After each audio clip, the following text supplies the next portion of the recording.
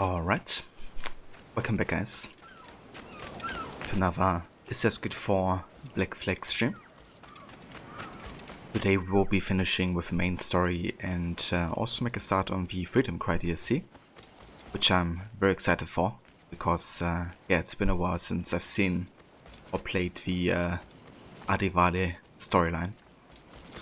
That also means getting closer to the rest of the Kenway saga and playing both in a bit of a different order. So yeah, I'm quite excited for it too. But yeah, at this point we finished with most of the side content in Black Flag already. The last thing we did was actually getting the Mayan armor. And we really only have the modern day and the main sequences left to do here, I think.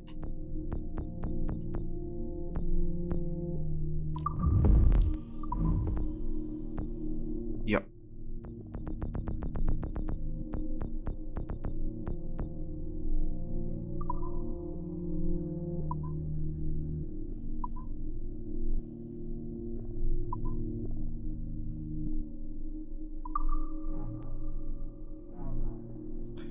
Alright, we can still get the rope dot pouch.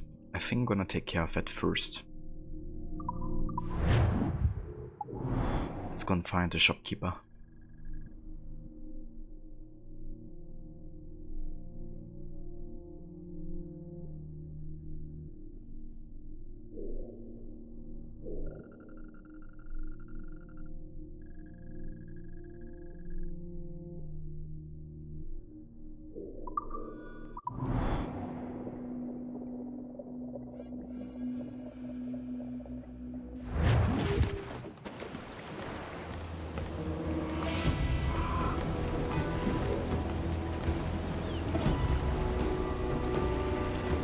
What do you be needing today, then?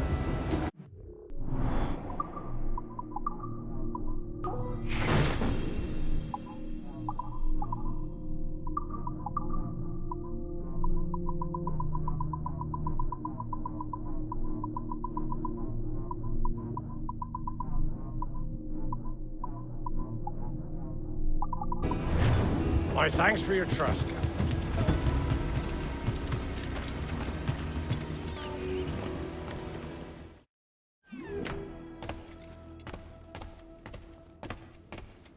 Welcome! Do come in!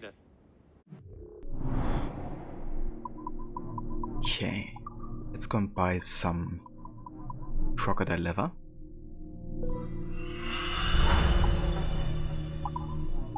And then we're gonna go and craft the pouch. That means you also finish all the crafting in this game. Then I'm gonna go and restock on all the ammunition, including the darts, so we can really use a lot of them to drag people or to hang them. It's a bit of a shame you unlock it so late in the game because it's one of my favorite tools in the Kenway saga. But we will have access to it pretty early on in Rogue and in Free as well. And then in Liberation we have the whip, which is a really unique kind of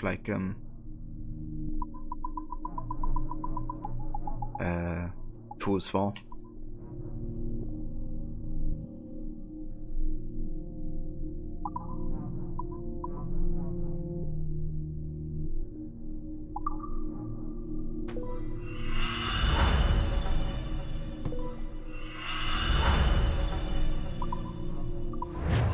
Excellent. Merci, mon ami. I could actually sell the other hunting ingredients I have, right? Or hunting goods. Because you don't need any of these anymore.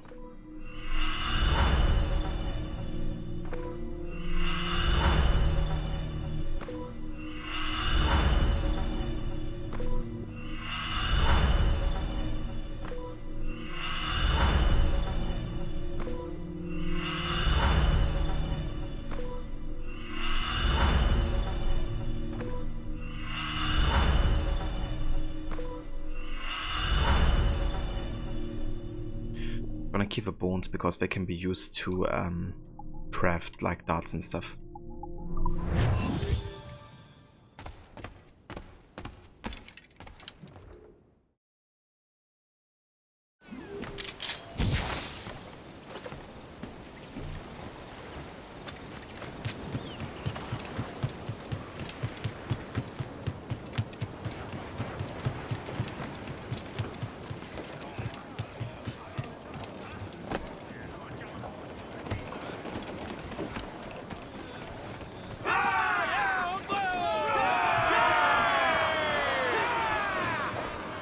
Actually, let's have a look at the cabin first. And definitely check on the fleet and get some money back.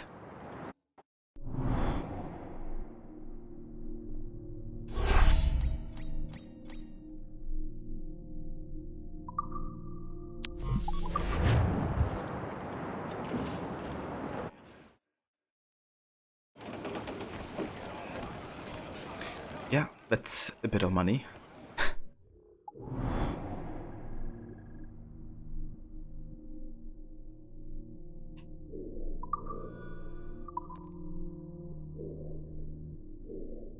Alright, so the next mission is taking place in Kingston. So let's go and travel over here.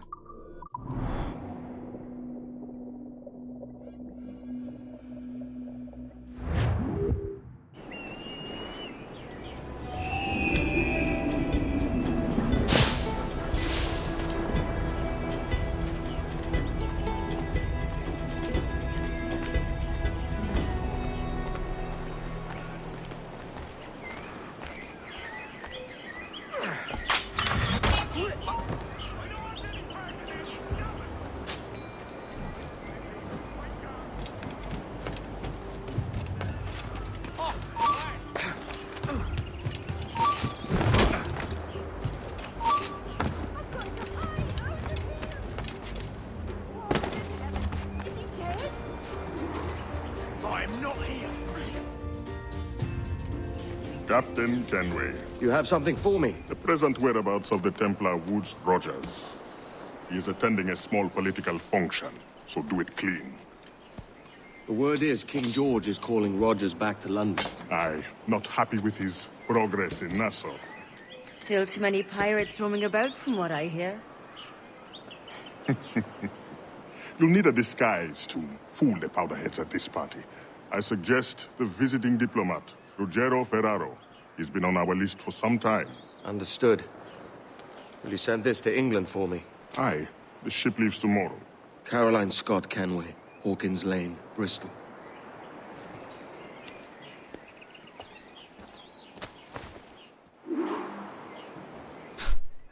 That fake hoods he put on. Okay, so we lost basically all our hoods. We only have hidden blades now.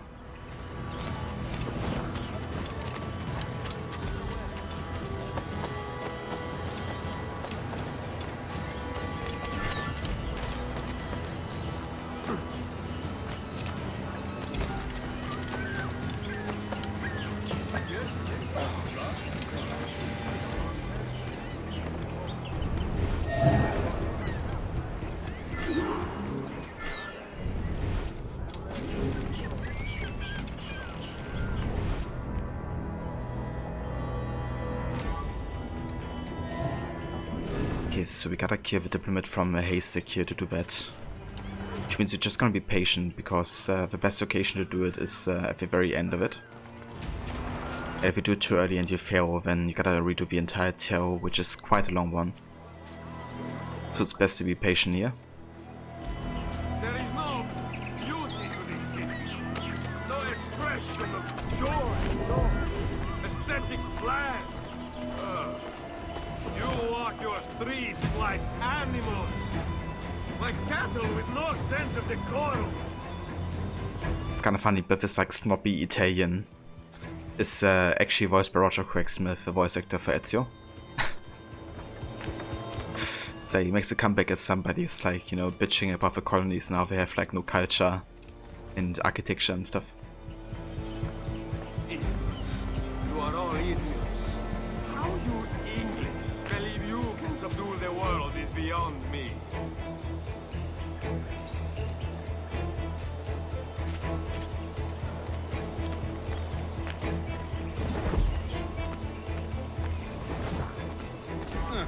What's your story?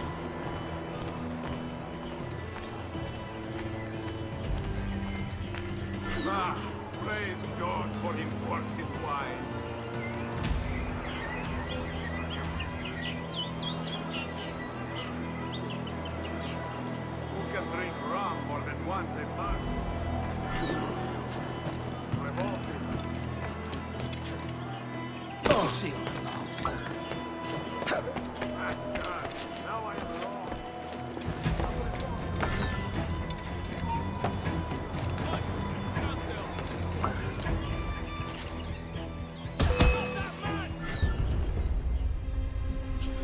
Okay, that wasn't planned.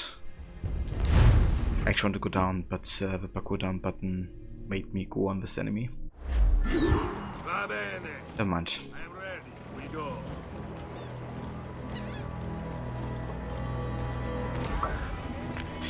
I think I'm gonna stay on the ground for this mission. One would think the broken arm was enough for them, but still they prowl our shop.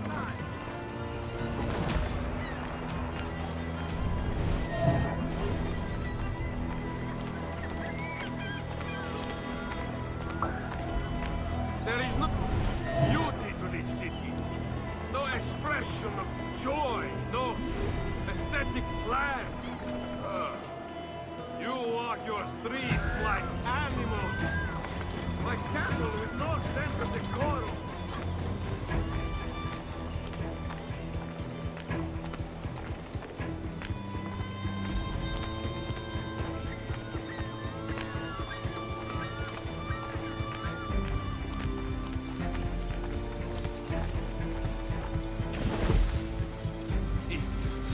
You are all idiots. How you English believe you can subdue the world is beyond me. Clockmaker, yes. He's a good friend to me. I'm also very worried about where he's disappeared to. But we can only pray that he's all right.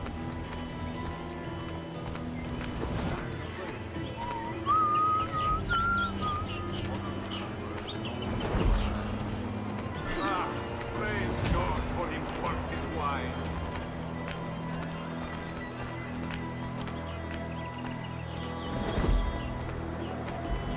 Who can drink rum more than once a month? Dio Dio. It's revolting. Basta. Now I am lost. A preposterous of straight lines and rigid blocks and still no sense of order. Oh, how I miss the warm and winding streets of Firenze. How I miss culture. How he talks about Firenze, though. Damn, Literally where Ezio's from. son of a clock. It's kind of funny, this mission is also like a gigantic like tailing mission, which of course the Ezio games were known for.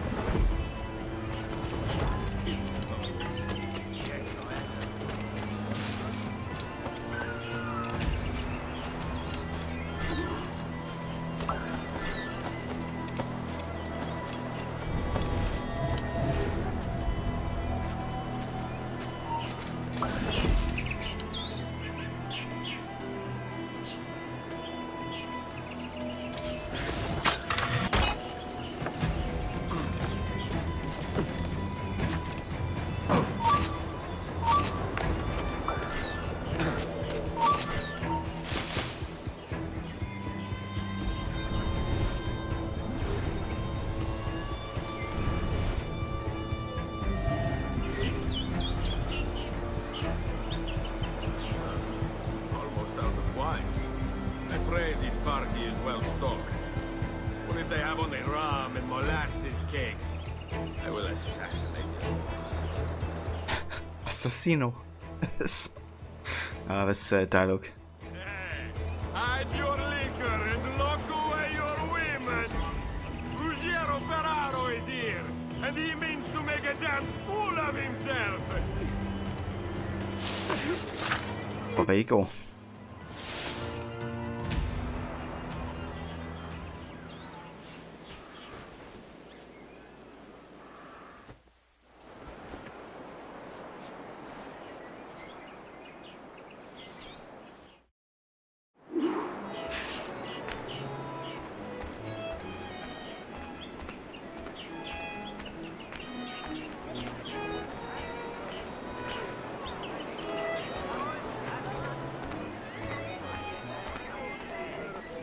Salve. Forgive the lateness of my arrival. I am Ruggiero Ferraro. Aye, Mr. Ferraro. Not a problem.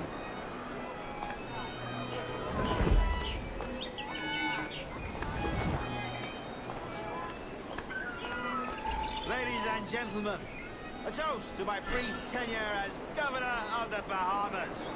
For under my watch, no less than 300 avowed pirates took the King's pardon and swore fealty to the Crown. And yet, for all my successes, His Majesty has seen fit to sack me and call me home to England. Brilliant! God bless the fucker! Hooray! Hooray for the ignoble and ignorant prigs who rule the world with sticks up their asses! Hooray!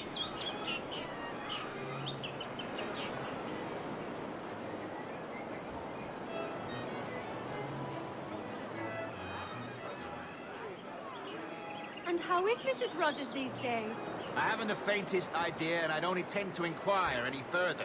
We separated almost 5 years ago, and both our lives have been the better for it. Forgive my curiosity, Governor. Perhaps I'll be more candid later, when the remainder of my reason has left me.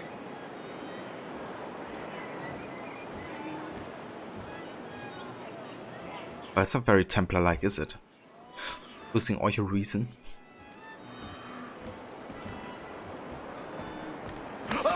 Trust me to get caught in the middle of... Please, no! He was a privateer once.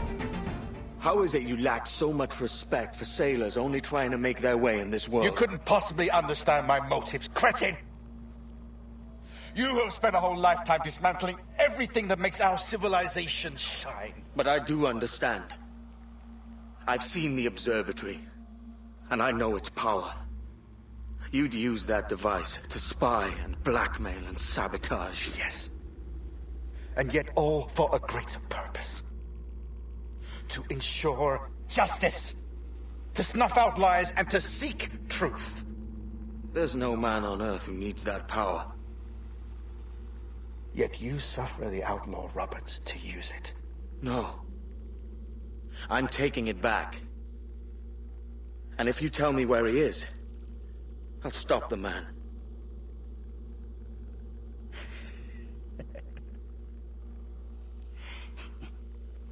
Here at the edge of a blade, I find a friend in you at last. Principe. You mad bastard. Our best sources say Principe.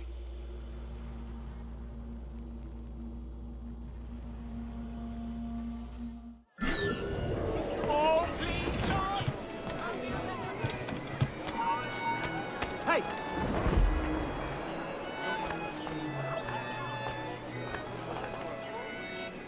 Problem, Shum? Just the other day, Edmund Miller in a Cartwright boat found Tom dead.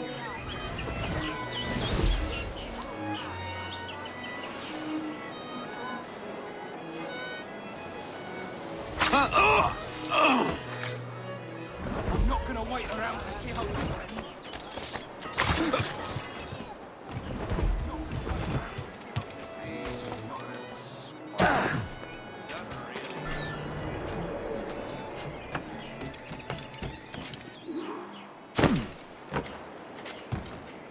Nice.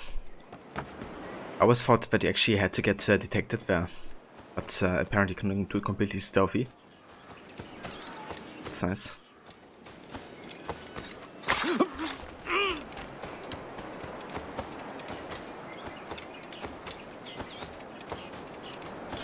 I like how in the ending sequences of Black Flag you kind of like do these assassination contracts that are a bit akin to like AC1 in a way. I mean, obviously the whole investigation part is done by the Assassin Bureau, but definitely do carry out similar kind of assassinations.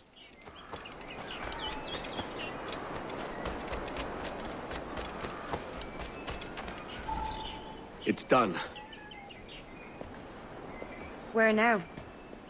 Grab your kit and pack well. We're sailing for Africa.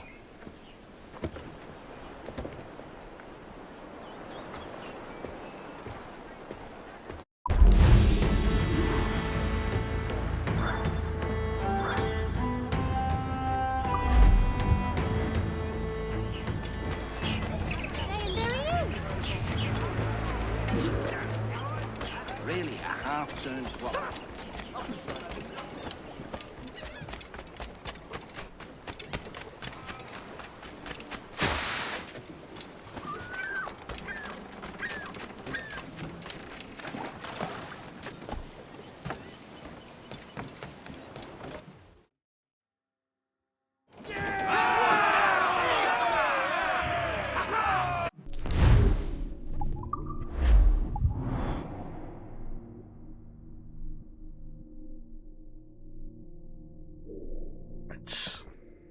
Back to Principe. Let's do it. Let out some sail!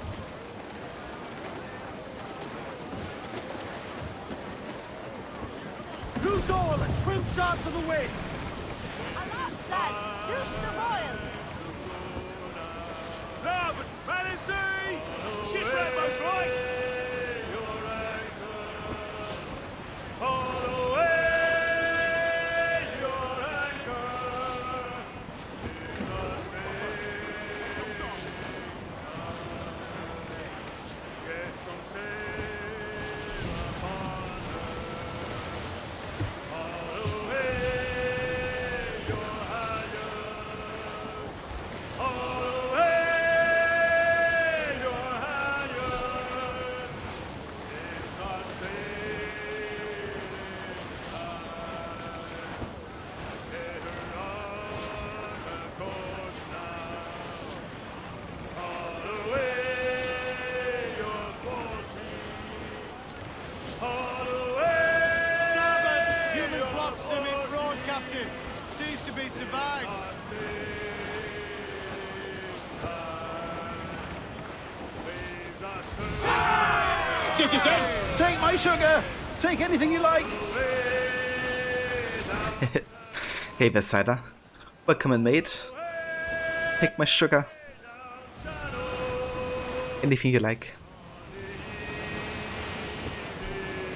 Hope you're having a good day so far, Cider. Make him pay, Captain! Awaiting your mark, Captain!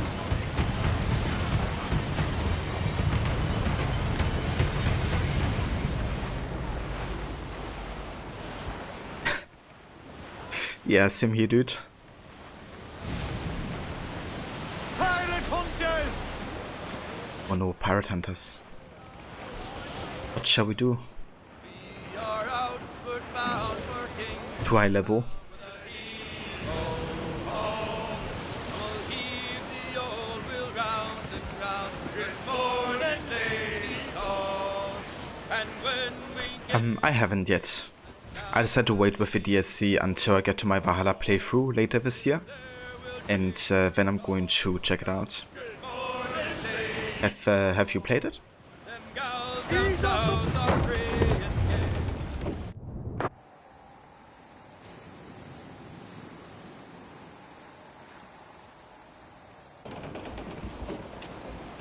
Captain! Here's one still kicking!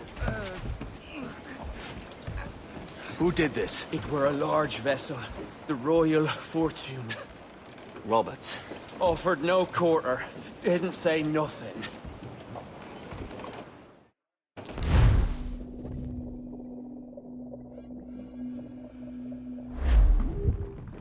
What the fuck? We're flying from the sky, don't we? Look at that.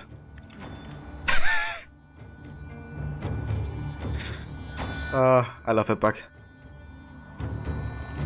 Happy with that. Yeah, that can actually happen sometimes in Principe Africa if you spawn there, that you just like fall from the sky or like from you rise from underwater or something. It's really damn funny. Imagine playing a no-death run and that happens. Would be a bit frustrating. Saving it like a pack rat for a rainy day. That's definitely fair. Yeah, I have no rush in playing it. Watch a bit of gameplay and story, and it's not really something that I'm urging to play.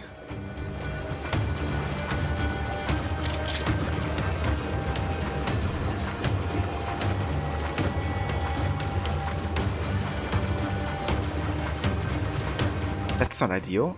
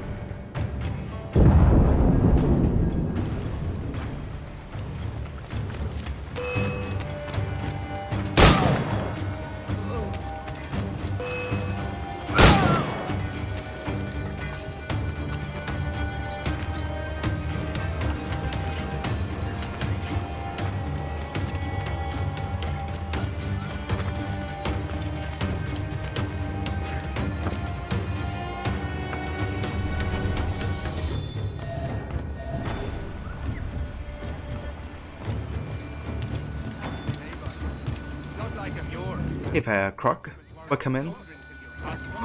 How are you doing?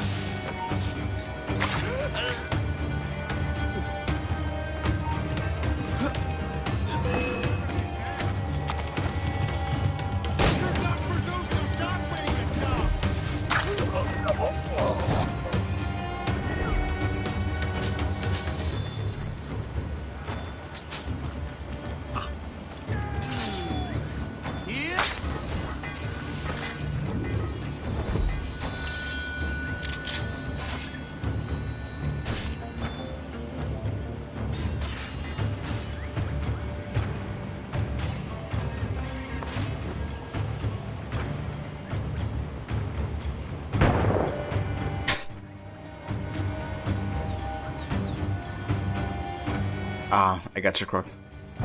Yeah, I mean, if that happens, you know, you're basically obliged to keep in that position until the cat wakes up. Or goes away from itself. But yeah, it's going good. Have a nice day so far. Excited for some Black Flag. We're gonna be ending the main story today and then make a start on the Freedom Cry DLC. So definitely excited for that as well.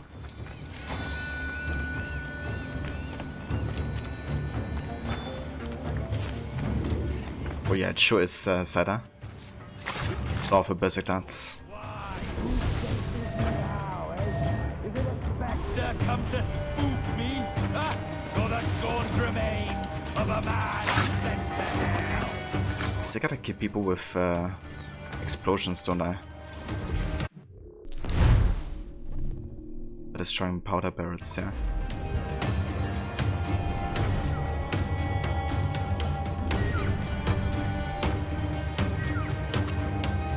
That could work.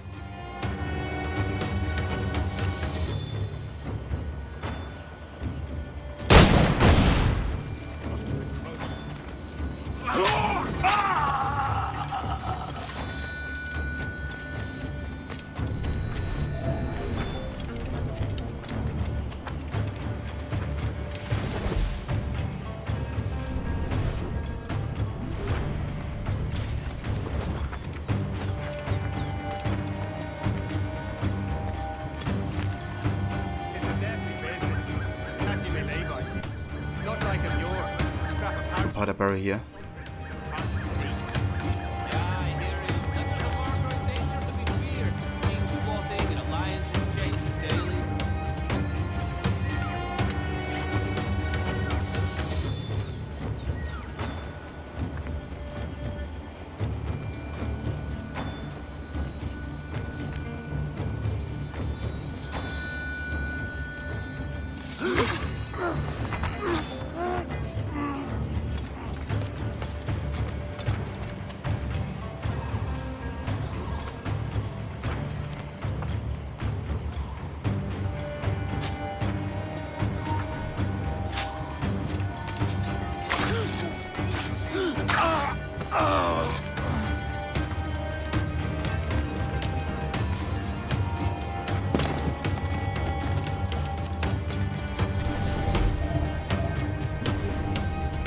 need more like powder barrels.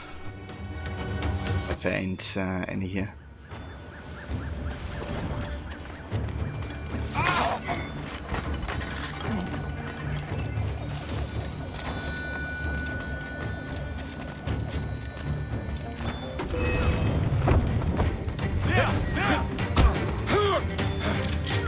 Maybe on the ship though.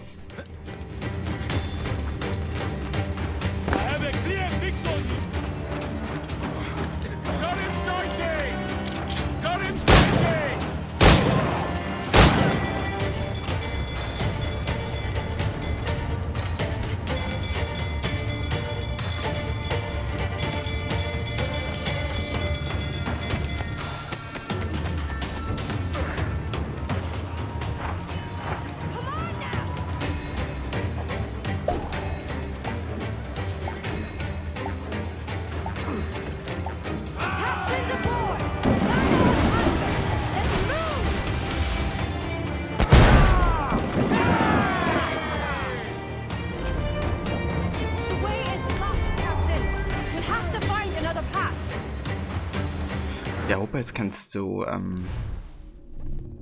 okay, fuck, I had to do the objective before. I can't do it anymore during the boarding part of it. So what I'm gonna do is I'm gonna restart the memory. So we can take care of the objective first.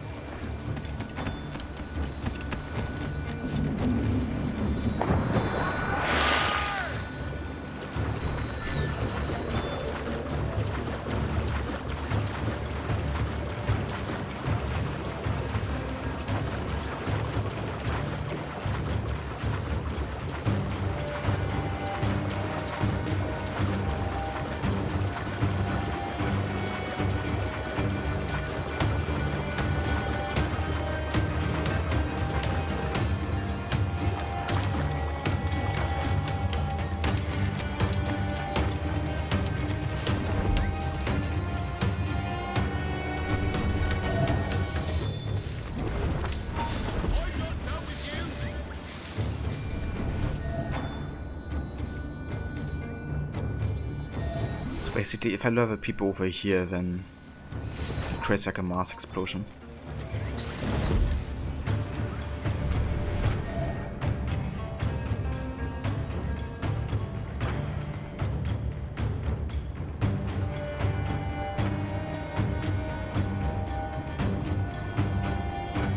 Guess like a berserker would be good.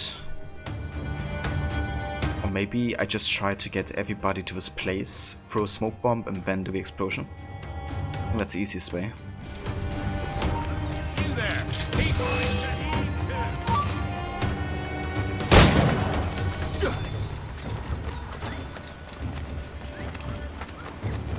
Everybody, this way, please.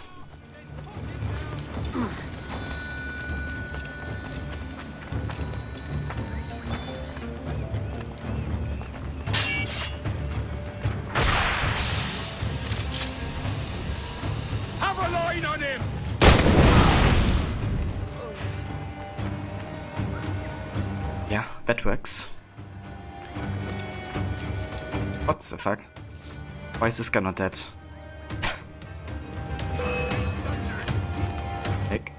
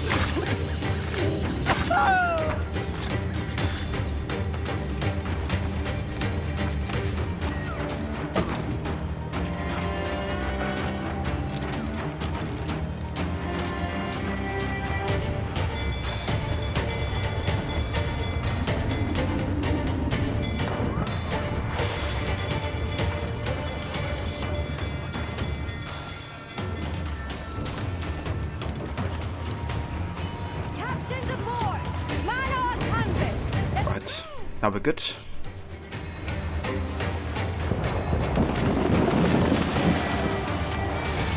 way is blocked, Captain. You'll have to find another path. I haven't played Elden Ring yet, but I watched a lot of gameplay because so many people are like playing it currently on Twitch. But yeah, it looks quite nice for, you know, what it is. And I heard like almost exclusively good things about it. We've been touched! Have you played it, Crocodile?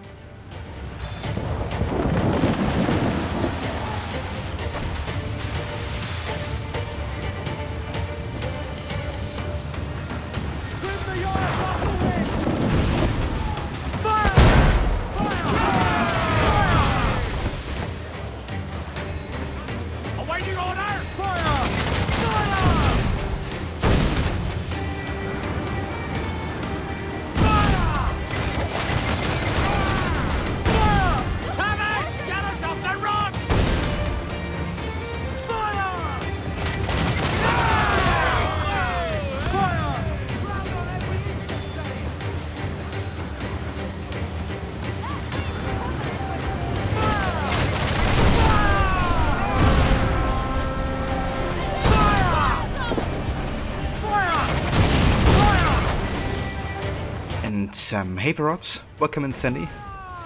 Thank you so much for the raid, and welcome in Raiders. I hope you had a great rest of the stream with Tomb Raider. On your mark, come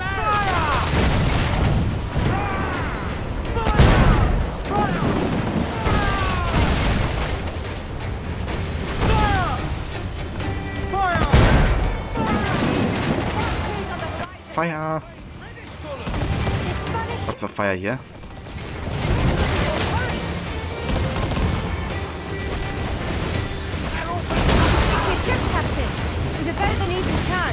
No. There's a device with him that needs taking. I'll have to board her myself. Man the guns! There's more fodder for you coming! Hey Bakala, you dead? Welcome in. You did Fang Suit up to level 26 of 35. Ah, very nice suit. Good progress. Congrats on getting that far. Yeah, it's going very good. Currently trying to take on Roberts here. Gonna be fun. Oh, so we got a Ingham here actually. For full single objective. By Jove, how can I not be impressed by the attention you pay me? May the best of we two sing praises of the second.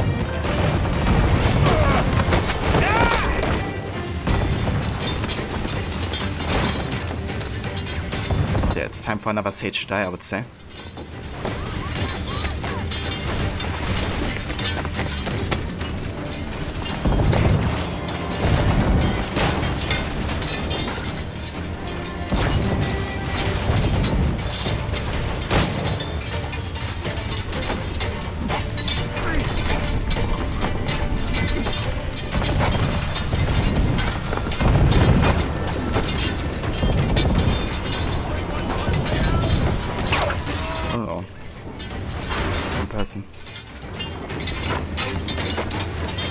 I'll target Roberts here.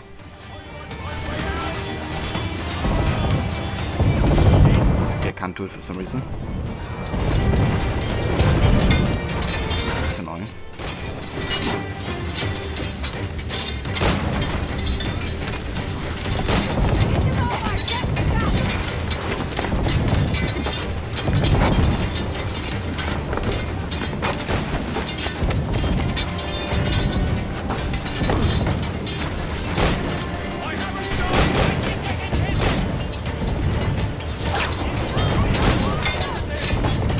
Got him.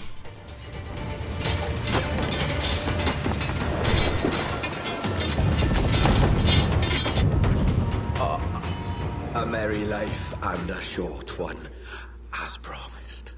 How well I know myself. And what of you, Edward? Have you found the peace you seek? I'm not aiming so high as that. What's peace but a confusion between two wars? Oh, you're a stoic then. But perhaps I was wrong about you. She might have had some use for you after all. She? Of whom do you speak? Oh, she who lies in wait, entombed. I had hoped to find her, to see her again, to open the door of the temple and hear her speak my name once more. Talk sense, man. Oh, I was born too soon. Like so many others before. Where's the device, Robert?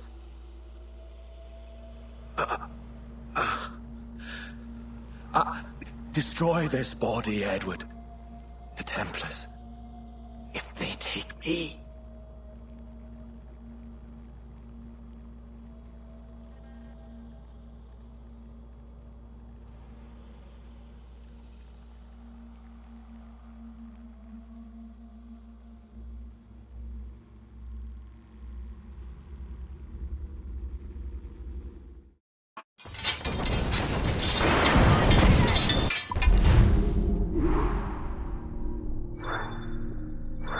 Yeah, there you go. It's kind of interesting when Edward asks, like, she, of whom do you speak? And, you know, as soon as, like, Aita talks about, like, you know, the one who lies in wait and stuff, Edward is just like, you know, he's talking like senseless bullocks, essentially. But yeah, obviously there's much more to his words, given that he's a sage of Aita. He, like, one of the Isu, and Isu that he was from was actually also the builder of the observatory as well, which is kind of like why he's drawn to the place. But yeah, in the end he kind of like begs us to destroy his body because nobody can receive his like DNA or his blood in this game. And Edward decides to do so, as you can see by him picking up the body. It's kind of important also for modern day because, of course, in modern day they want to find more of the DNA of a sage. And by Edward destroying the body, there's nothing to find, like no gravesite or anything for Abstergo. Which is definitely a good thing. But another Aita sage bites the dust. Hell yeah.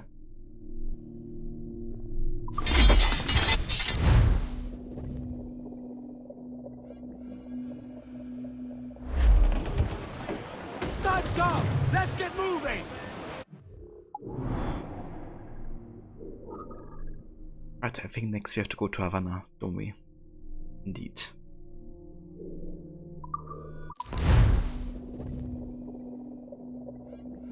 It's time to find Torres.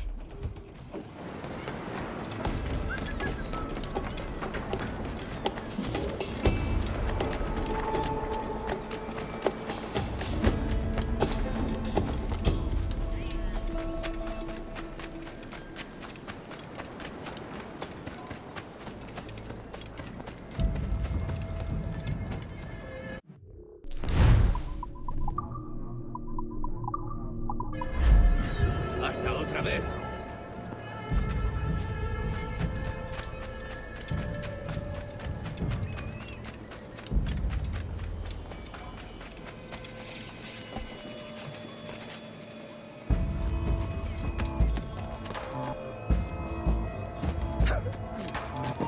¡Detente! ¡Puedo hacerlo! ¡Tengo un disparo claro!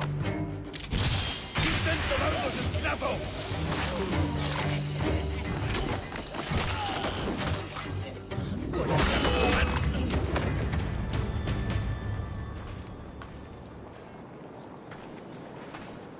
Yeah, that's definitely fair, Crocodile.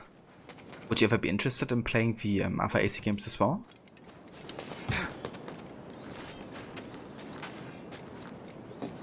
Or if there's like one, which one would you be interested in the most, like setting-wise?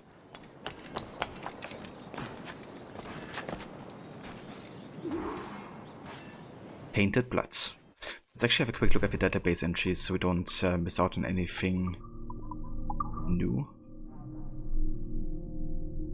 Ah, interesting, we've got a entry for Adivale here. A new one.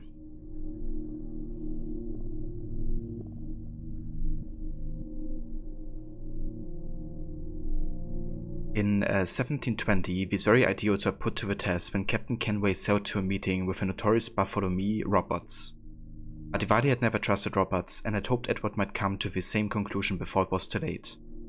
Unfortunately, Ada's instincts were correct. In Edward's absence, Roberts' enormous crew attacked the Jackdaw, hoping to subdue her. Ada took command to the brig and sailed her and her crew to safety, regretting the loss of his captain but confident he had made the right decision. Some months later, Ada resolved to meet with Artabai at the assassin's village in Tulum. There he spoke at length with the old mentor and asked him many questions about the order. After hearing answers that pleased him greatly, Ada joined the order and set about devising a scheme to locate his old captain. Months later, Adivali and the assassins got word that Edward Kenway had been languishing for many months in a prison in Port Royal. They learned too that Mary Reedon and Bonnie had also been taken there. Ada and Artabai put a plan in motion to rescue them. After the escape, a tragic success, Ada returned the Jackdaw intact to Captain Kenway, and bade him visit the assassins as soon as he was able. And in due time, Edward Kenway did just that. So quite important because it sets up a bit the events of Freedom Cry, which you're going to be playing later today. Which is a DLC that focuses fully on Adivali and has him as a protagonist. And yeah, it's very much about him, you know, being an assassin already and fighting to free the slaves.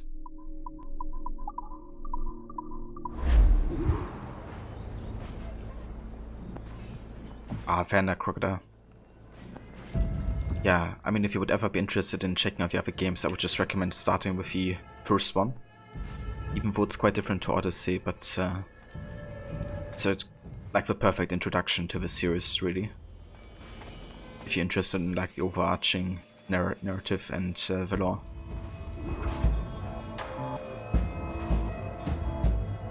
Ah, Captain Kenway!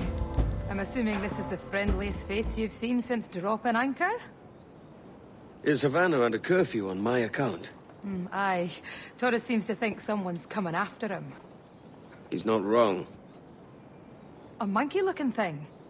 Is that what I think it is? Aye. Watch. Through the blood of the governor, we can see through his eyes. That's by the church. Keep this safe. Just in case. I'll be at the bureau.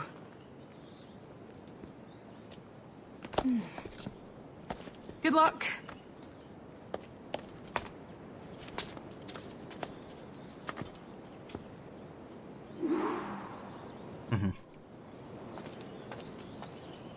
So, our advantage here is that we got the scour from Roberts now, and with the blood vessels or blood vials that we stole from the Templars, we can access, you know, the site of any of the Templars really right now, including Torres. But yeah, he doesn't know that we do.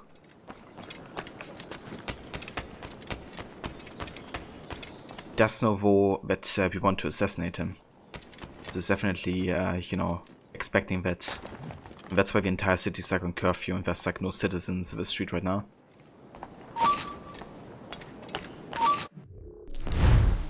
Okay, I don't have any objective yet.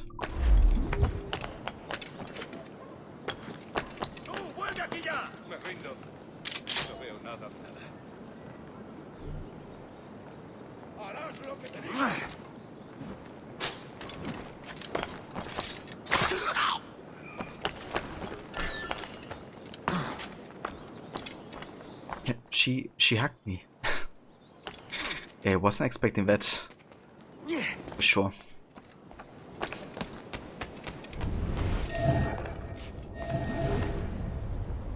Tenemos un asunto pendiente con el tiburón en el castillo. El señor Torres querrá hablar con nosotros personalmente. ¿El propio Torres? Menudo honor. No te alteres, amigo. Esto no es una reunión de sociedad. Seguidnos.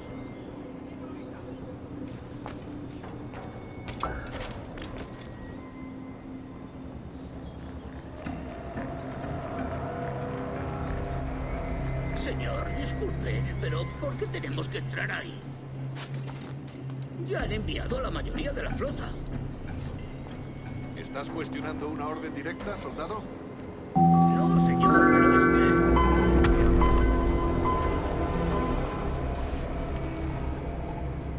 que... Eva Xoto Squared, welcome in. Thank you for the follow.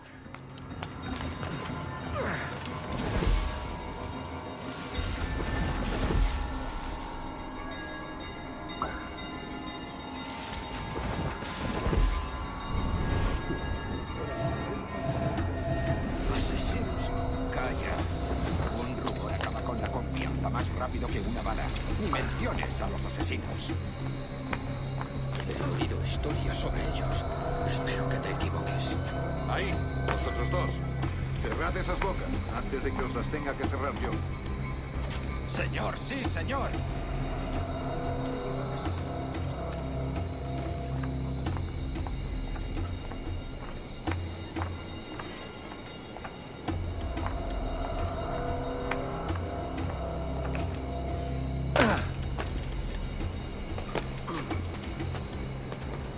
Dios, ¿ahora qué?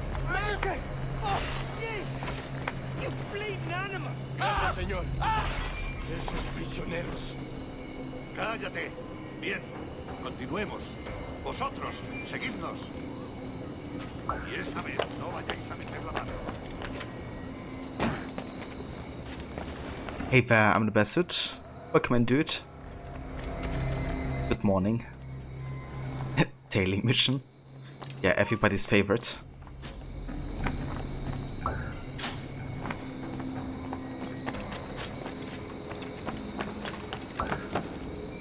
Everybody and their grandmother loves it.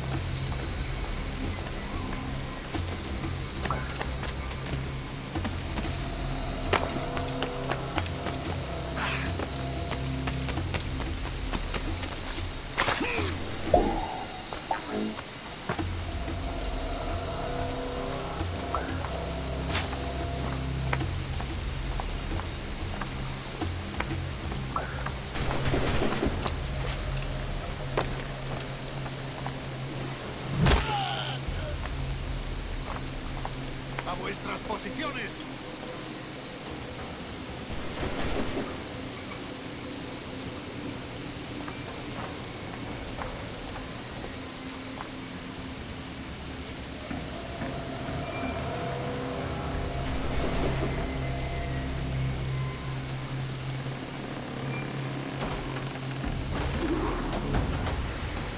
I gotta stay out of combat for this one.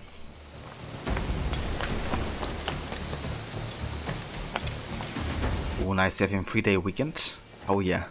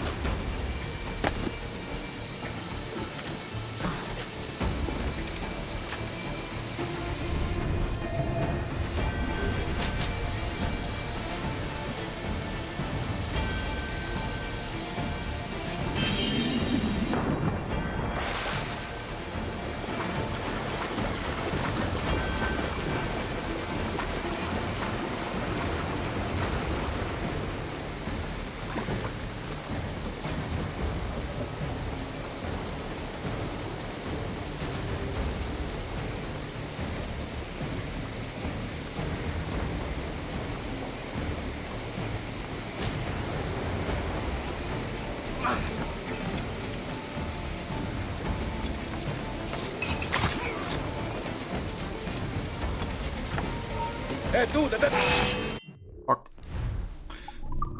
Thought I could still assassinate him.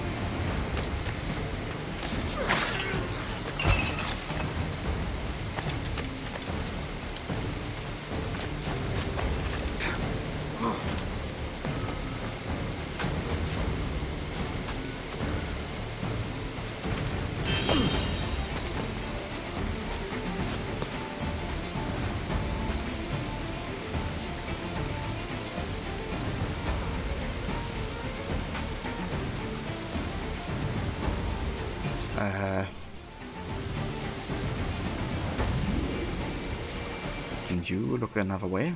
Maybe? Or not?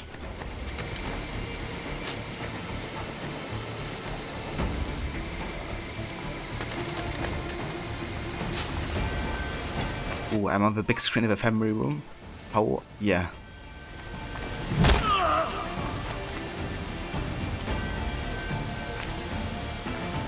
I feel very honored to be on it. I'm the best.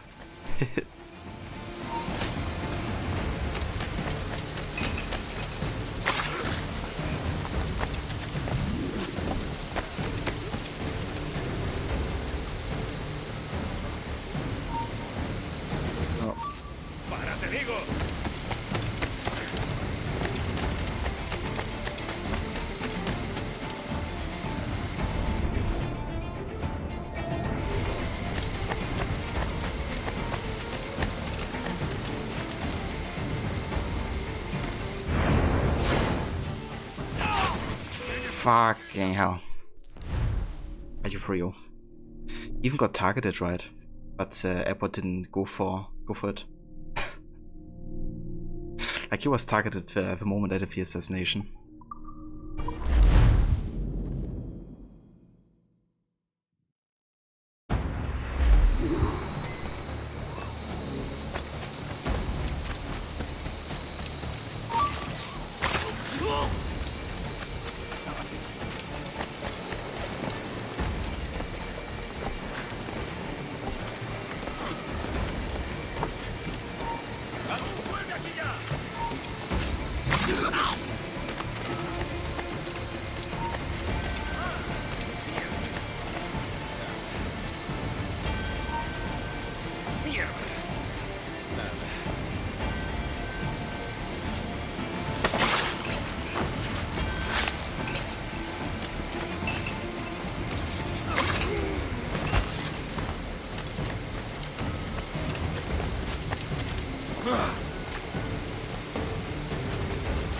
In your living room is just for sure at this point. You never use it.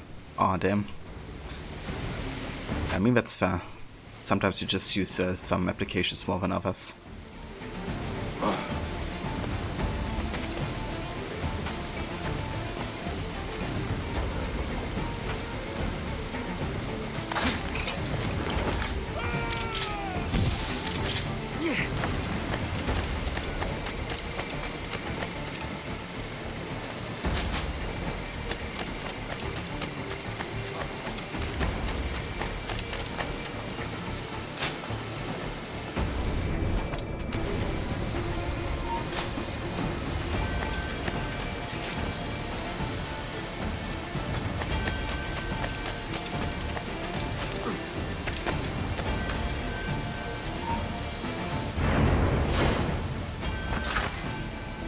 You're done, Torres.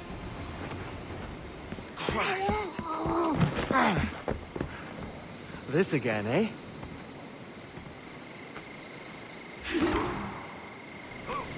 How about a little?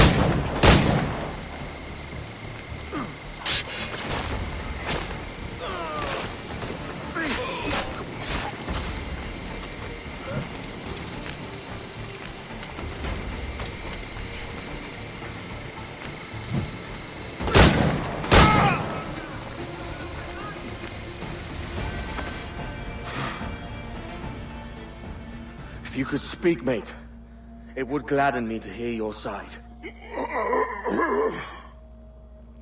You humbled me once, and I took that hard lesson, and I bettered myself. Die, knowing that for all of our conflict, you helped make a soldier out of a scoundrel. Leave this life for a lasting peace, down among the dead. I love how that quote is kind of like the equivalent to Requiescat and Pacha in a way, right? He's also very respectful with him that moment.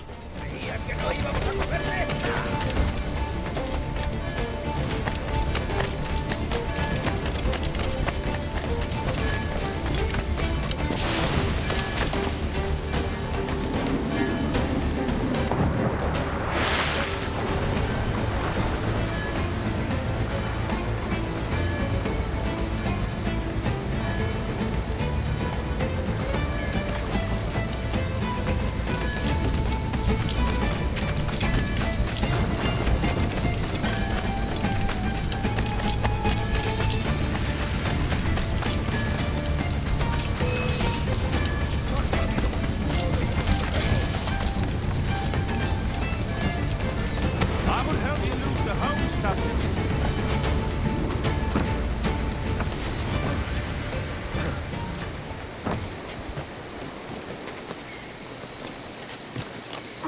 Did the telemarketer call you trying to sell your satellite TV, and he sounded really offended when you told him that you don't watch television at all? Yeah, imagine being offended by somebody not watching any TV.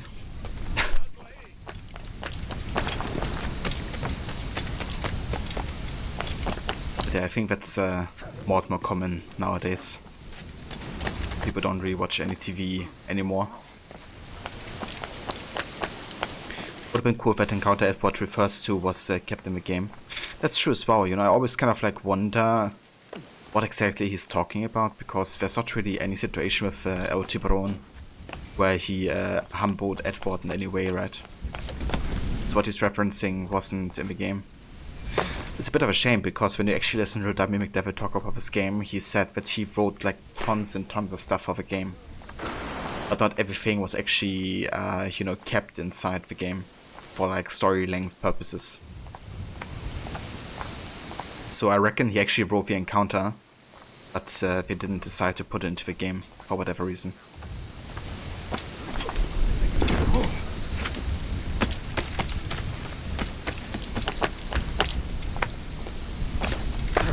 Yeah, either that crocodile, I guess he was just like offended that you wouldn't, you know, buy from him. I think that's more likely.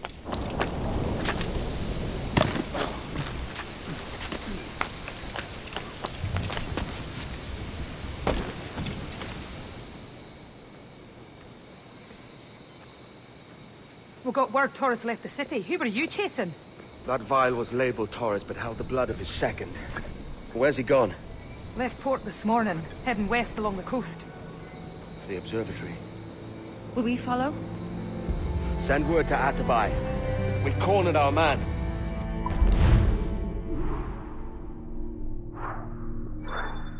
Ah, fucking hell. I didn't see the other...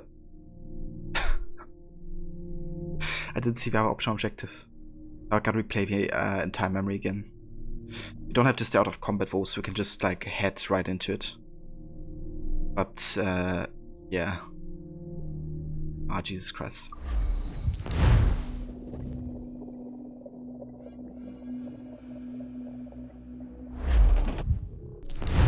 I'm gonna do it directly here so we don't have to bother with it afterwards.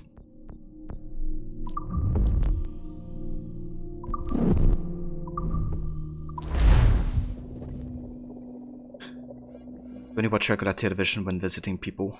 Yeah, I usually watch it when I'm like at my parents' or something. Kenway. But I don't really have a TV myself, and like only very rarely watch even a TV channel like via the internet. Only if there's like a major event or something happening.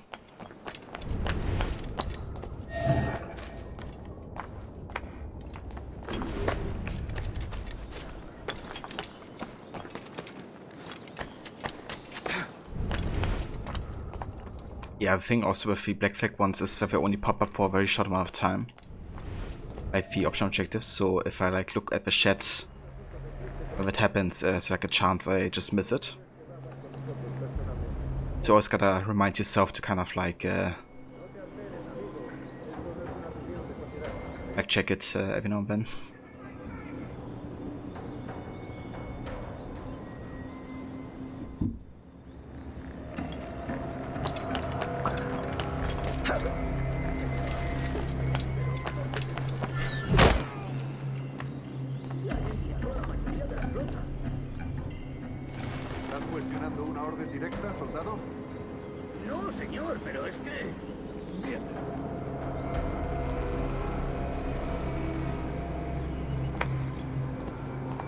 ¡Atención!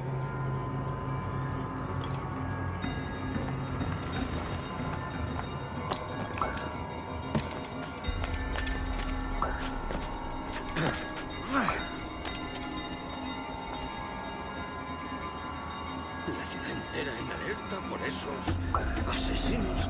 Calla. Un rumor acaba con la confianza más rápido que una bala. Ni menciones a los asesinos. He oído oído historias sobre ellos. Espero que te equivoques. Ahí, vosotros dos. Cerrad esas bocas antes de que os las tenga que cerrar yo. Señor, sí, señor.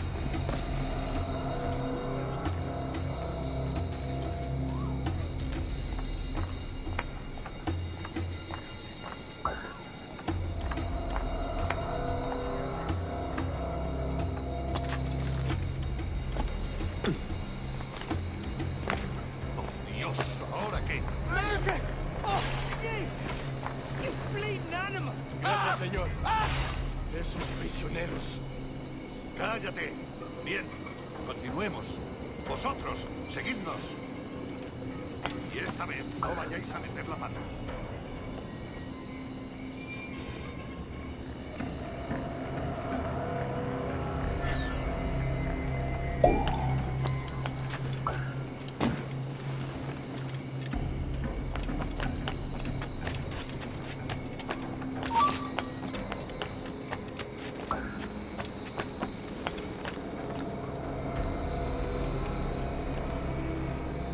And yeah, no worries, Rod. Take your time, dude. Sorry, I was muted for a sec here. I was discussing dinner plans already. We're probably making some spaghetti bolognese. ¡Es mío! ¡No escapará! ¡Lo tengo justo en la mira!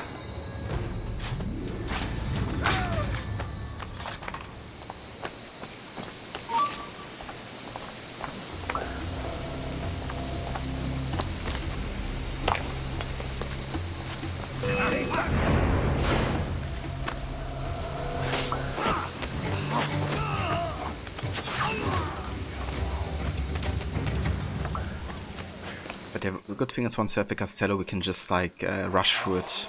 We don't have to do any kind of like stealth because we already have fulfilled that objective.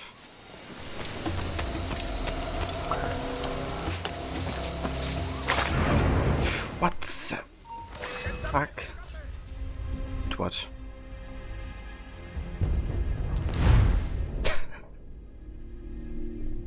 Okay. It happened.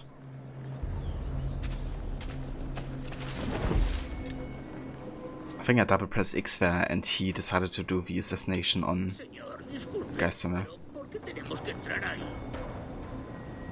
Ya han enviado a la mayoría de la flota. ¿Estás cuestionando una orden directa, soldado? No, señor, pero es que... Bien.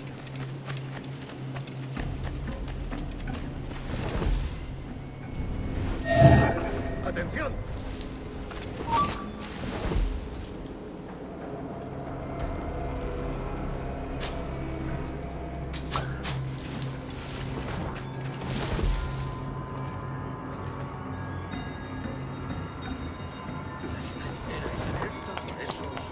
Asesinos. Calla. Un rubor acaba con la confianza más rápido que una bala. Ni menciones a los asesinos. He oído historias sobre ellos. Espero que te equivoques. Ahí, vosotros dos. Cerrad esas bocas antes de que os las tenga que cerrar yo. Señor, sí, señor.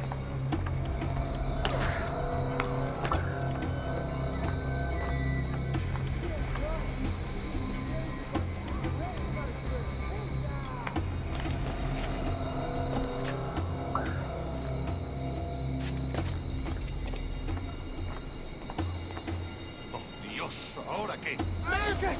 Oh, jeez! You bleeding animal! Gracias, señor. Esos prisioneros. Cállate. Bien. Continuemos. Vosotros, seguidnos. Y esta vez no vayáis a meter la pata.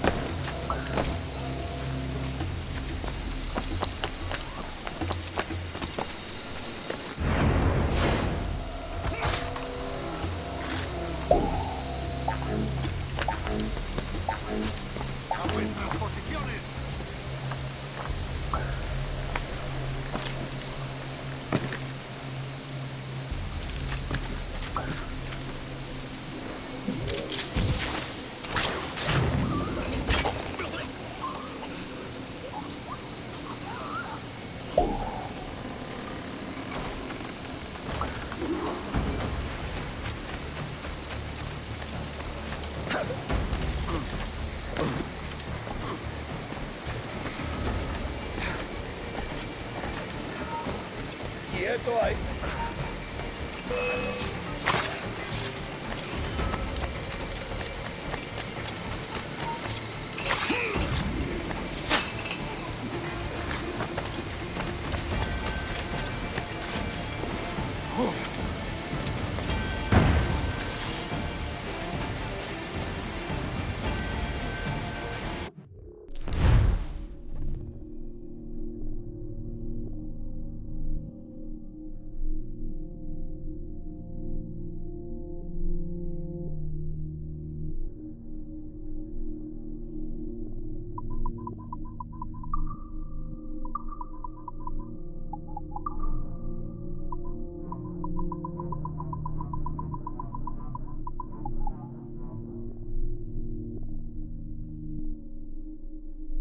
Whoops, sorry. I was I was muted there. But yeah, you're right there, I'm in a bear suit. It is Laureano. And in the menu it says Loriano. I don't know why they did that. But yeah, it is a typo. It's funny, I didn't even realize that. Loriano Torres. It's kind of funny as well, because the one you kill isn't actually Torres, right? It's like a decoy, essentially. So maybe that is actually Laureano Torres. His long lost brother who decided to sacrifice himself for Laureano to escape.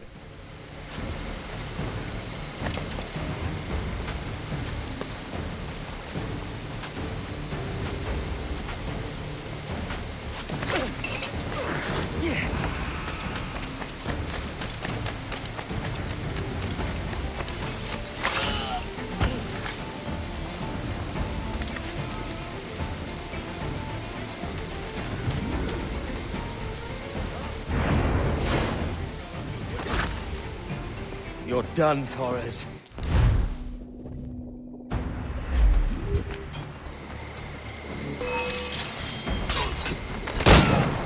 Right, there we go. I can't score a hit like this.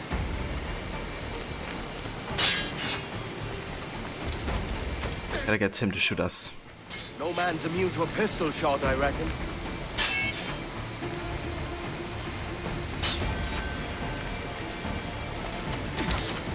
Come on, shoot us.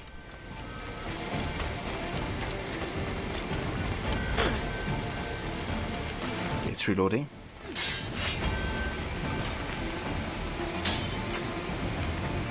Should be able to shoot us now.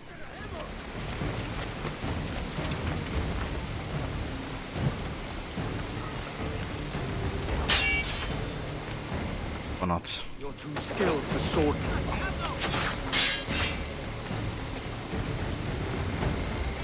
Come on, shoot me. How about a little gunplay?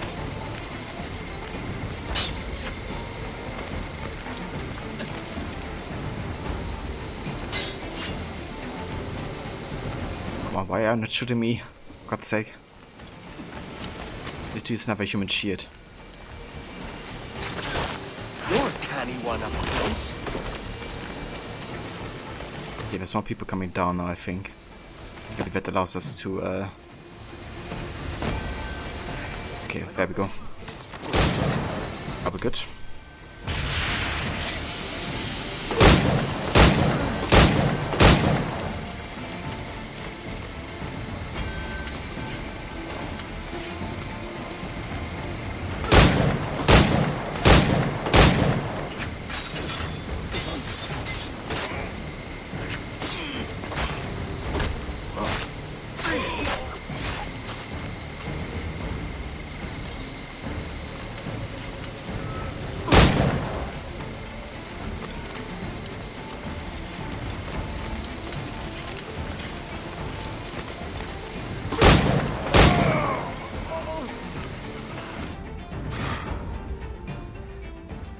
If you could speak, mate, it would gladden me to hear your side. You humbled me once, And I took that hard lesson, and I bettered myself. Die, knowing that for all of our conflict, you helped make a soldier out of a scoundrel. Leave this life for a lasting peace, down among the dead.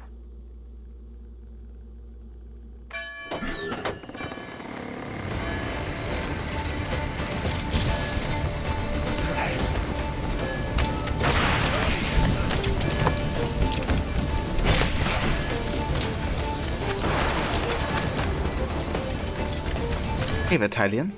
Welcome in, dude. Good mornings.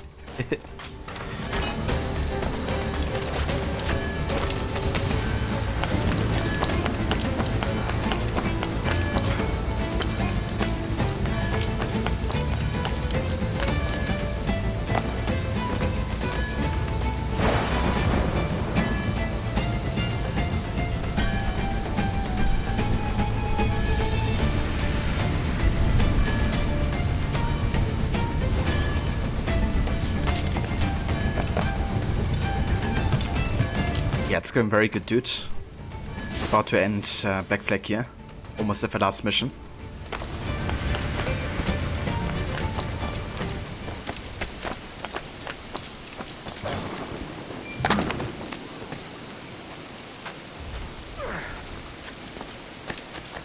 And we still have a bit of modern day after the last one, but yeah, definitely getting there.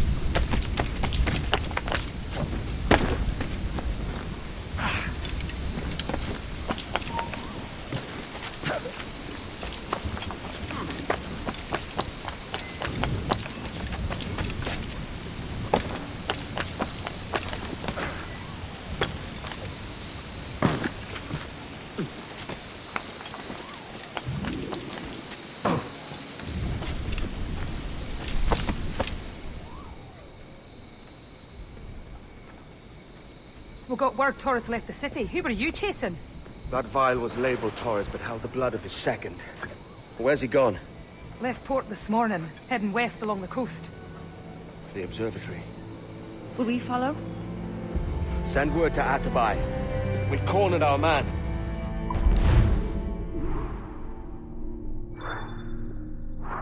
Okay, so we didn't get a state of combat now, but since we have gotten it in the other playthrough, we should have full sync Tolo, I hope. Let's have a look. Imagine now it says you didn't get state of combat. That'd be funny as heck. Okay, I didn't. That's good. Okay, so I'm just gonna go and check all the other sequences as well, just to make sure we've actually gotten 100% in each and every one.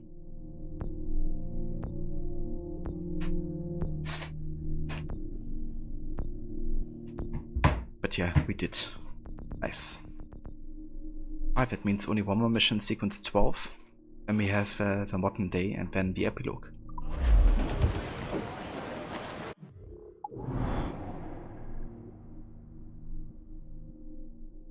Okay, so we headed back to Long... What's it called? Long Bay, I think, or something? Let's go over here.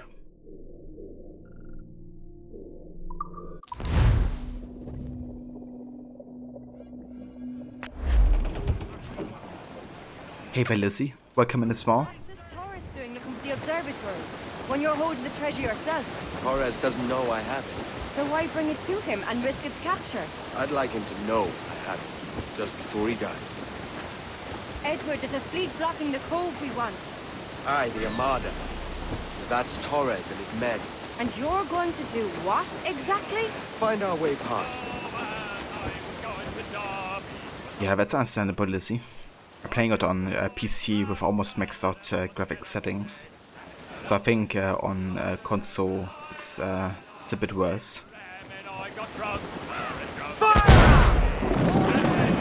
Of course, also depends like what console you're playing it on.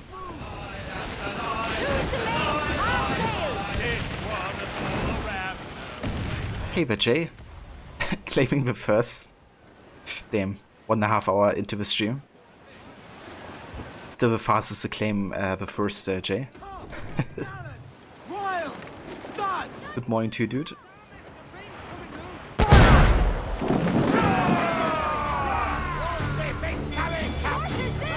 Awaken your mind!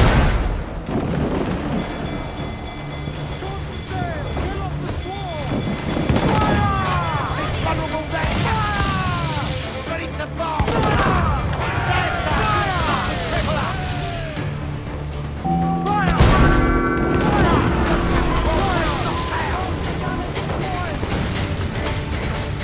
Hey there, Vedrani. Welcome in. Thank you for the follow.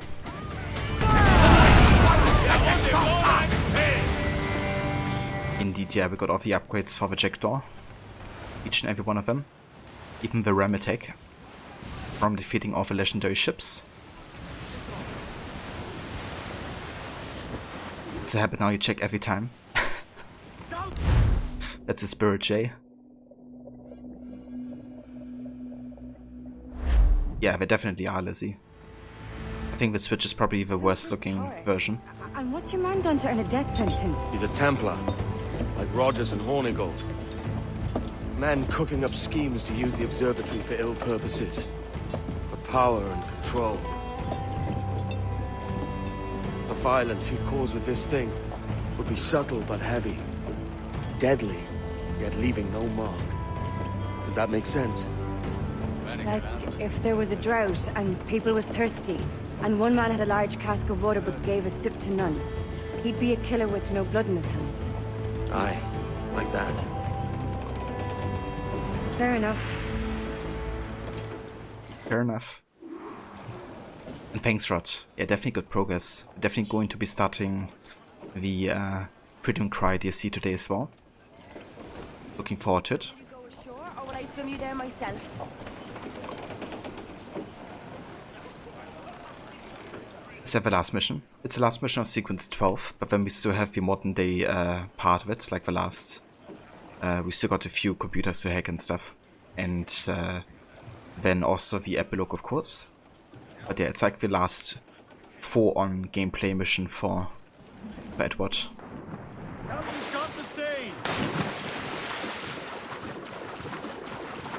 Awesome Artival time. Indeed, dude. Very excited for it. Thought we might see some soldiers and the like. Maybe they've gone? No, they're here. Deep in the jungle.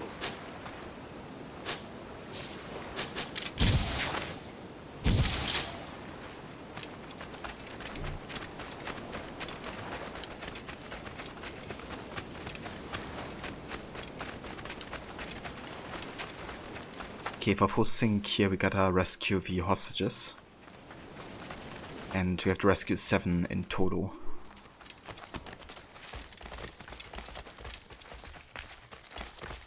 Soldiers, just there.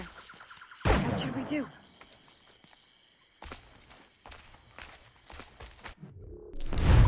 Let's also have a quick look at the database here. Okay, we got no new entry for the people. Means we're good.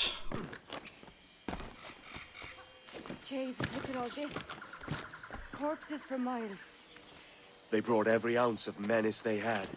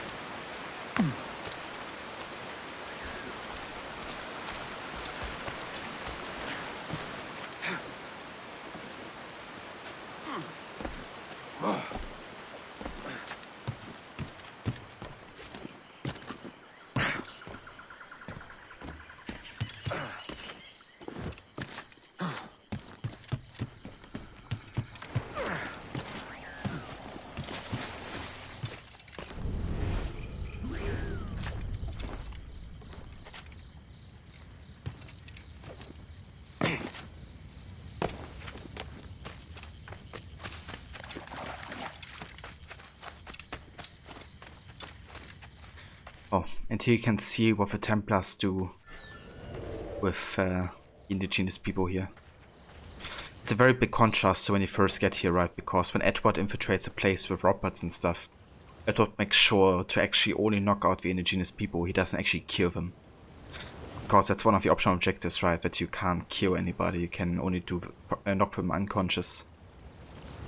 And this is what the Templars do. Not only kill all of them, also burn down their houses. And this is Taurus speaking of, right? The supposedly tame and friendly Templar. Because he gets used as a prime example for Templars who are reasonable. And then you see this.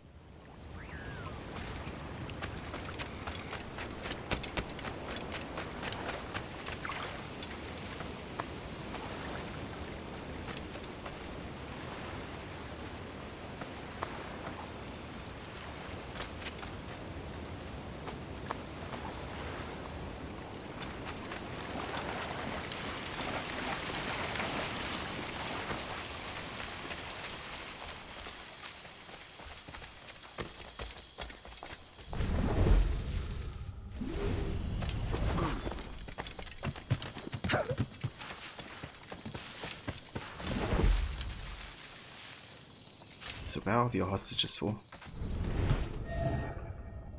That's a few.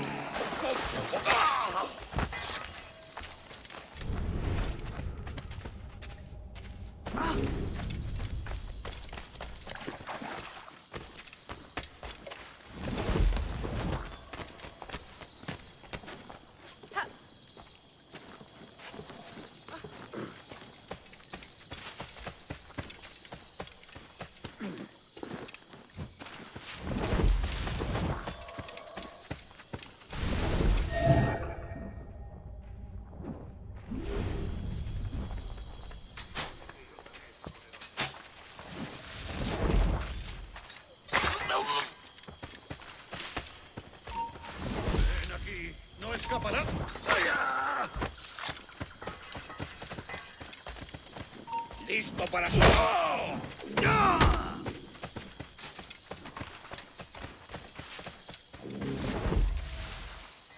Okay, we still gotta free 2 more.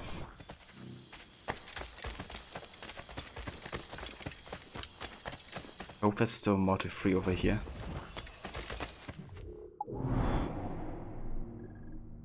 I think there should be. It's still a bit of a way until the observatory.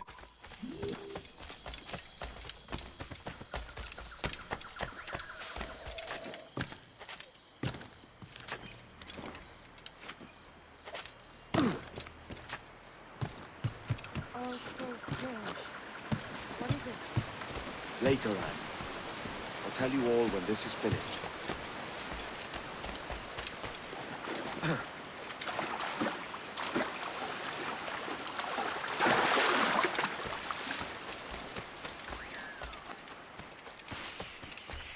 Come on, give me some more hostages for free, please. Actually, miss. Is this the place we've come to see? Aye. Also, I miss hostages to free. Hold on, let me go back and see if there still are some. Of course, I gotta get the option objective, otherwise you just have to replay the entire memory again. I think that's also like 7 exactly. I'm not sure if there's even more than that.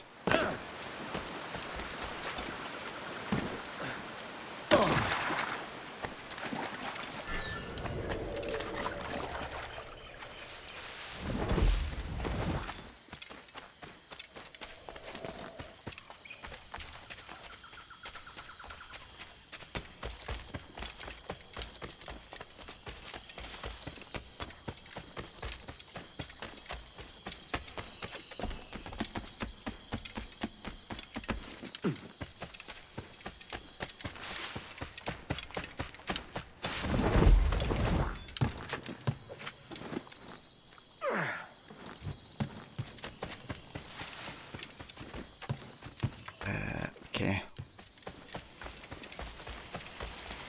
Where did I miss hostages? Maybe over to the village here? Ah, there's some. Okay, good. Found them.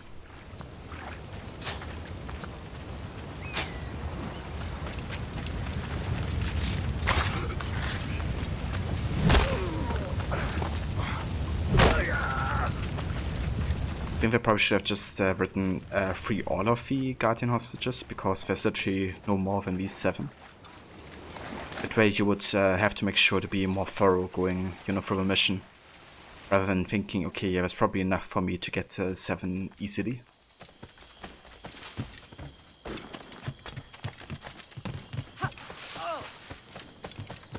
But yeah, that takes care of the objective here. Let's head to the observatory now.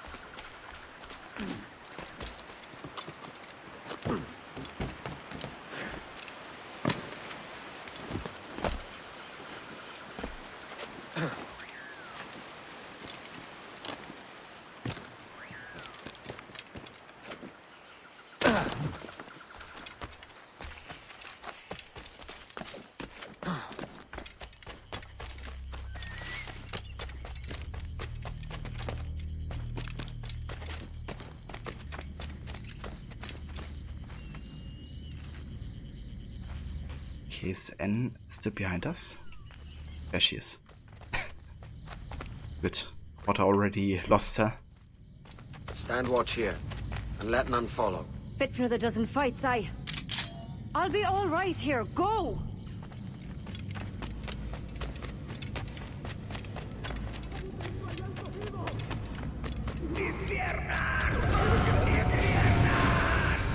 ¡Venga, muévete! ¡No puedo! ¡Mis piernas no responden! ¡Déjalo!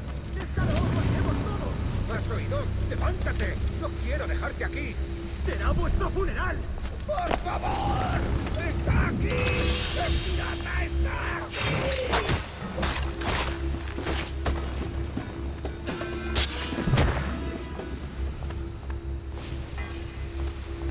¡Perdóname, por favor! ¡No quiero morir!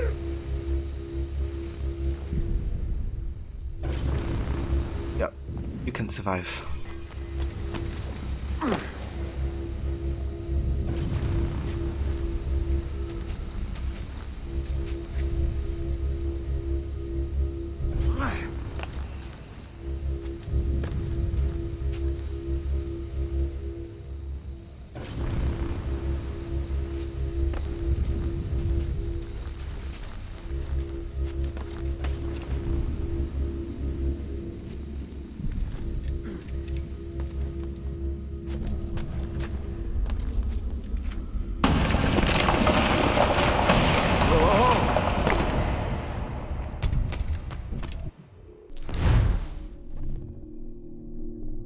Okay, so we gotta use the observatory defenses here to kill the guards. Good. Hemos activado algo. ¡Registrarlo todo! ¡Hay que parar esta locura! Nuestro deber es quedarnos con Torres. ¿Dónde va? Este tipo conseguirá que nos maten a todos. Let's spawn. Con cuidado. ¿Quién me va a castigar? ¿Un hombre muerto? 2, 3, 4.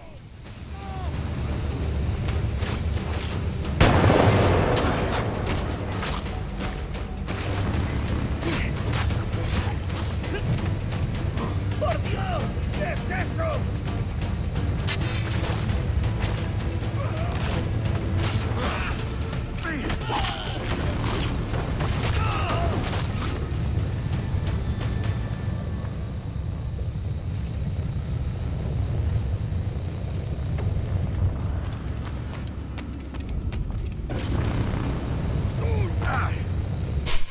you right?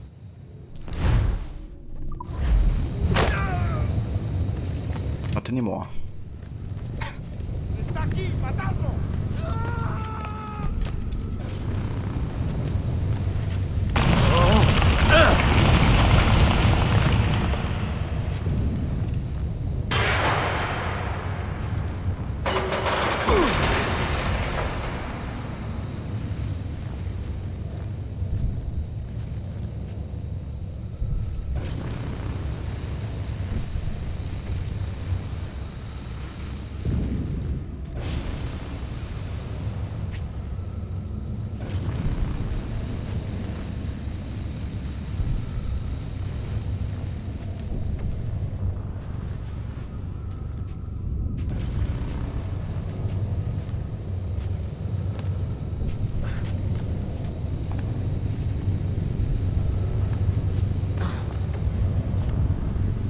There he is.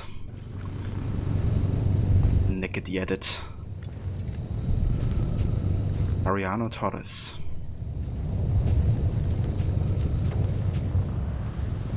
We could have worked together, Edward. We could have taken power for ourselves and brought these miserable empires to their knees. There is so much potential in you. So much you have not yet accomplished. I could show you things. Mysteries beyond anything that you could imagine. Could you? I can show you also something. May I introduce you? The Hidden Blade.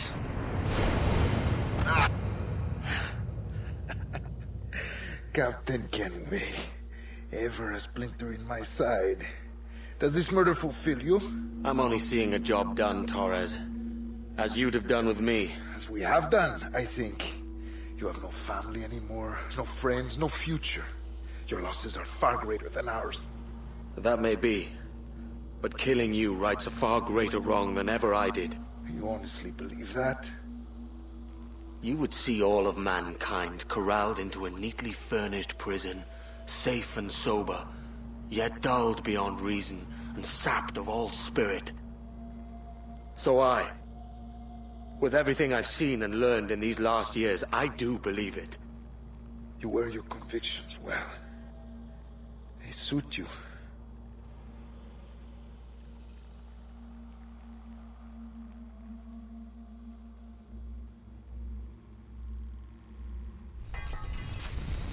Torres awakened something fierce. Are we safe? With the device returned, I believe so. What do you call this place?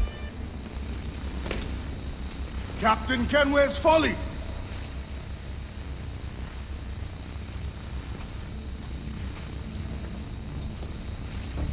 Et sawol te su tukila. Kat wenen. We will seal this place and discard the key. Until another sage appears, this door will remain locked. There were vials when I came here last. Filled with the blood of ancient men, Robert said, but they're gone now. Then it's up to us to recover them, before the Templars catch wind of this. You could join us in that cause. I will, but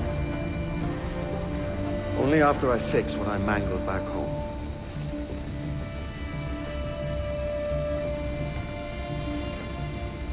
It arrived last week.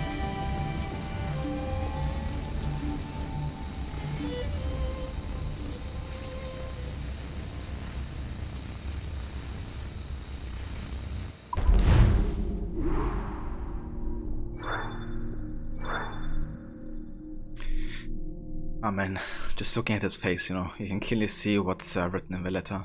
Because now that he finally has written one to Caroline, he can, you know, he obviously doesn't find out good news.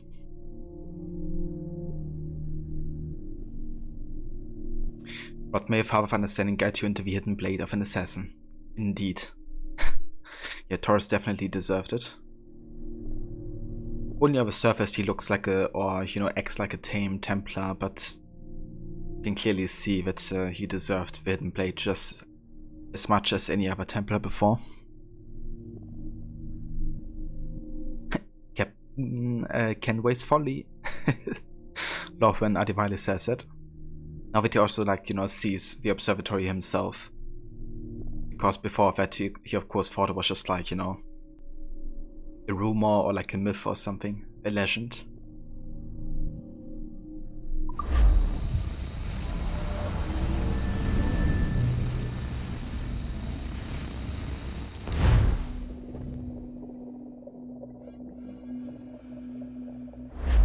Wakey, wakey. I don't believe we've been formally introduced. Not in this era, anyway. I wish I could explain all this strangeness, but there isn't much time. The short of it is, you saw my beloved Juno. And for a brief moment, I thought she might occupy this tender body of yours. But something went wrong. And now, she's back out there, adrift. Oh, she was magnificent once. One of a race of beautiful, wonderful creatures. They created your kind. Did you know that? Your people were tools to them. That's all you have ever been. That's all you should ever be. One day soon, I hope. For the world is nearly ready for her return. Wired. Prepared for a second coming. Uh-oh. Here they come. Those Templars. Or maybe assassins this time. Idiots. All of them. I envy you. It was her wish that I be here to greet her. It was her experiment that made it possible for my rebirth as one of these things. Ah! Stay down! Get down on your back! Now! He's got a gun! Guide me into the grave, beloved! I am your instrument! Put the gun down! Drop it! Drop your weapon!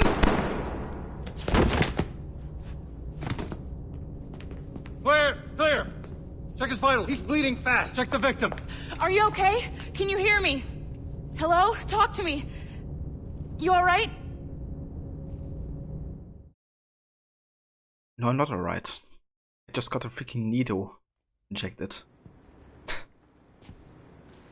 There you are. Thank God. I hope you feel well. You look good. Can you stand?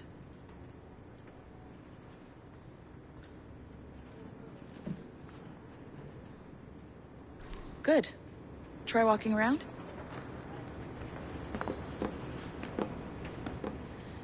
A doctor came by, said there wasn't anything to worry about. That the liquid in the syringe was far, far below a lethal dose. I feel terrible about all this. About everything. All our evidence pointed to you, but it was John all along. God, the things we found on his computer. Whatever you need, we'll provide. You've done an amazing job. Speaking of which, our trailer is finished. Would you like to see it? I owe you that much. No, thank you. There we go. I uploaded it to your database. You can watch it here or at your Animus.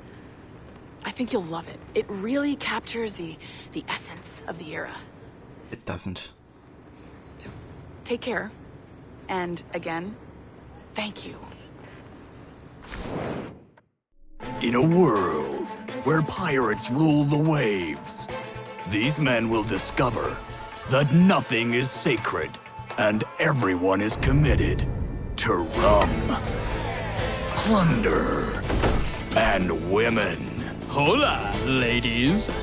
This summer, Abstergo Entertainment invites you aboard for the adventure of a lifetime. So sharpen your cutlasses, shine your hooks, and sail with the devils of the Caribbean. This virtual experience is not being rated.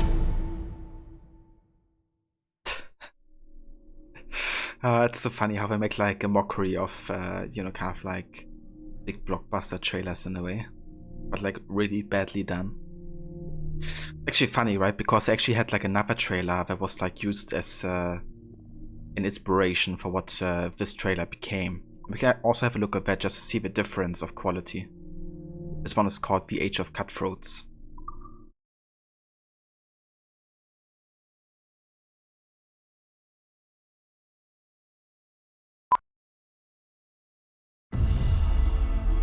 The dawn of the deadly 18th century. Rogues and sailors band together to live their lives by the sword. With no laws or morals, no gods, and no fear. Only betrayal, mutiny, cruelty, and debauchery. There is plunder to be found on golden beaches. Will you risk life and soul to fight the pirates of nightmares? Benjamin Hornigold, Calico Jack, Charles Vane, and Blackbeard?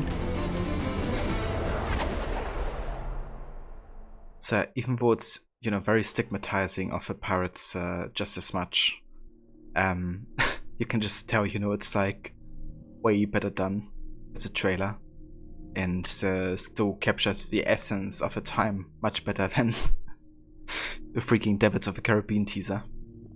But yeah, it's funny like seeing the difference, you know. Yeah, it's much better. Also with the, you know, narrator of it. Devils of the Caribbean review. A pirate movie is so bad that not even a movie pirate would want to watch it. Yeah, I mean, that's Devils of the Caribbean, alright.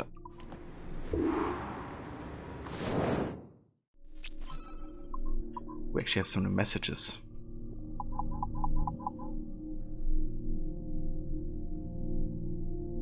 Everyone, let's all give Olivier and Absurd Entertainment a big cheer as he heads off to Chicago for a shareholders meeting. We believe in you, Olivier. Boudreaux, what the hell is going on? Where are you? Did they put you in one of those cells things too? Are those even real? I don't even know what to believe. Am I seriously just supposed to sit here working calmly, not knowing what's going on? This is ridiculous. Melanie LeMay, hang in there. Everyone, I know this is a trying time. I'd just like to reassure you that our work is safe, we are safe, and everything is going to get back to normal soon. Yes, I've got a box of Turkish Delight in my desk if anyone wants some.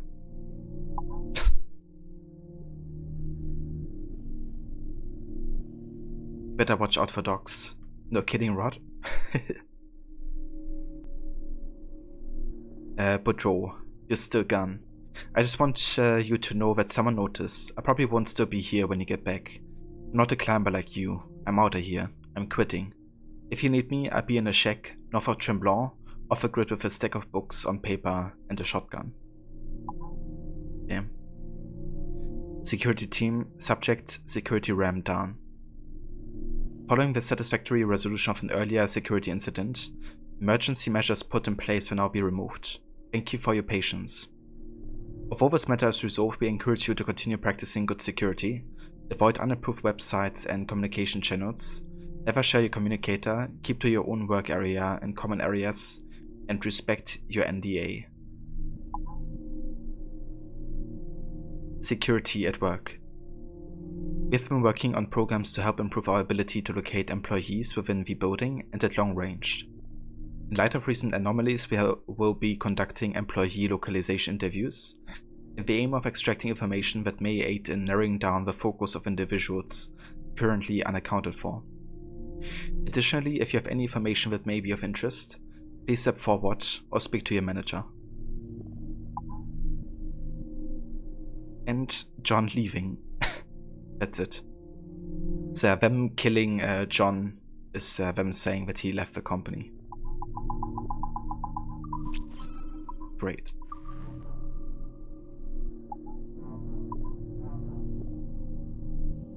Work Diary Week 4.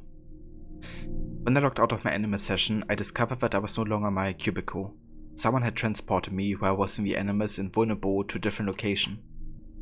Melanie's face appeared on a nearby screen, and she told me I was in some sort of containment facility with some of my other colleagues. They were conducting an internal investigation, and they moved us here to keep an eye on. And for our own safety, supposedly, as well. She seemed sympathetic and advised me to keep up hope and try to get some work done. Almost immediately after she logged off, John called. He was unperturbed by my predicament, but at least promised to help me clear my name. He unlocked the doors to my cell and sent me to sneak into the server room for the entire building. Melanie was in there for some reason, but John managed to get her out of the way. The moment I hacked the server, an apparition appeared in front of me. She kept talking about it being too early, but at the same time John kept losing his cool over the communicator. When she left, John left her little doubt about what he had expected to happen here. He wanted this apparition to possess my body and was audibly enraged when that didn't happen. In the end, I tried to seek refuge in my work. Perhaps Airport's memories and the secrets within could bring clarity to my present predicament.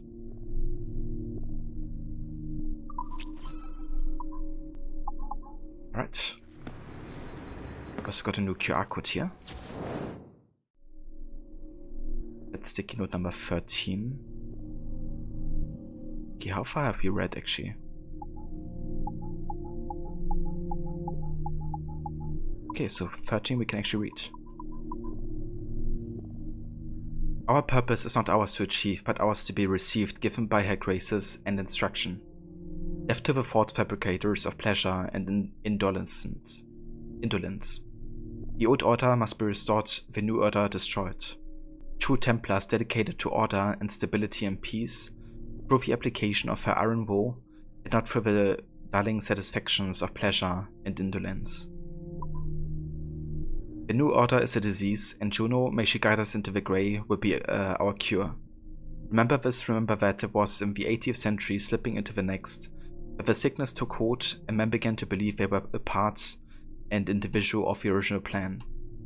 Men shunned the plan, called us slaves, when we were only fulfilling our duty. Okay, and then we need sticky note number 15 next.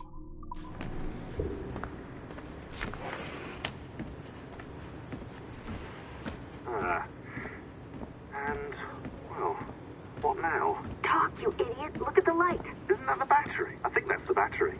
Hello? Hello?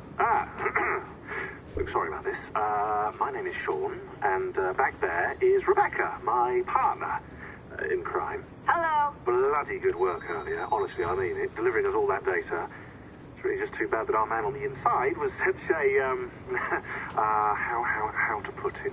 Fanatic. Fanatic is the best word, I suppose. We take who we can get. Exactly. Well put. We saw in John an opportunity to burrow deeper into Abstergo's cloud servers, and I'm not ashamed to say we took it. Not realizing, of course, that he was enlisting you to help him. And to blame, should anything go wrong. I suppose it all worked out very nicely in the end. Most of it, anyway. What Sean really wants to say is, if you're up for more hacking, we are too. John gave you level 3 security clearance before he died. You should use it. The assassins don't have the resources to pay you like the Templars do, but we'll make it worth your while. Look, we should really cut it short, Bex. 20 seconds. All right. Good luck. Cheers, mate. And top-notch work. Really top. Give yourself a pat on the back. And happy hacking.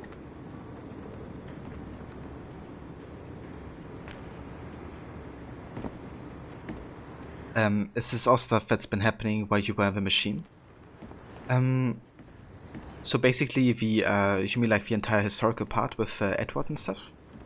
So that all happens when you are in the Animus, essentially. Like through the Animus you can access the memories of your ancestors.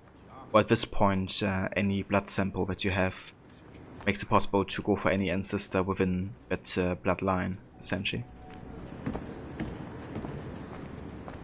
But yeah, this stuff right now is the modern day, and that's kind of like the present timeline. This is currently taking place in 2013, I think. So also the year that Black Flag came out, essentially.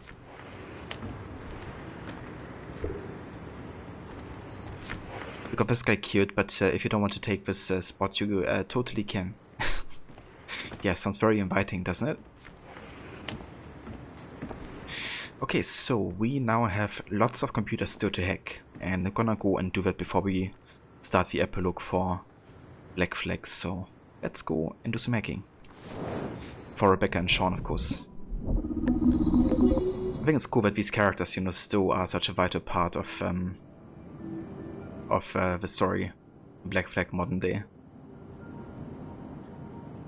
And it definitely makes sense for protagonists to also like start working for the assassins, because I mean, you know, we got abducted by the Templars and imprisoned and all that type of stuff.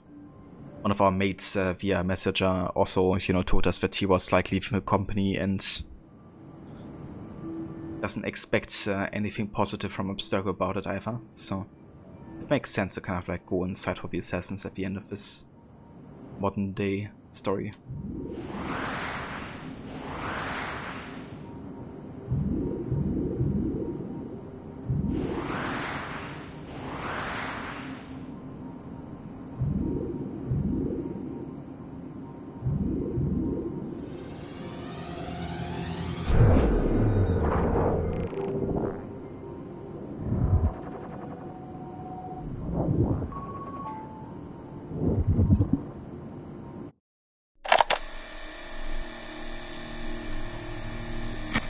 Timestamp August 16th, 2013.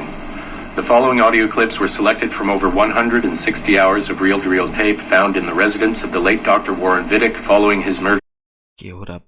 I'm actually gonna lower the volume for the modern day part here because it's like much louder than anything else in the game. So just gonna make sure. Let's play it again. And it should be a bit Timestamp August 16th, 2013. The following audio clips were selected from over 160 hours of reel-to-reel tape found in the residence of the late Dr. Warren Vidic following his murder in December 2012. According to labels on the tape's canisters, these recordings were made over a 14-month period between 1980 and 1981 without the consent of their primary subject, Mrs. Eileen Bokk, a colleague of Dr. Vidic's and the originator of Abstergo's surrogate initiative. Mrs. Bokk is now deceased. It should be stated unequivocally that Dr. Vidic made these recordings illegally and of his own volition using wiretaps and hidden microphones. Abstergo Industries had no knowledge of his actions and disavows any responsibility for them. And we're live. Capacitors at full. Ease the signal in. A little more. You feel anything? Don't be timid. Double it. No, we're taking it easy. 20%. 30. Eileen, go easy. We're 6 past yesterday. And boost the inputs. Too risky. Not if we split the I.O. signals. 25%. Ease up. Oh, okay. There. I see something. What is it? Mein Gott. I hear talking. You're okay? Ja, ich höre Stimmen. It's German.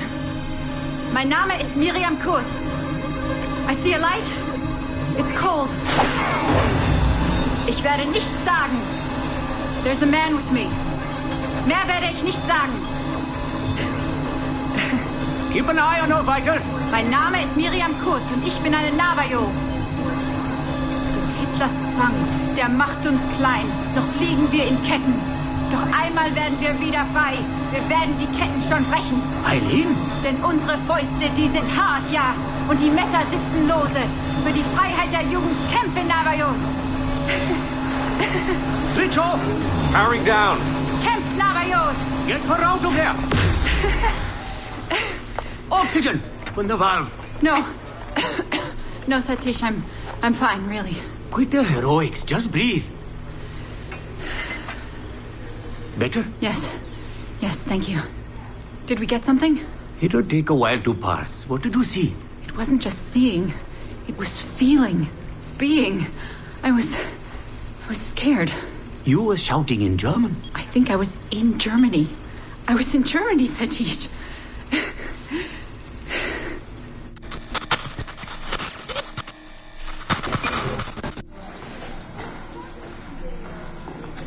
Good morning. Well rested?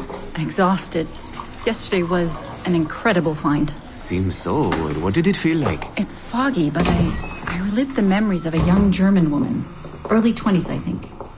A man was interrogating me, looming over me and asking questions. He was shouting, but I was shouting back. And then this poem just came out, like a chant. Fascinating. I'm eager for you to hear the tape.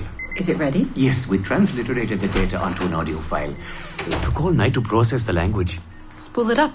Of course. Have a seat. Judging by the subject matter and the setting, I'd say you landed somewhere in Germany in the 1940s, 1 or 2 generations back. During the war, I'd imagine. 1940s Germany? That would be Miriam Kurtz, my ex-husband's mother. So she's not related to you in any way? God, I hope not. I'd hate to find out my ex-husband is also my brother. Well, if it was Miriam Kurtz, then we hit a home run. You tapped into someone else's bloodline entirely. Should we celebrate? We'll listen first. Surrogate Initiative, Test Session 23, July 29th, 1980. Host, Eileen Bach. DNA sample SB1970. It's a little garbled at first. This is you settling into the memory. Your name, say it. My name is Miriam Kurtz. Louder. My name is Miriam Kurtz, and I am Navajo. Where did you last see the artifact? Who holds it now? I'll say nothing. I have told you all I will. I don't believe that is true. Who has the artifact? Hector's dictates make us small, and are bound in chains. But one day again, we shall walk tall. No binds will us restrain. Enough! For hard our fists, yes, and knives at our wrists for you to be free. Navajos lay siege. Lock her away. Navajos lay siege. And that's where we pull you out. Whoa. What would it take to get a visual render of all that? Months, unfortunately. It took 13 hours just to process the audio.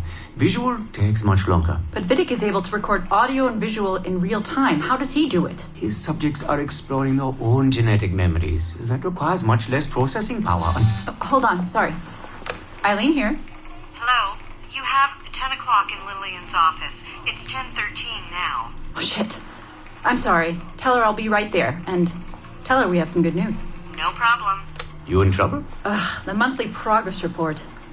I'm trying to be honest about our progress, but no matter how much I polish our facts, Warren Vidic swoops in, promising the moon for pennies, and gets 10 times the funding for his Animus project. Well, we are using his Animus technology. He's the foundation. We are the skyscraper. Which is why he should be a tech lead, not a project director. Good work, Satish.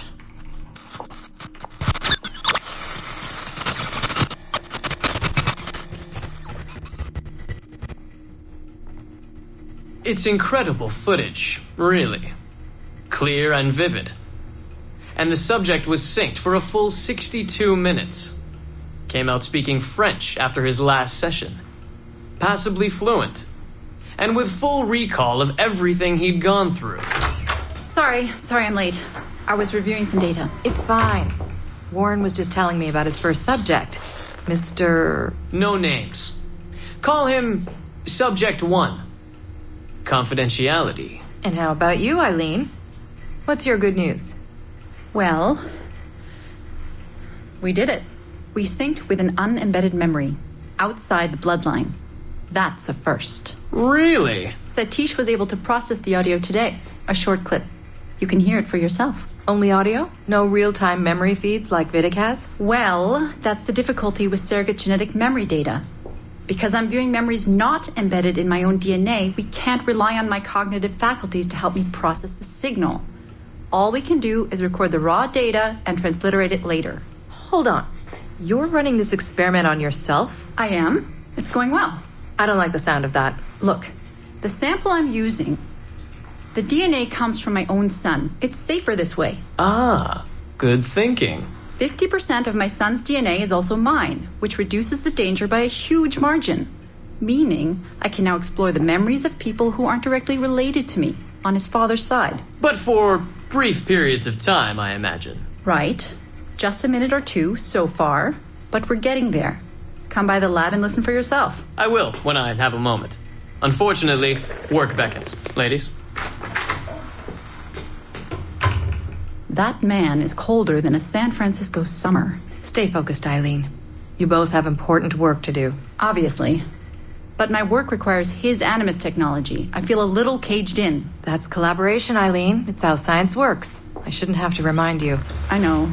I'm just tired. Stop by and see us today. We have a lot to share. If not today, then this week sometime. Thank you.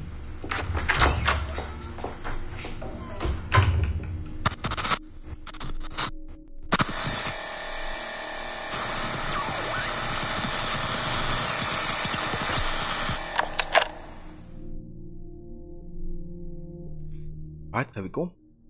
It's the first audio file for the subject 0 with Eileen, Bok, and her Annua technology. And yeah, as you could hear, it's very much about how in the 80s both Vidic and Eileen Bok tried to have like their individual kind of like Animus project going on. Vidic using one where the person inside the Animus was directly related to their ancestor that they were experiencing, which meant they had a much stronger synchronization and also like visual and audio. However, what Eileen Bok tried is actually using the technology that eventually, succeeded, I guess, in a way, which is using DNA of other people that you're not directly related to. She used the one of her son, because that meant she still shared 50% DNA with him, but that allowed her to actually access the DNA of her husband, essentially. And yeah, that's how she got access to the Miriam Kurz memories, where you could also hear her speaking German. It's actually quite interesting because voice actress for Eileen Bok, she speaks perfect German. Like 100% approved by me. I couldn't switch it, better between English and German than she did there. It's quite impressive, considering that she is really doing these fluid kind of transitions between talking to Satish in English and then speaking German as Miriam Kurz. It's really good. Doesn't happen every day that you hear proper German when they try to do it. But Vidic died. What a shame. Yeah, big shame. But we've yet to cure him in our playthrough because we still have to play AC3. So we still can do it. Looking forward to it. Hola, ladies. I also had to think of it when he said ladies at the end when saying goodbye to Eileen Bok and the Animus, the Abstergo person. But yeah, that's the same voice actor, right, for young Vidic and the one who did the narrator for the awful Pirates of the Caribbean trailer. This game has some of the best recordings and lore for the background of the game world. It really does. I have to say, the modern day deserves a lot of credit in Black Flag because there's so much, gems in there if you're willing to explore. It's fantastic.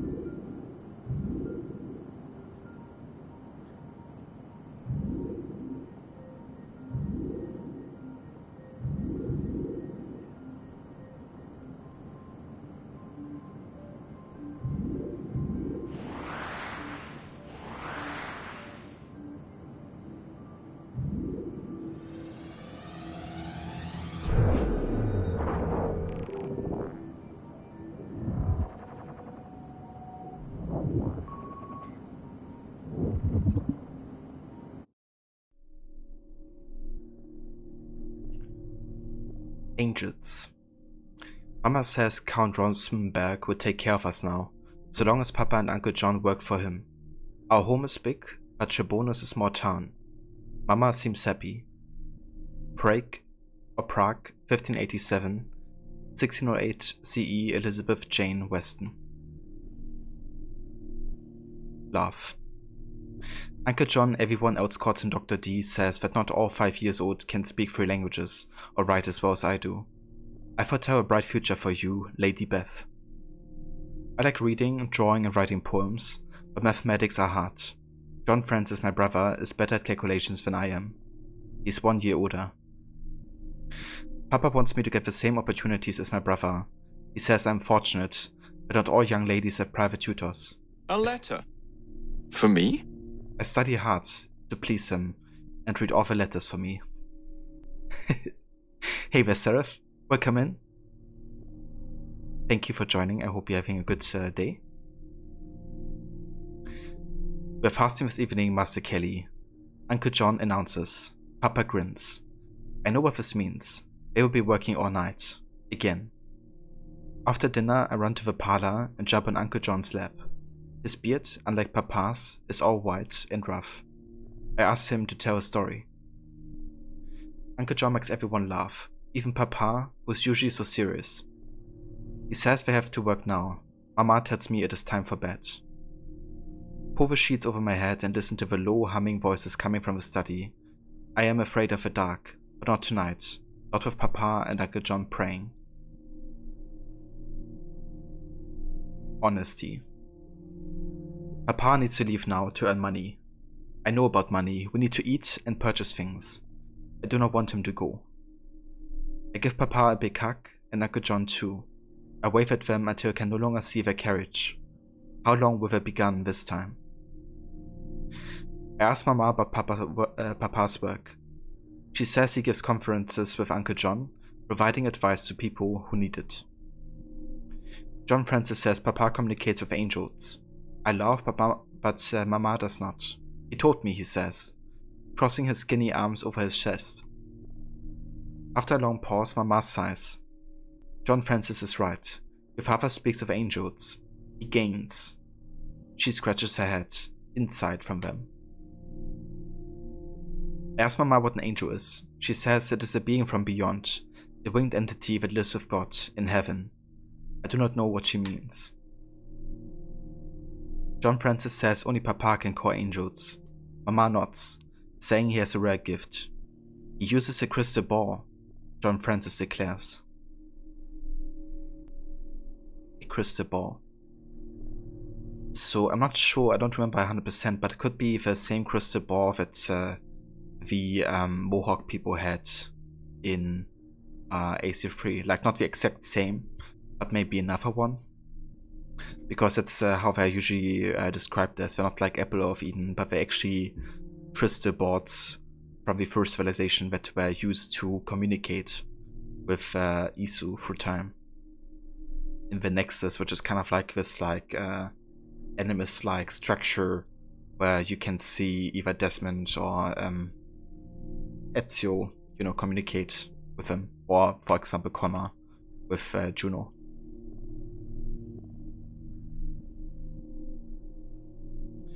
I seldom see Papa and Uncle John these days. They do not eat, they are fasting again and spend most of the time in the study. I wake up with a start and pull the blankets to my chin. It is still dark, but I hear voices downstairs. Taking a deep breath, I sneak out of bed.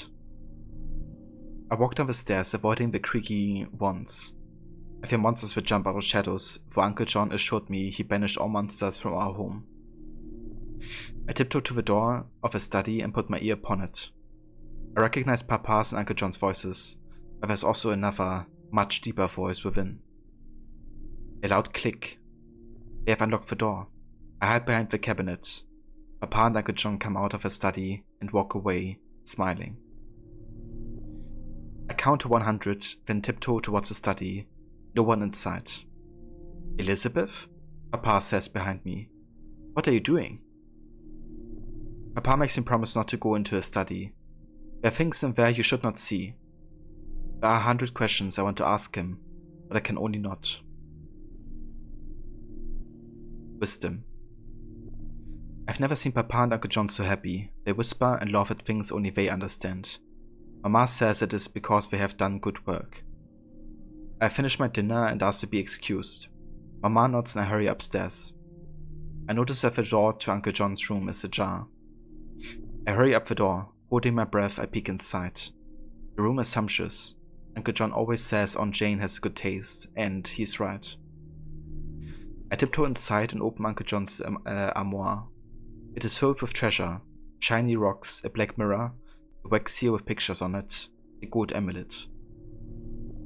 Ignoring everything else, I pick up what looks like a globe packed in cloth. Could it be the crystal ball John Francis mentioned? Quickly, I unwrap it. The sphere is heavy and feels warm in my hands. It is made of a shiny gold. On its surface, I see a reflection of my face and Uncle John's. Uncle John grabs the sphere and puts it inside his doublet. I shiver, but he smiles. You should not be playing with things you cannot comprehend, Lady Beth. Demons. We have been in Trebon almost 2 years now. We're happier here, happier than we have ever been. Prague, 1587, 1608 CE, Elizabeth Jane Weston. Pride. Papa continues to work while Uncle John is away.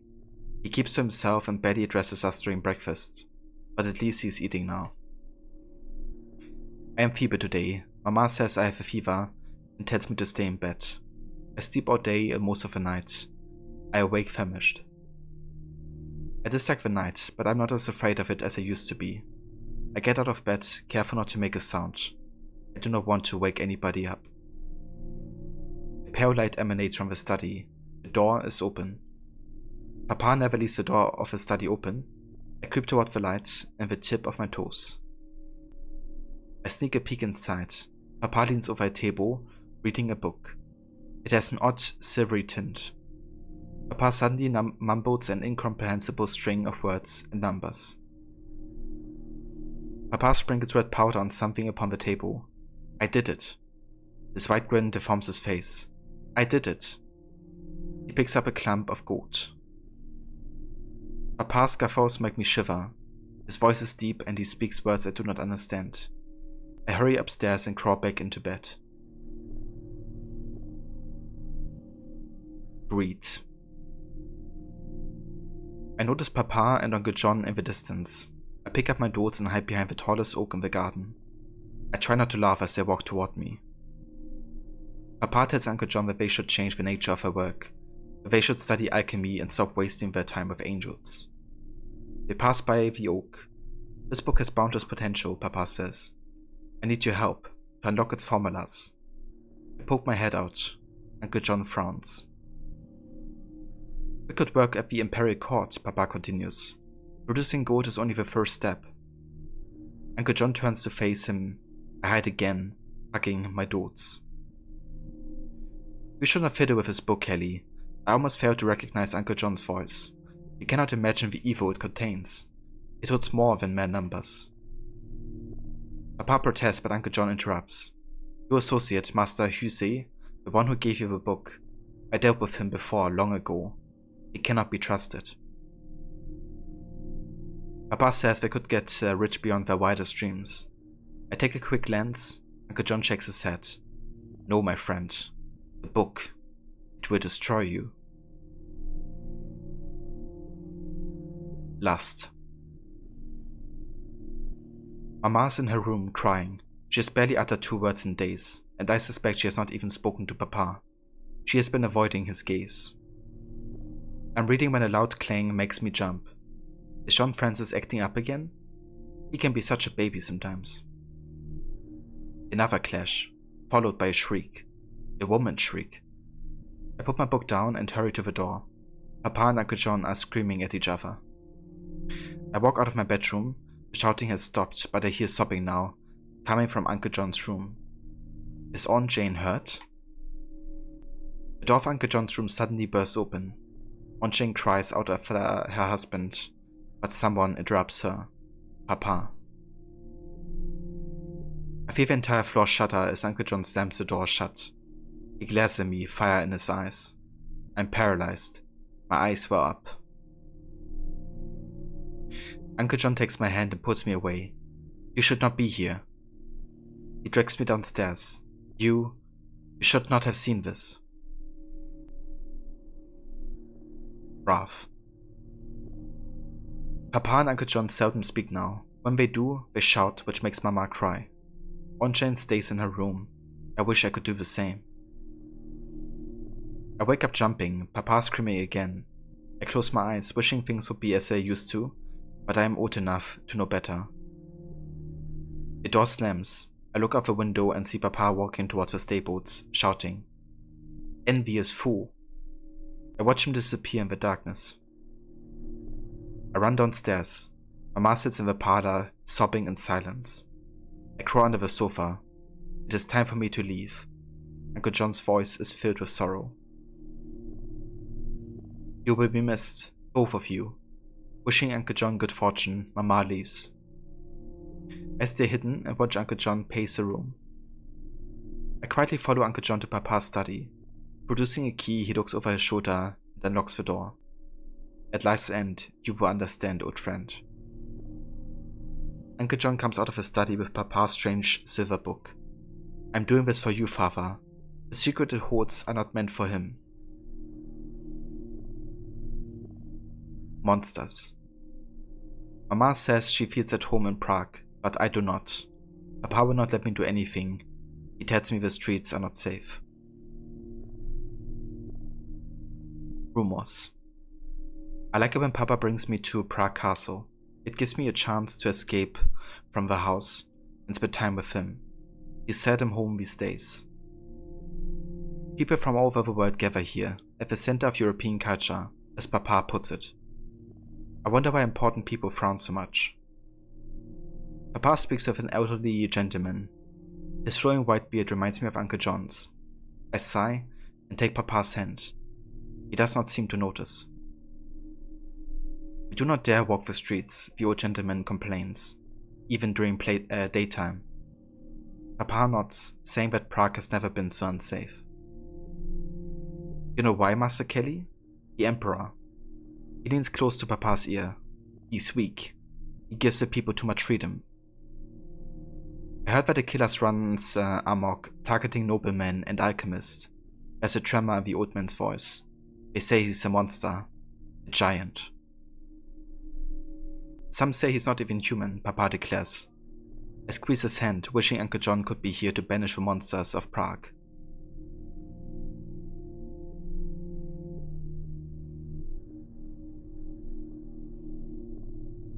Cheers, Saga. Yeah, I just love all the lore and story stuff in the AC games. And what I love even more is kind of like showcasing it to you guys, because I know a lot of people, haven't seen these kind of like stories before. And yeah, I just love to share it. And it's also like a good way to kind of remind yourself, or myself I guess, of those kind of like stories and pieces of lore. Because for like how much there is in AC, it's very easy to forget about certain details and stuff. Toyo.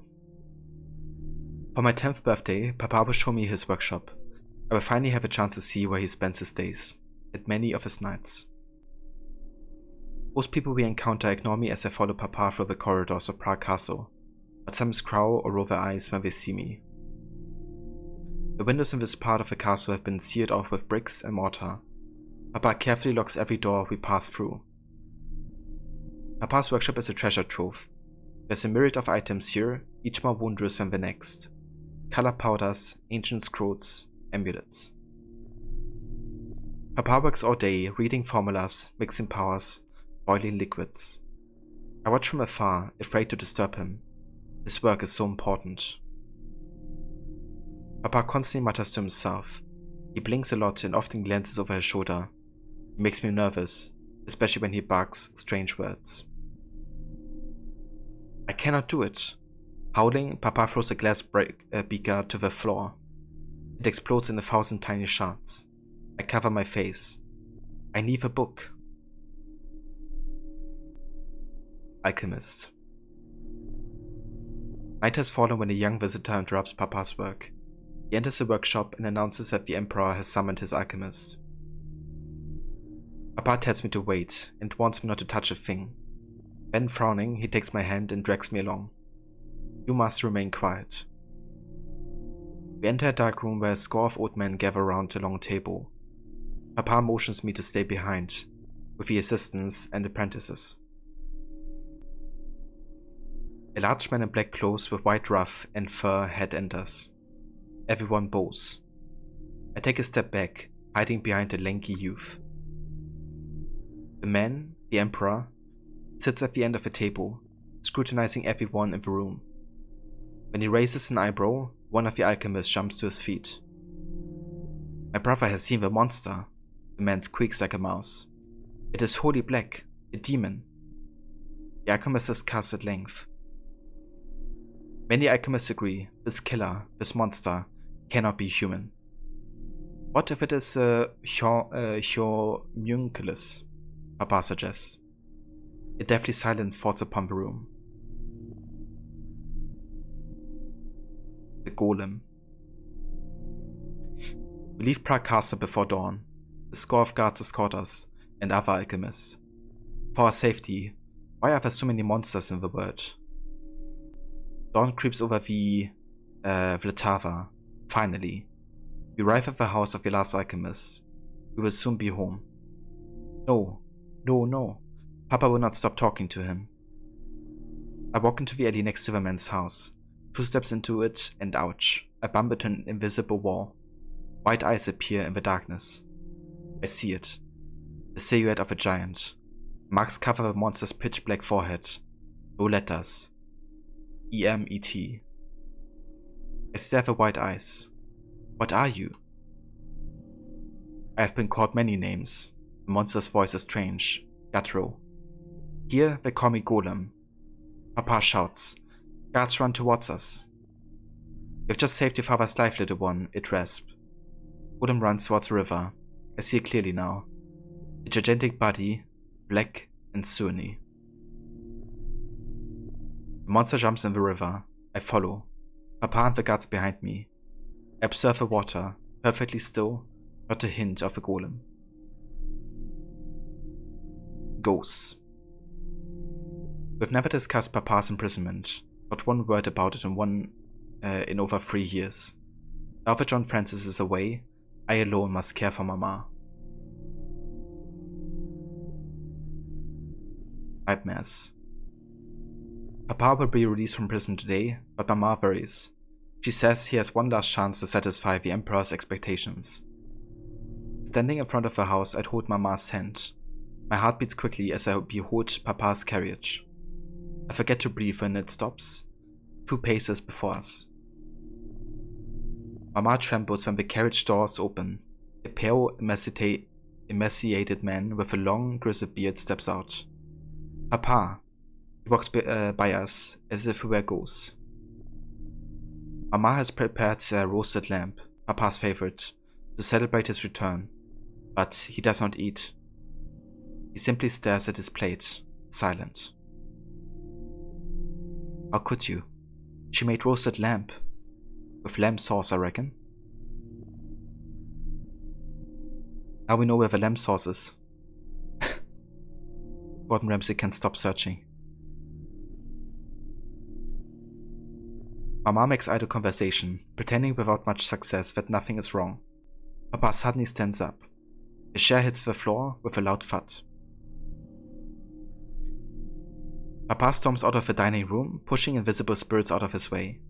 He shouts in a strange tongue, the same language I once heard him speak when I was little. My heart is in a knot, but I hold back my tears. I take Mama's hand, but nothing I can do or say will ease her sorrow. What will we do now? Paler. The Emperor has restored Papa's status, but soldiers guard our house. They are not here to protect us, but to make sure Papa does not leave Prague. A month has passed since Papa's return. He remains distant, but at least he does not completely ignore us, though he works ceaselessly. I walk through the open doorway of Papa's study, the platter Mama has prepared for him in my hands, and stop. Papa sits on the floor and begins to howl. I drop the platter and its contents spatter across the room. I run to Papa and kneel next to him. He grasps my hand and immediately falls silent. Papa's nails stick into the flesh of my hand. I bite my lip to suppress a cry. He suddenly raises a tight fist in front of my face. I close my eyes. I cannot do it. Papa's voice is bleak, desperate. Not enough, not even a handful left. I look at him. Tears run down his ashen face. Slowly, as if revealing a priceless treasure, he opens his fist. In the palm of his wrinkled hand is a tiny bit of red dust. Curse you, D. Confinement. Papa works without rest, even though he keeps saying he has already failed us. He has not slept in weeks and he barely eats. He's but a shell of a man I once knew. Mama shakes me out of my dreams. Elizabeth, soldiers are coming. I do not react immediately, for I am used to soldiers guarding our house. I look outside. There's a column of young men in uniform in our yard. The torches cast dancing shadows upon their faces. Monsters of Prague. I open the front door. An officer and 6 stern-faced men step inside. The officer clears his throat. By the order of... No. Mama darts forward, tears streaming down her cheeks. I hold her back. You cannot take him away. You cannot. Not again. The soldier's eyes widen. Papa walks towards us, his face twisted in a demonic grimace. He murmurs a prayer in the strange tongue only he seemed to understand. The officer tries to reason with Papa. Howling, Papa jumps on him, clawing at his face. The soldier strikes his head, and he falls. Mama wails as they take him away. Tambo. I am 16 years old, and some of the guards in Henevin Castle have taken interest in me. They insist on making conversation every time I visit Papa. None of them interest me. Most are boorish cretins, others are more bedraggled than hogs in mud-filled sties. But I always smile and remain courteous. I take a deep breath when in the distance I spot Henevin's tower. I try not to think of the babbling louse I will have to confront before seeing Papa. What is this? A cross at the top of a tower? I walk more briskly, but my heart stops. Papa!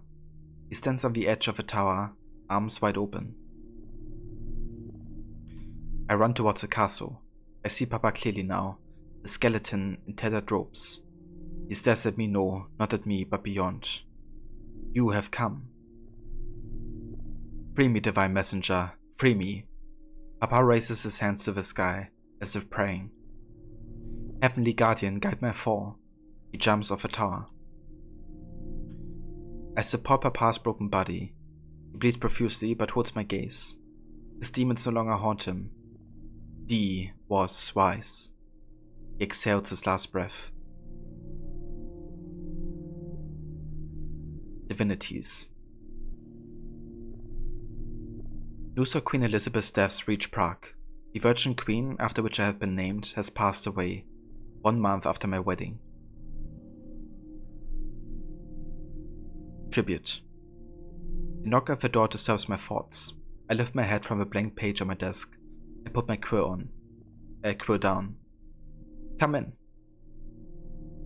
Johannes, my husband, steps into my study. A tussock of raven hair brushes his face as he lowers his head. How remarkably formal of him. He apologizes for disturbing me while I work. I frown, feigning annoyance, but fails to suppress a thin smile. I seem incapable of writing today. Johannes' face lightens up. His thumb absently caresses the ivory handle of his cane. The package has arrived. It is addressed to Lady Beth. Lady Beth? Only Uncle John calls me thus. I've not heard of him in years. I run out of the room and hurry down the stairs, as I used to when I was little. Ignoring the letter accompanying the package, I quickly peel off the layers of cloth covering what I assume to be a framed painting. The painting depicts a Virgin Queen, 2 ladies in waiting behind her, standing in front of the 3 goddesses. How thoughtful of Uncle John. 3 goddesses. Johannes and I stare at the painting, mesmerized. Magnificent. My eyes then fixate on the verse engraved upon its frame. Johannes contemplates every last detail, every tiny stroke, every subtle hue. Master Johannes Leo, husband, jurist, and connoisseur.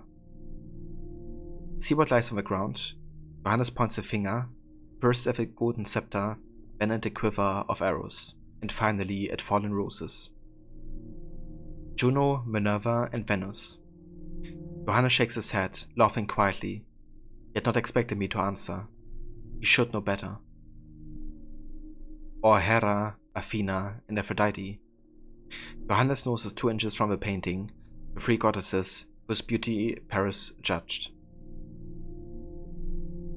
That's quite interesting, right? Because the same goddesses have been named differently depending on the mythology. But yeah, Athena is the equivalent to Minerva and is in Isolore the same person. Which means that when Athens built the great statue of Athena, they actually built it to Minerva.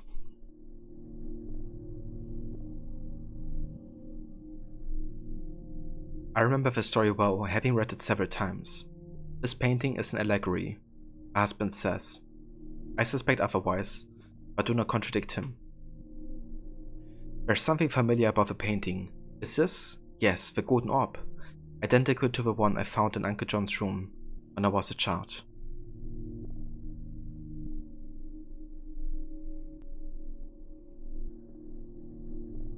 Fairy Queen.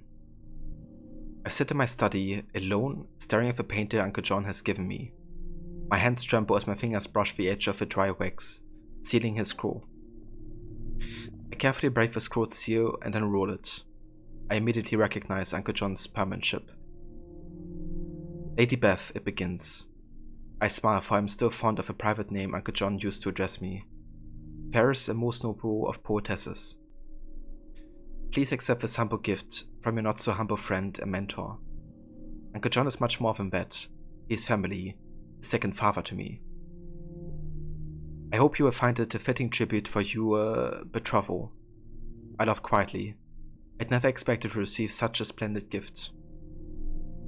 If you observe the composition, you will surely recognize the trinket you once unearthed in my chamber. The golden orb. I knew it. You may think this picture is a riddle, an allegory, an artist's fancy. It is not. The object in the hand of the Fairy Queen is real. So is its power, and so are the goddesses. Data stream terminated. And there we are. Quite a long story. It was a lot of reading, but yeah, that's the story of Jane, Elizabeth Jane Weston. And I assume the golden orb was actually not the orb or one of the orbs that Connor had, but actually an apple of Eden. It would make a bit more sense. I kind of assumed it was one of the orbs because of the voice speaking to them. But given all the knowledge they talk about, right, that they have received from the apple, and also the painting with the three goddesses holding a golden sphere, it's more likely it actually has been an apple of Eden. And yeah, they used it to create, you know, highly advanced chemical ingredients, which is also something that Altair used to do. That's how he built the armor of Altair, which was like unbreakable, for instance. So I guess it's like another Apple of Eden story in Prague in the late 60th, early 17th century. Thanks, Cider. Yeah, that was a very long one.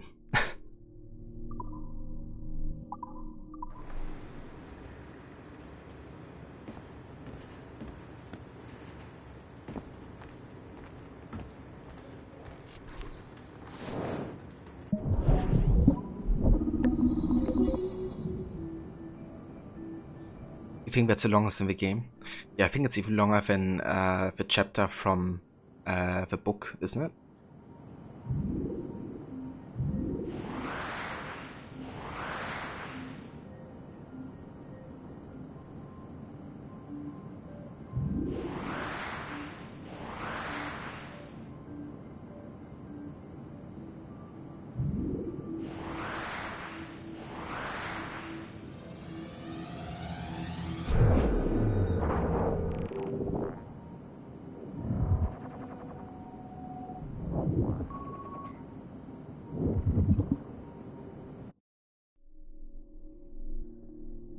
Unlock the secrets of our past, powered by Abstergo Industries Incorporated. The Memoriam 2000. Computing makes mind reading possible. So that's like an early Animus right there. I love how they did the design on it. It's like very old school and very fitting as well. So that's the Animus MS3000.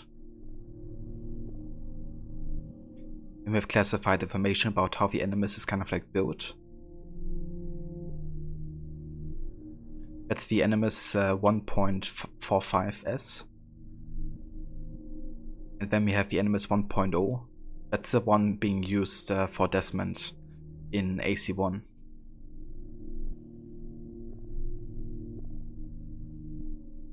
Nice.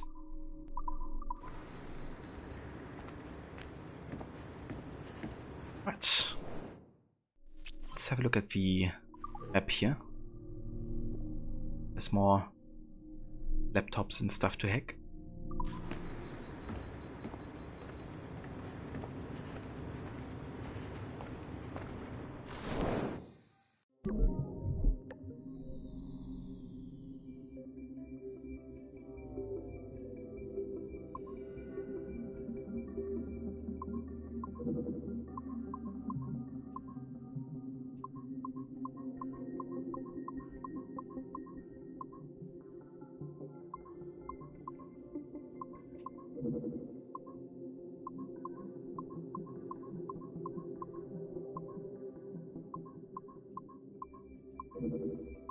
Fuck's sake. Okay, let's do this.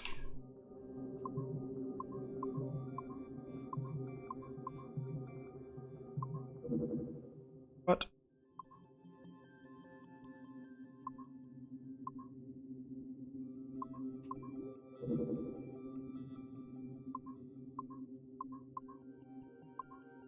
This is a bit tricky because I can't actually go through the bottom there. This is really like bugging me out, like I get on the other side but then I still get like synchronized. A bit weird. Didn't even touch it. Okay. But yeah, like both the bottom and the top line are kind of like also red, right? Which means I can't touch those either.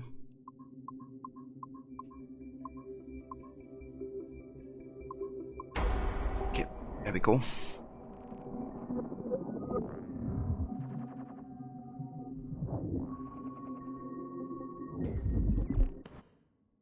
Our initial reports gave us hope that Enzio Auditore would serve as an ideal candidate for future Abstergo projects. His charisma, sexual magnetism, and wry humor gave him all the qualities of a leading man. However, his corruption by the Assassin Order robbed him of these qualities as he fell deeper and deeper into a spiral of revenge. Enzio was frequently known to articulate a passive acceptance of evil. He was also a man of ugly contradictions, one who preached free thought, yet traveled well beyond his home country to proselytize his corrupted creed, just as he's doing here with this impressionable Chinese girl. Notice, too, that in his gestures and bearing there is still something of the old lecher in him. Enzio's entire personality is built around pure demagoguery, claiming his philosophy is about love when violence and coercion are his primary means of tackling problems. We have therefore come to the conclusion that Enzio Auditore da Firenze would be a risky character to develop. Enzio Auditore. It's so funny how they butcher the names, you know, like the same way they butcher Atiyah. Our researchers looked into the life of Altair Ibn Lahad, hoping to find Altair Ibn Lahad. And Enzio Auditore. Yeah, that's how they're called, of course. But yeah, fun fact, but those have actually been voiced by Roger Craig Smith, like these analysis.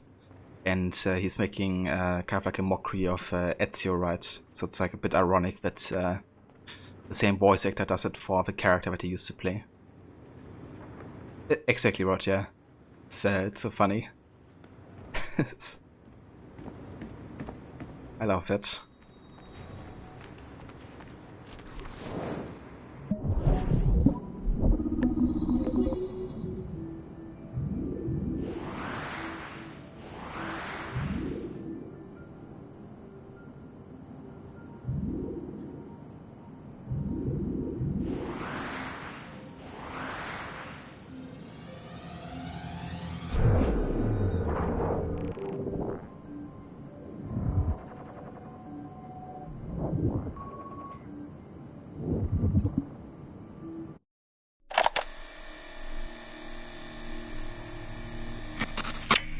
Surrogate Initiative, Test Session 32, January 11th, 1981. Host Eileen Bok, DNA sample SB1970.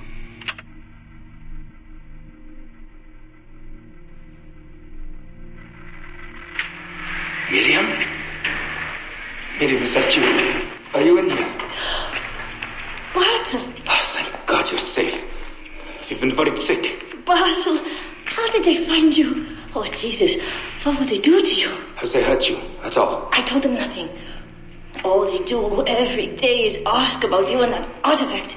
But I didn't tell them anything. Nothing. I know you didn't, Miriam. But how are you? You aren't hurt? Not badly, no. I'm fine. Good. We need to get the message out to Oscar. Somehow. We need to tell him where... Very interesting footage, Eileen. This is Germany, you said. World War II? Most of the memories I've been able to access come from a period where Miriam was imprisoned by Nazis in Cologne. Miriam. Is she still alive? No, she was my ex-husband's mother. She passed away about 5 years ago. Well, she was spirited. An impressive lady. Definitely. And the man, Bartle. He made reference to an artifact. Any idea what that is? My team is looking into that, but it's not our first priority. We still need... It is now. Really? You must have other recordings of this woman. Are there any other mentions of this artifact I should know about? Half a dozen or so, yes. What's this about? You have questions, I understand that. I don't have answers for you. Not right now, but I do have money. And if you get me those recordings and bring me any other artifact references you find, then I will triple your operating budget for as long as I can. Triple my budget? My God, what is this? 9 a.m. Monday morning, my office. We have a lot to discuss. But Lillian, I don't... Have a good weekend, Mrs. Bach. Fantastic work.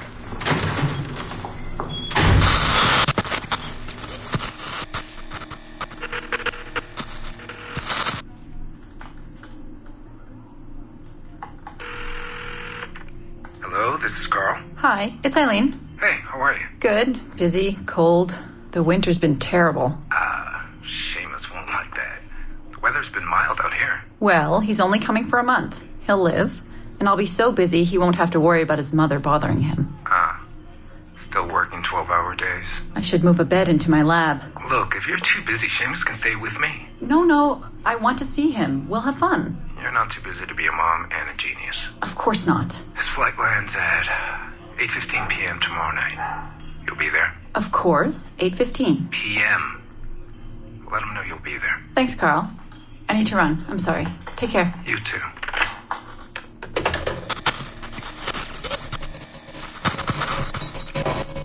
Eileen. Didn't see you come in. I'm not interrupting? No, it's fine. The subject is unconscious. He's traipsing around 18th century New Orleans right now, in the memories of a woman. That must feel odd. How long has he been under? 83 minutes. Whoa. It's average. What can I do for you? I just wanted to thank you for sending Lillian to see me. She came away very impressed. There. You see, all these bureaucrats need is a little glimpse of our secrets every so often. They like to feel like they're still in charge. Lillian is most definitely in charge. She just tripled my budget. Tripled? Christ, Eileen. You must have discovered who killed Kennedy. Well, she heard something on one of my tapes that interested her. Something about an artifact. Very vague, but it was enough. An artifact? What sort of artifact? Jesus, get him out of there! Get him out! Oh my God. It'll kill him! He's not decoupled! He's having a fucking seizure! Power down! Now! Heart rate 170! Power down! Now!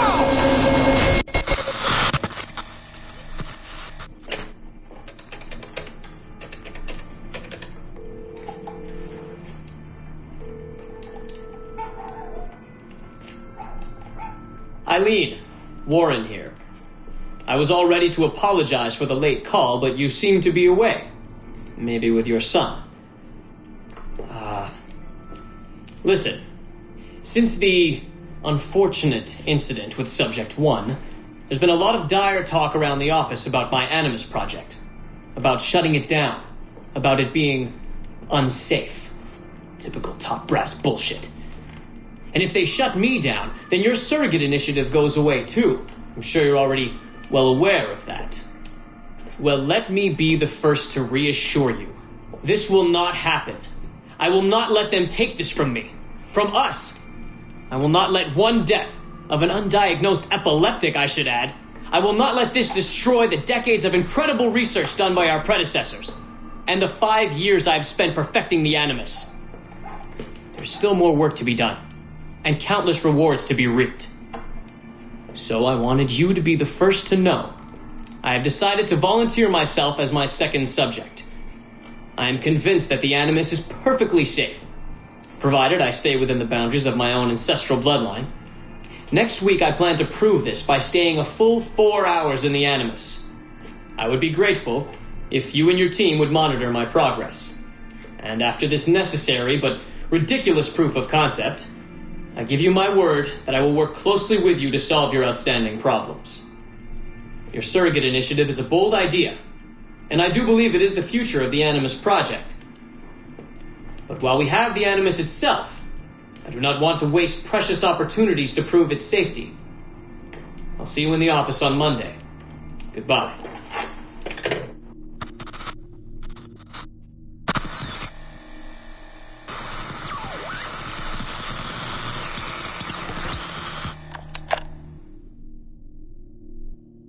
So yeah, there you go. More of Eileen Bock and Warren Wittig, and then the visual projects. So after his first subject kind of like failed, I guess, in a way, Wittig actually decides to put himself into the Animus to prove that, you know, his Animus is capable of, like, even, you know, having somebody for 4 hours into it. And ultimately, of course, he succeeds in it, because we don't really hear from Eileen Bock afterwards, at least up until this point. Whereas Warren Wittig is the one who, you know, is actively in charge of the Animus project. But I guess the irony of all this is that, you know, Eileen Bock's technology kind of like surpassed the Wittig Animus project. Because now everybody is accessing the memories of like other people rather than their own ancestors.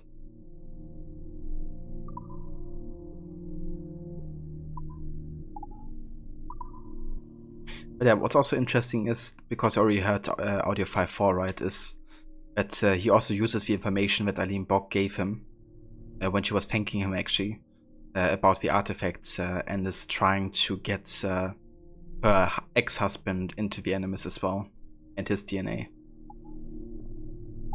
So he's like actively trying to use that information to sabotage Eileen Bock's Animus project as well.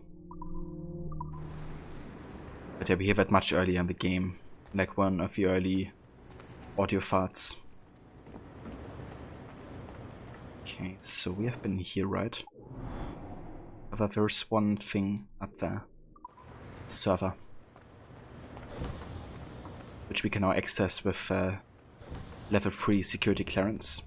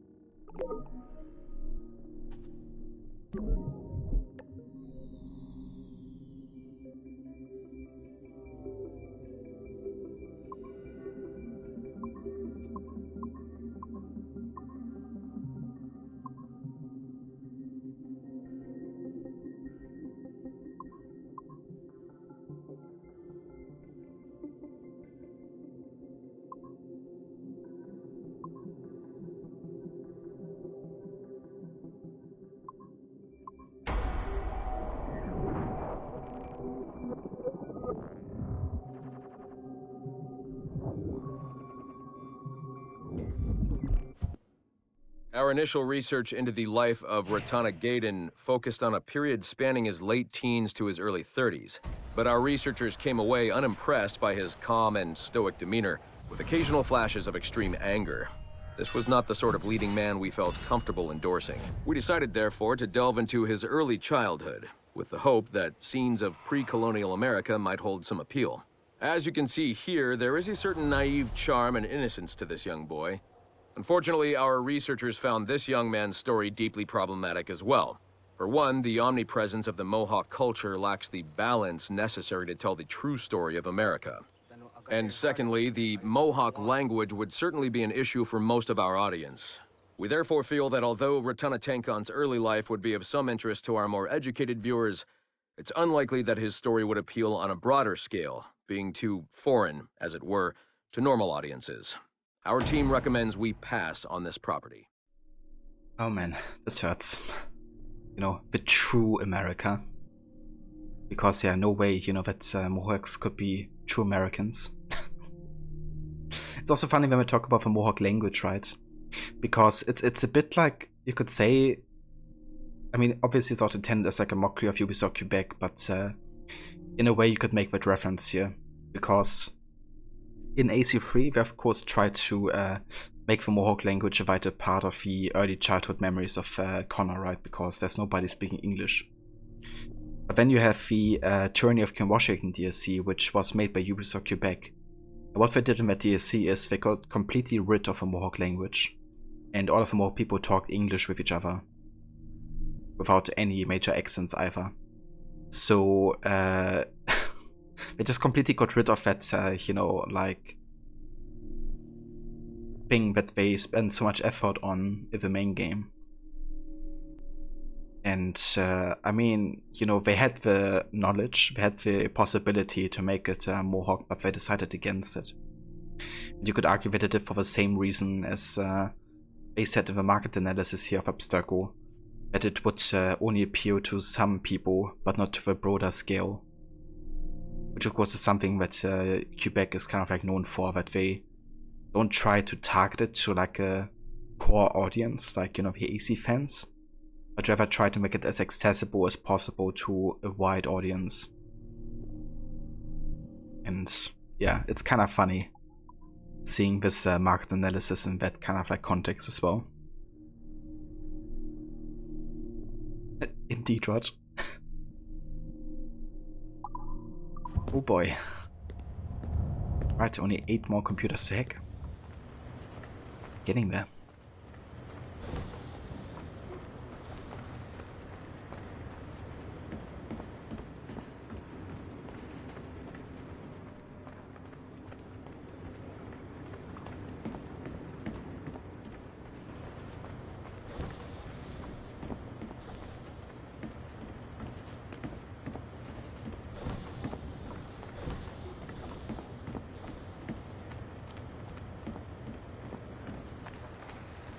I reckon there's nothing here of interest to us.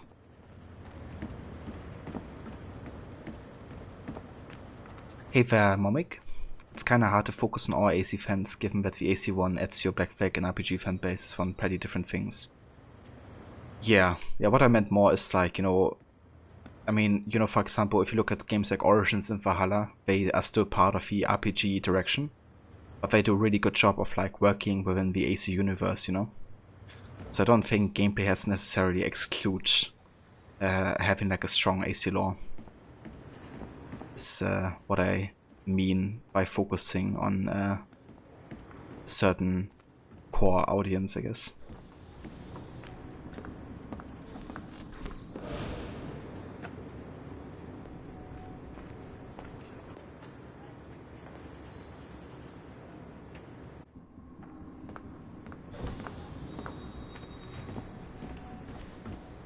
Okay, so I think we've done with all the stuff on this level of the building. So we're gonna go back to the elevator and have a look on the CCO floor.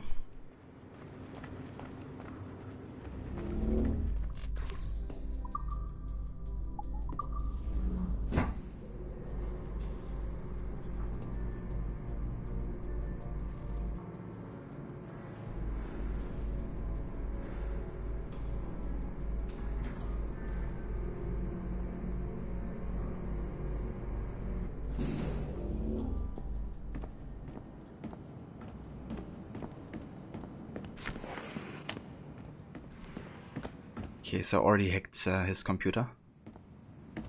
Fair enough.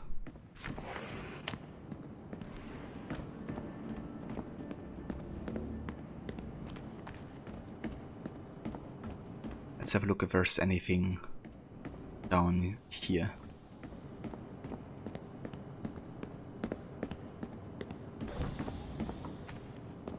Level 2, level 3. There we go.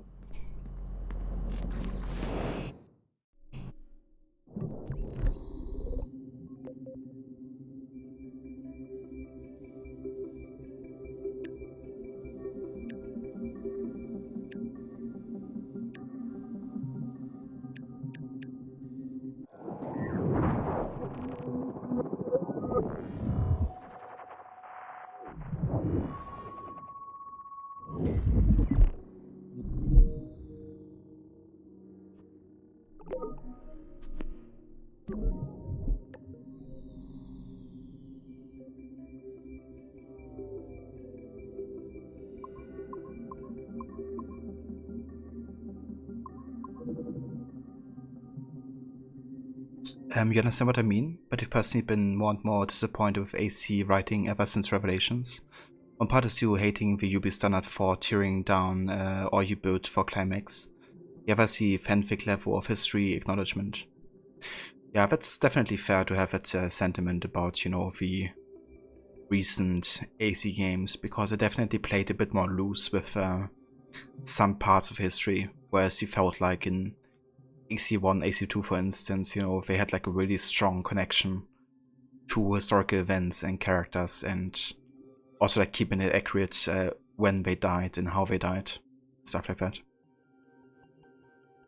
I do feel though that there's like a lot of other like highlights within the historical research. For example, like if you have a look in the Discovery tool, for instance, you know, you can see like a lot of things have been kept very accurate when it comes to, for example, architecture or, you know, like everyday life and all that type of stuff. Or like how the world looks, for instance.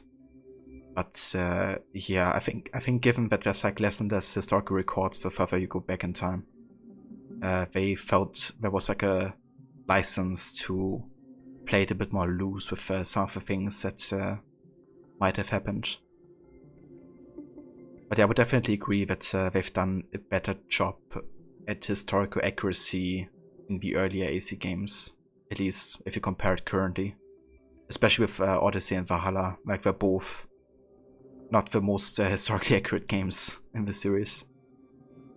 As much as I love Valhalla, but there's like some strong issues as well with how it portrays history.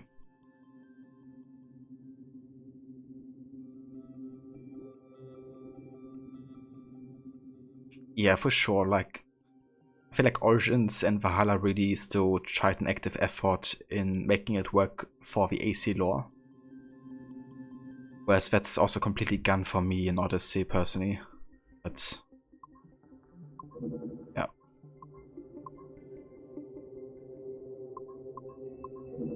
Okay, let's do this.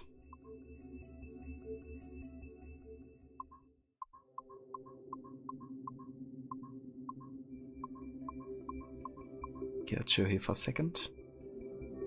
And yeah, the environment teams are just fantastic for Ubisoft. Like, no matter which studio you're looking at, they always manage to make fantastic open world games.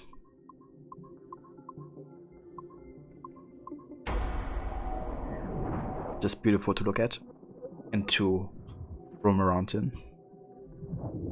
I feel like two things AC games like always nail most of the time is kind of like the word, like the game word, and kind of like this the soundtrack and like art direction. I feel like there's no game really that has failed in that regard. Suave, debonair, and clever, Ethan Kenway was a hero for a generation of men desperate for a decisive and charismatic leader. Slain by the ungrateful son who could not appreciate the wisdom of his pragmatic, race-blind approach to politics and personal life, Kenway's tenure as a Grand Master of the colonial right ended abruptly in 1781. It's kind of funny they don't even mention Connor here.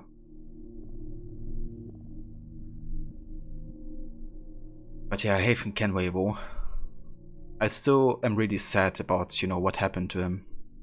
Like how he got manipulated into becoming a Templar.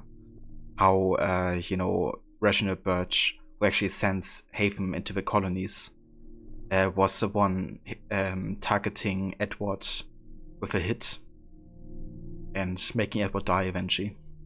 And taking Haven to raise him as a Templar. It's also a bit of a shame that Haven never found a way out of the Templar Order, especially after finding out what Reginald Birch did to his father. But I guess he was like too far in already, and also partially believed in the ideals of the Templar Order. It was like no way back for him, unfortunately.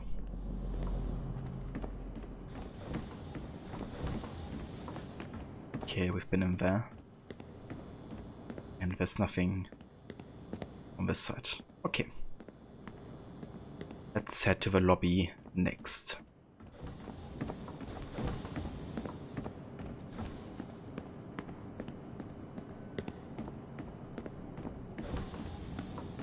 I've been in here, right? Just in case there's like any sticky note or something. Because we're still missing 2 of them right now.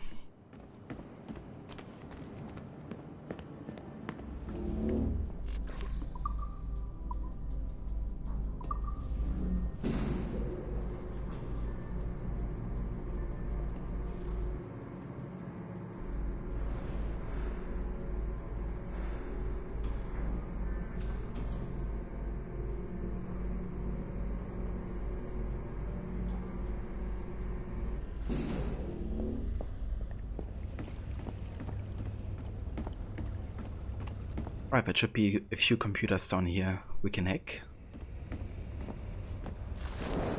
There we go.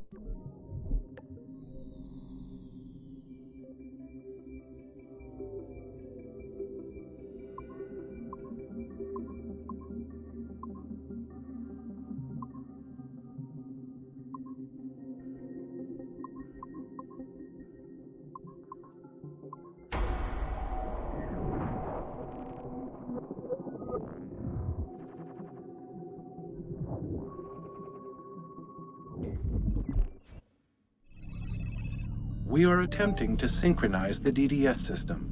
This will only take a moment. We are almost there. The DDS is now in sync. Thank you for your patience. We hope you enjoy your experience. Rudolf II invited many notable figures to his court, making Prague the center of European culture. Among them were Englishman Edward Kelly and his stepdaughter, Elizabeth Jane Weston. Observe her and report any alleged collusion.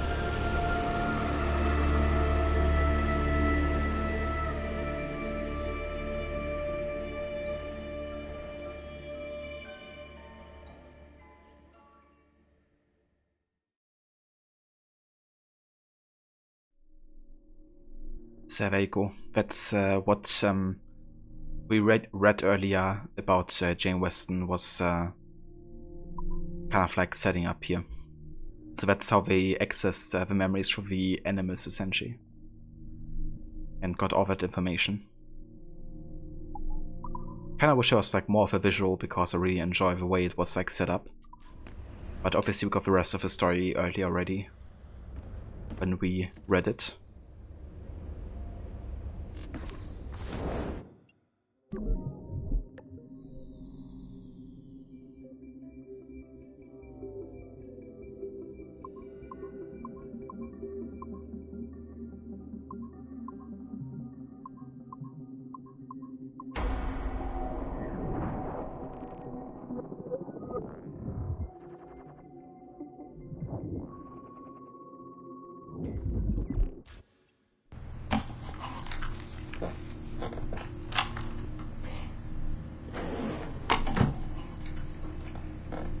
February 12, 1981.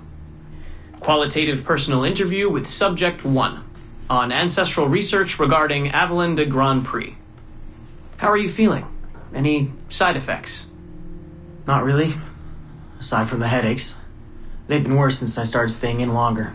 But I don't want to stop. I like her. I want to know what she does next. What's it like? Reliving her memories. So different. The Animus, I mean. The past. At first it was confusing. Distracting. Like New Orleans, the stench. I wasn't expecting all the smells. Smell is the sense most directly linked to memory. When I'm in her memories, it's like I can smell more than I usually can. In general, women have a more acute sense of smell than men do. I had wondered how that would translate. Anything else? Yeah. She's smaller than me, but it's like her body could do more. Did that surprise you? At first, yeah. The ERA people might hate me for this or whatever, but I don't usually think of girls that way. Climbing things. My mom, my sisters. The animal feeling of Eileen sinking her hidden blade into the throat of... Go on. It doesn't feel feminine. What I think of as feminine. But then at the same time it does. Her center of gravity is way lower. That was a surprise. How easy it is to land. How steady I am on her feet. Sorry. This is hard to talk about. No, it's fascinating. This is what we need. Pure experience, in your own words. Okay. Can you tell me about Gerald Blunk?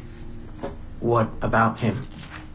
He and Evelyn were close, but we haven't been able to ascertain if he might be your missing ancestor. Do her memories suggest anything to you? Does this make you uncomfortable? Remember, these are her memories. You're just playing them back. It's not even acting. You're a researcher.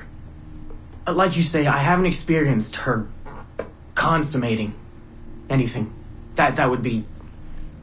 Anyway, I think maybe she was confused. Oh.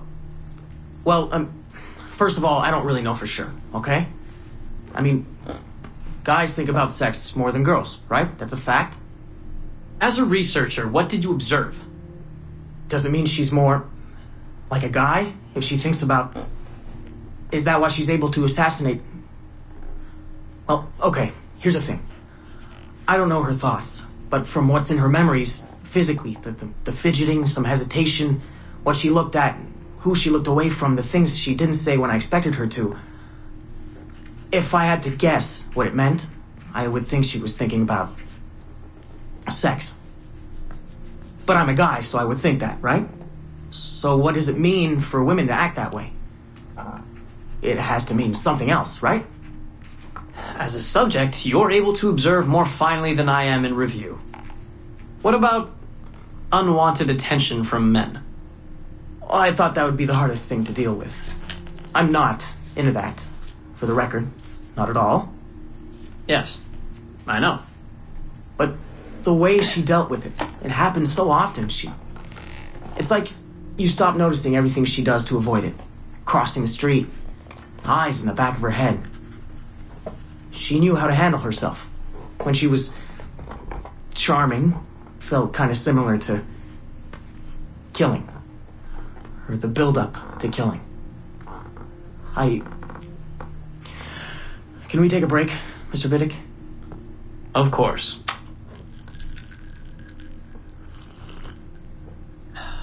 We're ready to go on? Yes. Evelyn was black.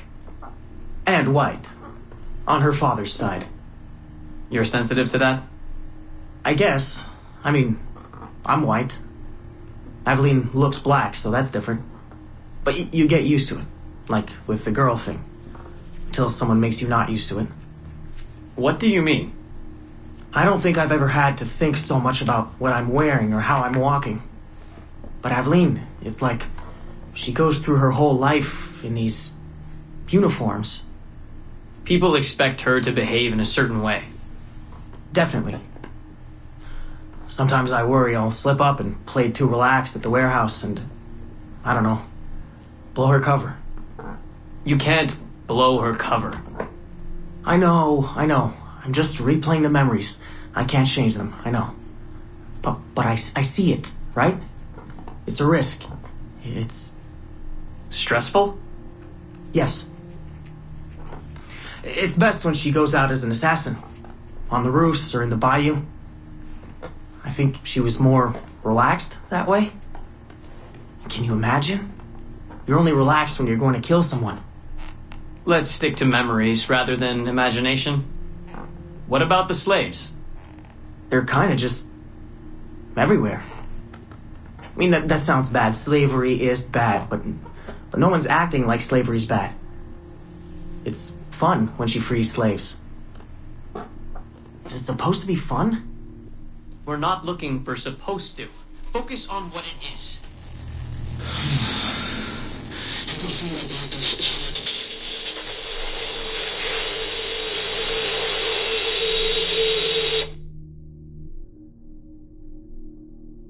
Alright. So this is one of the interview sessions between Warren Wittig and his first subject.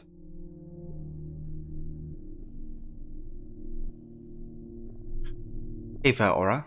Nothing like a little gender fury on a Friday morning. Yeah.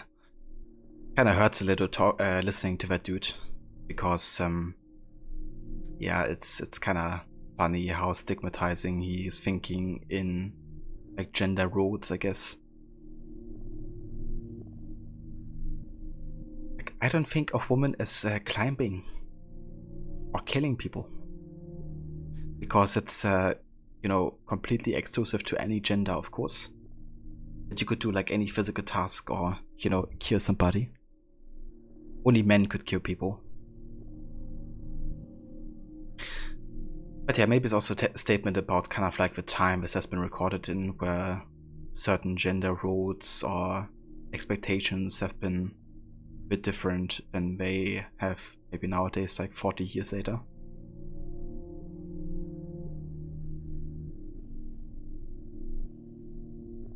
Hey there, demigods, how are you doing? Damn, sorry about your son. I hope everything's alright with him.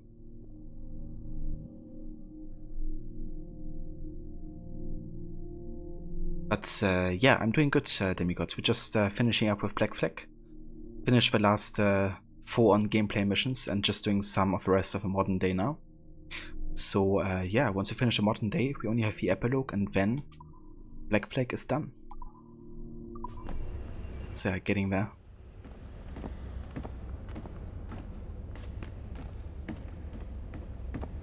Yes, I have been in there, I believe.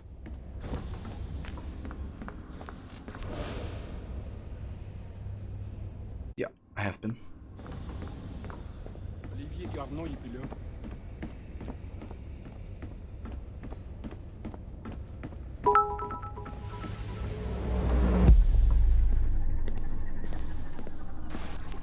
Thanks for the 50 biddies, demigods. I appreciate it.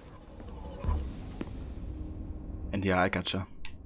Definitely sounds like, you know, what a child would do.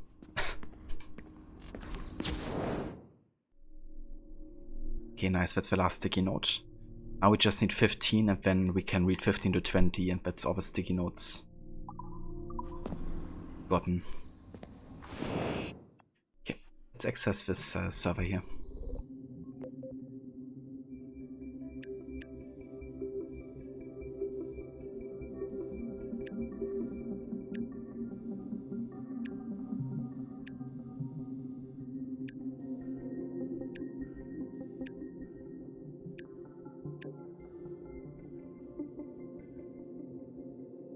Okay.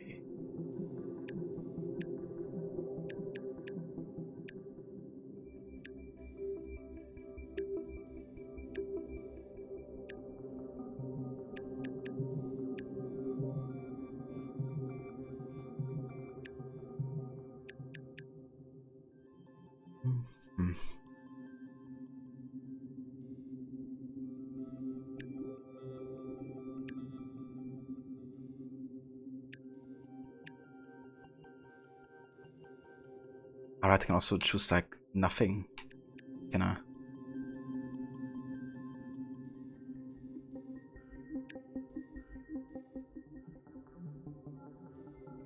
definitely has to be 2 and 3 in the mix here, doesn't it?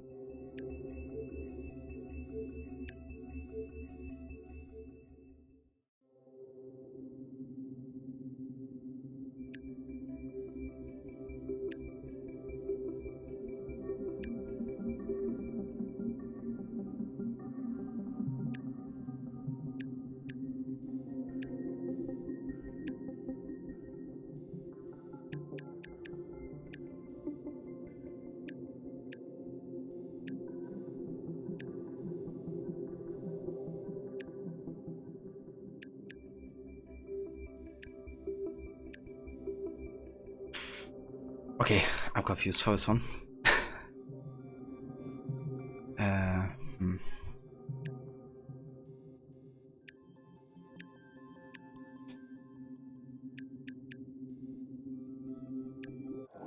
Okay.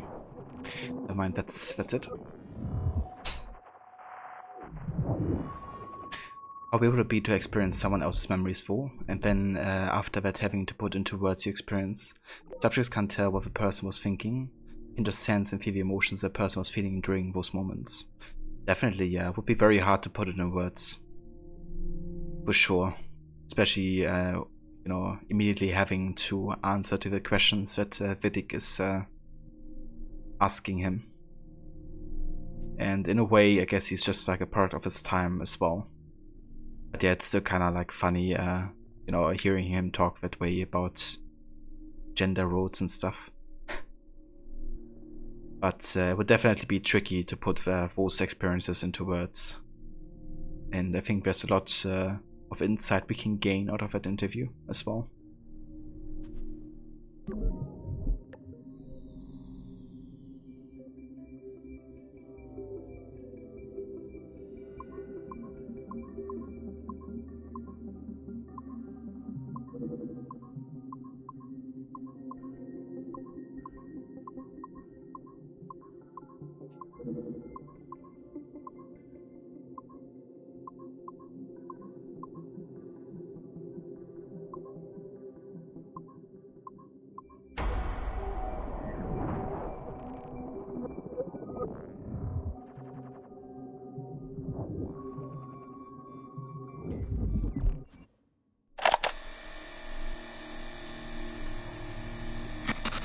Surrogate Initiative, Test Session 37, August 9th, 1981. Host, Eileen Bok, DNA sample SB1970. Open! Good morning, Miss Kurtz. You look well, considering the circumstances. Are you rested? Have you eaten? Your friends are dead, Miriam. Bartel Schink and all his navios, his Edelweiss pirates. Executed for 5 counts of murder. Without a trial. You must be proud. There was no need! They were scum! All of them! You hear me? All of you are scum! Scum! Scum! I see it so clearly now. He didn't break, did they? You have nothing. Quiet, girl! You don't have the artifact. If you did, you wouldn't be talking to me at all. Navios lay siege! I said Navios lay siege! Navios lay siege!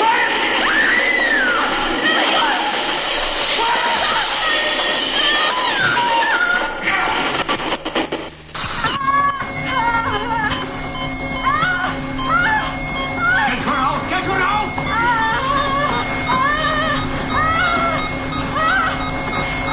We're losing her! Shut it down! Everything!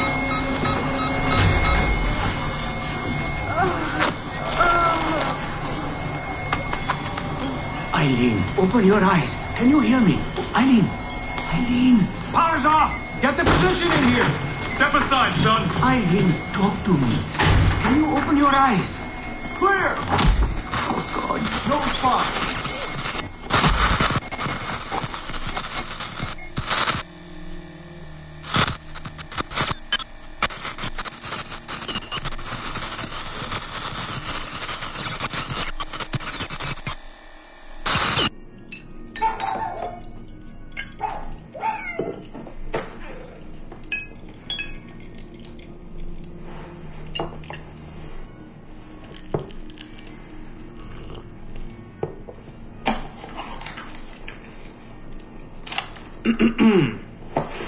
All right. Notes towards a speech in honor of Dr. Eileen Bock's premature retirement. When I first learned of Dr. Bock's unfortunate accident, I couldn't help but feel a great sense of loss at... No.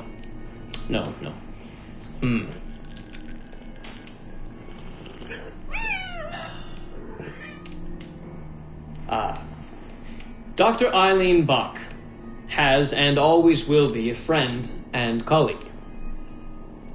When I first learned of her unfortunate accident, I was shocked, of course. To see any friend injured in such a way is deeply upsetting. And to further learn that her injuries were severe enough to force a premature conclusion to her brilliant career, well, I would not wish that fate on anyone.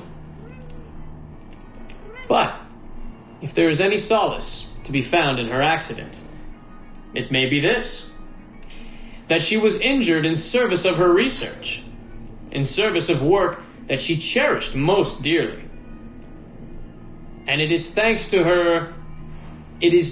to her diligence that some of the mysteries of genetic memory have been further illuminated. And while it is true that work on her project, the Surrogate Initiative, as she called it, has been temporarily halted, the copious amount of work she has done over the past 3 years has been incredibly valuable.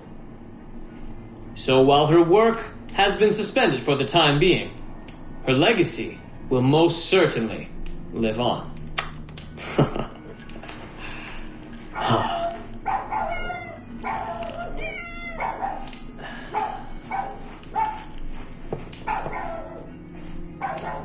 Quiet, Joan! Quiet!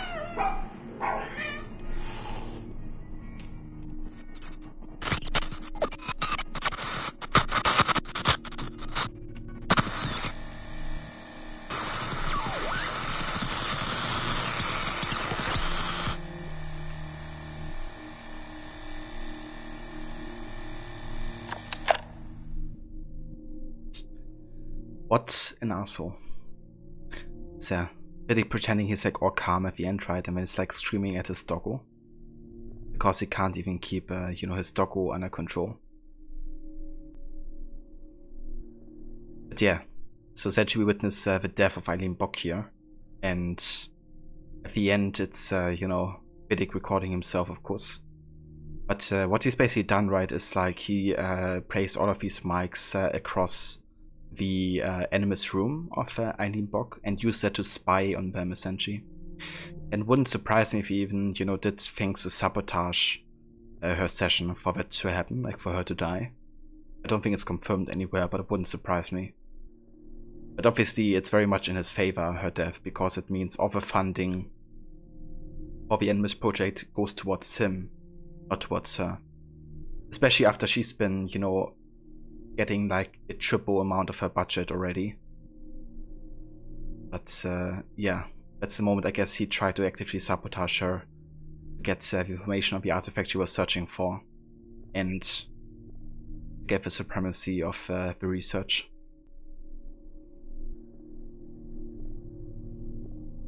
What if you had to put it in the right spot, and if you didn't, it would make you restart demigods?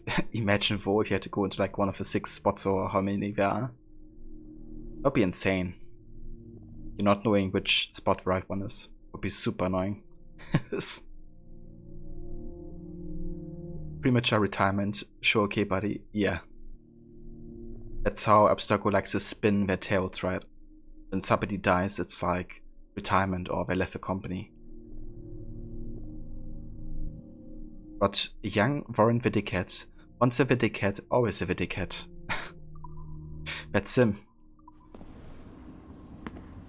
What an asshole.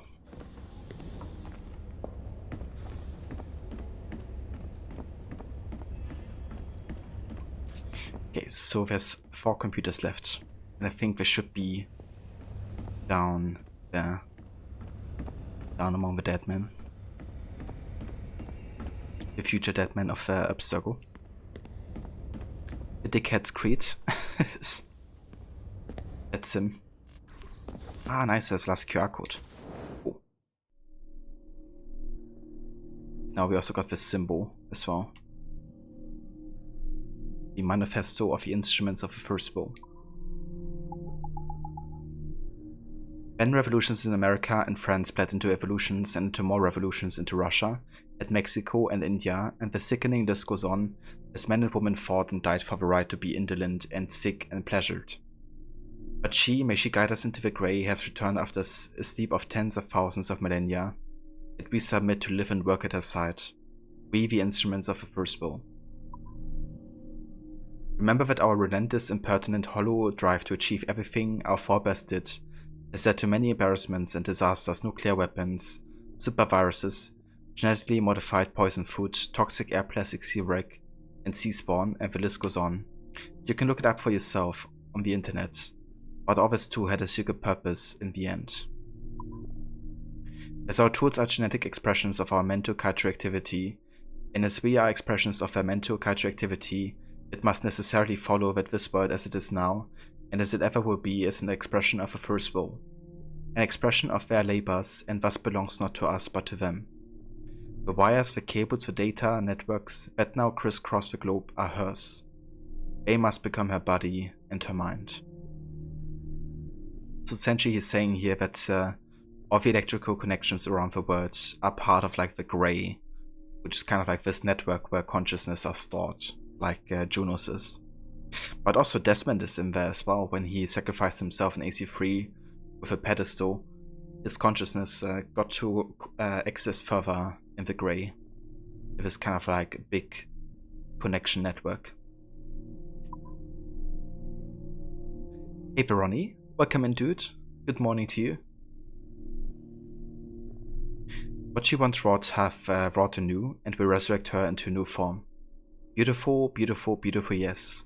The world and all its digital technology is now an expression of her life, and her work began over 80,000 years ago. Yet now she has become to reclaim them. She, beloved, beautiful Juno. May she guide us into the grey. Into the grey, the digital frontier, the singularity, the space in which she dwells being both made of light and the embodiment of darkness. This we call the grey, being that we are the instruments of her will, instruments of the first will, the original will. We submit this credo to the word. We submit ourselves to eternal servitude in service of a grander fulfillment. We submit the word to itself, it being a product that feeds life to life, and death to death. May she, mother, sister, wife, lover, friend, bring light to darkened minds, and humility to those who succor for its wisdom. Guide us into the grey, beloved, guide us. And yeah, there we go. That are all the sticky notes, and part of the manifesto of the instruments of the first will. Hell yeah. Found all of them.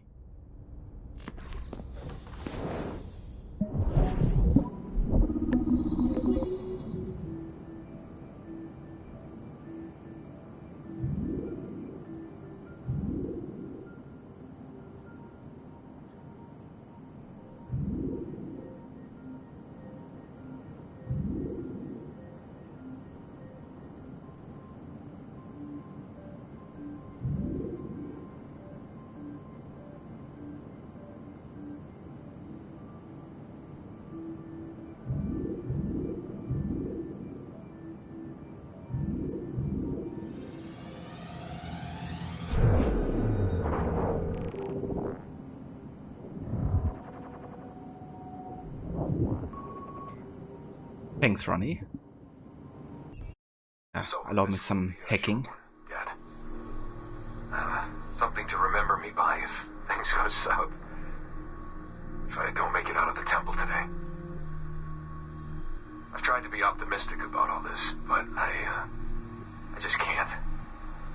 I think spending all this time in Connor's memories has made me anxious. I mean, his story is so painful in so many ways. Still, he never lost hope, even when his faith in others eroded. I can only believe that what we are doing is the right thing, that I can stop this disaster. I know this. I mean, the technology is there, waiting for us to use it. I'm the final piece of the puzzle. Something in my genes, or my memories. Some final piece of code to switch the whole thing on. That's why I'm here. That's why they brought me here. Only, I don't know what I'll have to give up in return. My sanity, my life, it's impossible to say. I do know this. Our battle with the Templars will not be over. But whatever's inside that temple is not an ending. It's just another chapter in this endless story. And it'll be your job, and Mom's, and Sean's, and Rebecca's, to keep turning the pages. You know, I keep thinking about something Orson Welles once said. Something like, if you want a happy ending, it all depends on where you stop telling your story. So maybe that's the answer. Maybe that's how people keep marching forward. If something goes wrong in their dad, something happens to me. When you tell my story years from now, please tell them the one about how I lost my way, and then I found it again. Just in time to save the world. And just end it there. That'll keep everyone smiling.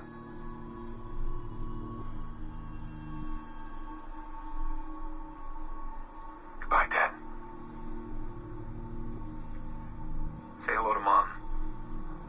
Tell her I love her, okay? Tell her I love you both.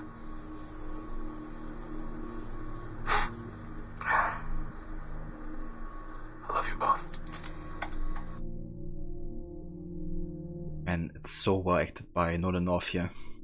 You know, especially at the end when he's like saying goodbye and he's realizing this is the last time he might ever, you know, record something like this for his father.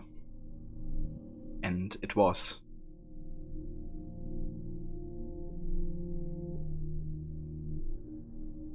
That is exactly how reward hacking works. I know, right? I watched Matrix and played Watch Dogs. And I feel like I'm now a professional hacker. Like, I could just go in any company and, you know, hack the entire network.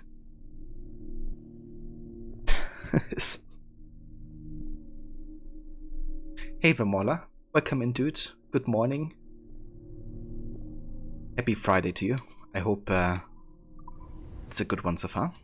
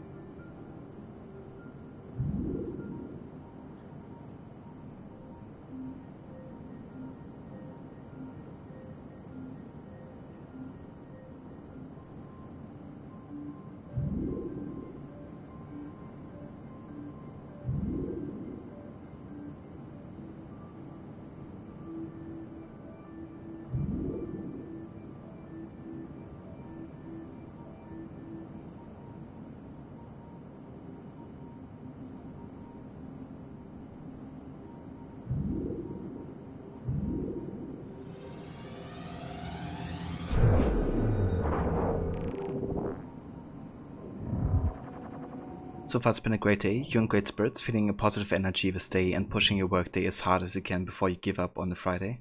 Oh yeah. That sounds like the right spirit, Mola. I hope you have a good start into the weekend when it happens later. Hack this thing in crook mode. Mission passed. You have 1 less hour of sleep this weekend, so you have to make up as much of that as you can, since you won't be that excited about hitting it hard on Monday. That's definitely understandable too, dude. Totally forgot it's coming up now with the hour change. Yeah, gotta love summertime, right? Losing 1 sleep hour there. Chat archive. Everybody's working on the weekend. Olivier. I need you guys to get me everything on the observatory by the end of Friday at the latest. Can you do it? Mel. No, are you crazy? We don't even know where it is yet, and Friday's a holiday. Olivier, a holiday? Really? Do you people realize that working here is a privilege? If I care about the jobs I come in, and it will be an honor. And no, I'm not crazy, I'm getting a lot of heat from Letitia. If we don't get it done, she'll take it on out on devotes, and all our work will be lost. Well, does she even know how anything works here? Oliver, she has her own pressures. I realize that, but we already are working overtime. And when we are going to discuss how the plot of Devotes has to change to accommodate this observatory and business, how am I going to sell this? Oliver, you're not going to. It's too sensitive. Well, so we're just collecting the memories for no reason? Olivier, not for no reason. Tetsia will use them. Mel, this is ridiculous. You want us to devote our lives to finding information we're not allowed to develop, or understand, or use in any way. It won't help cells, and my people will never see their work rewarded in public. How am I supposed to motivate them? Olivier, I don't know. Get them breakfast, pen or chocolate, coffee, pretend to sneak in some coffee liqueur, a little beer with lunch. Feed them. I forgive you. Sure.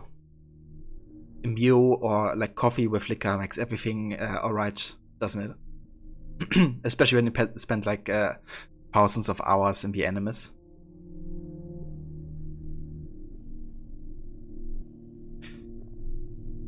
One less hour of sleep, but one more hour of warm spring days soon. It's snow today too. You're so done with this weather. I can understand that, dude. For us, it's been really nice spring weather the past couple of days, fortunately. I definitely would be done with winter as well. Like, I don't want snow to come again. Mel, again? We're not going to keep falling for this.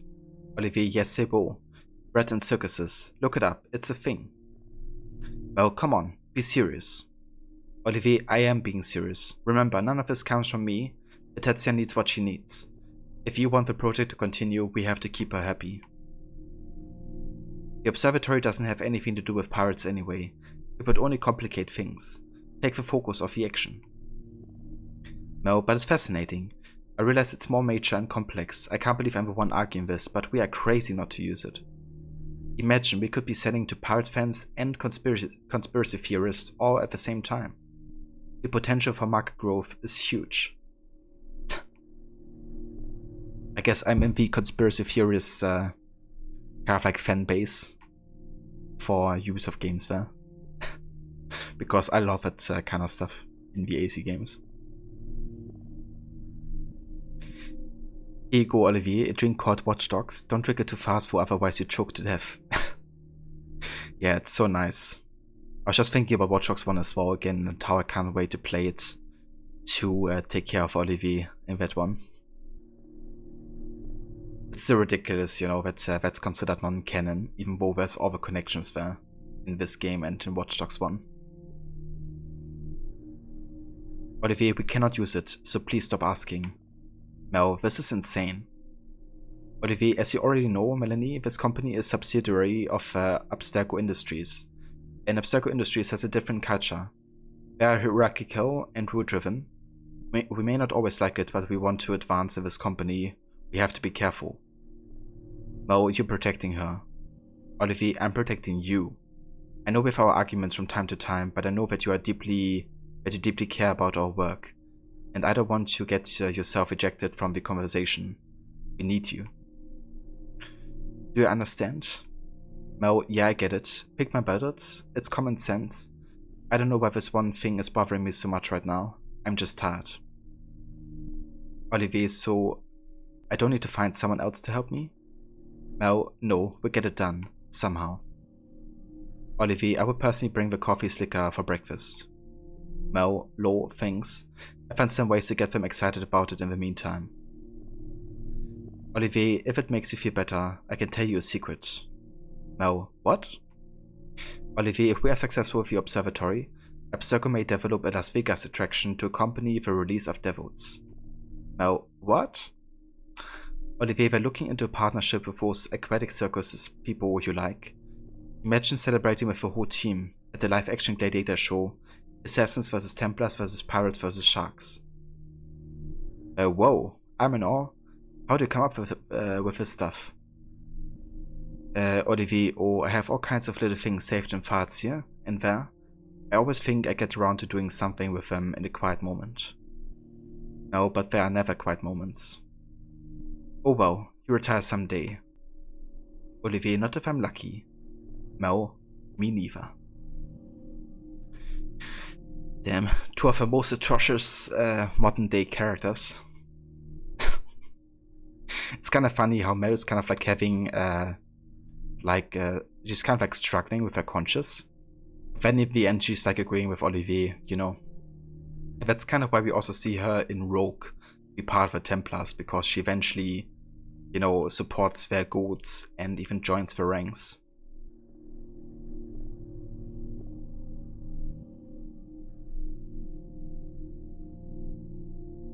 You retire in Chicago, professionally and personally, without even knowing. Yeah, he gets a soon retirement. That's Malaka Neged Breton.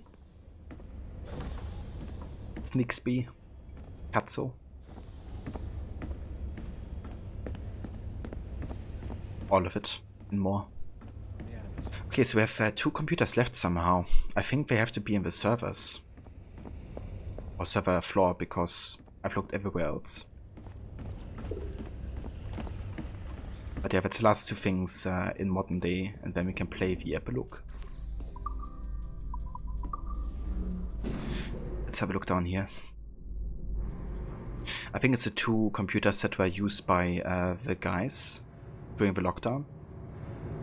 But now that they're not there anymore, they should be free to hack, I believe.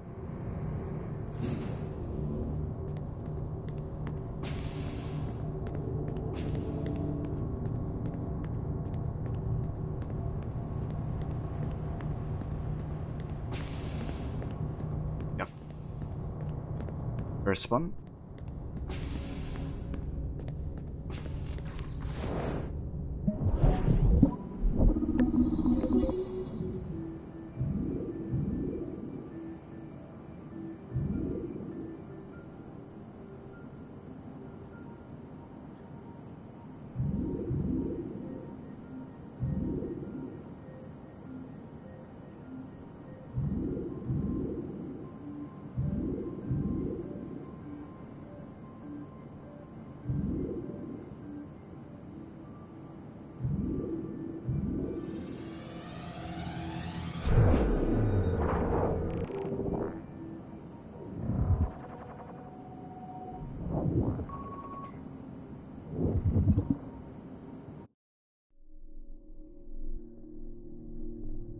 Agent Evaluation Report for Juani Otzoberg, dated 12th of November 2008. This would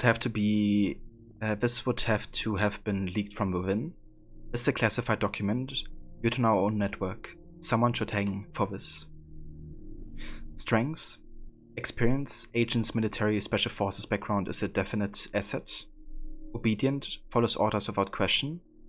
Leadership qualities. Agent lacks finesse but inspires loyalty in others. Dedicated. Agent is wholly committed to our cause. Definite potential. Could be ES material. Weaknesses. Agent has a young 3-year-old daughter. Could be a liability. Other notes. Agent is ready to take on greater challenges. Recommend giving Agent leadership responsibilities. Recommend sending Agent on level 5 missions. Submitted by C. Tibor Hasek. You know, when asking no questions is the strength and having a daughter is the weakness, you know you're working for Abstergo or the Templars. A dashing photo of Otzoberg labeled Helsinki, Finland, 25th of November 2012. Unclear who took this or why. This photo labeled Florence, Italy, 30th of November 2012. Makes it clear we have a leak. Who survived to transmit this photo? Photo labeled Cairo, Egypt, 9th of December 2012.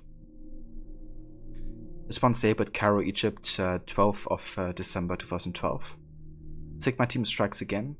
The poster claims Abstergo agents kidnapped William Miles, but Miles is not pictured. Could be anything. So that's what happens 9 days before the 21st of December in AC3.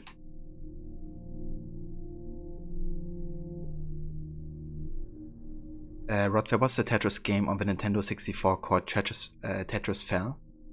There were a variety of game modes revolving around the sphere with something you had to free inside by peeling away the layers of Tetris shapes by matching the shape you're given. Interesting.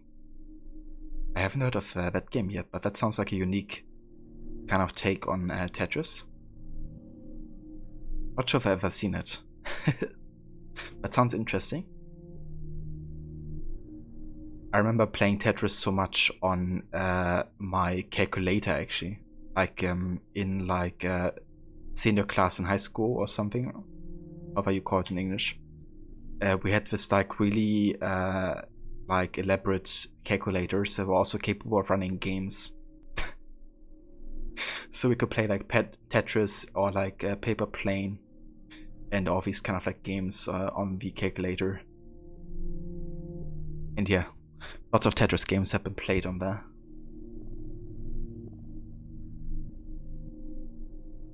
It was pretty cool, had some cool music. Yeah. Yeah, calculators definitely made it more fun. Doing math on that, to say the least. This updated agent evaluation of Otzelberg dated 12th of December or 3rd of December 2012 confirms that leak persisted and perhaps still exists. Updated strength demonstrated a great deal of courage, initiative, resourcefulness, and dedication. Updated weaknesses: distinguishing mark, facial scar, burn, reparative surgery should be considered. Other notes: following assassin attack of 28th of November 2012, the attached security report. Agent tracked down the enemy and located their Florence hideout. Agent led Sigma strike team against the Florence assassins, responsible for the termination of 3 assassins. Survived assassin ambush. Agent should not be held accountable for the loss of his team.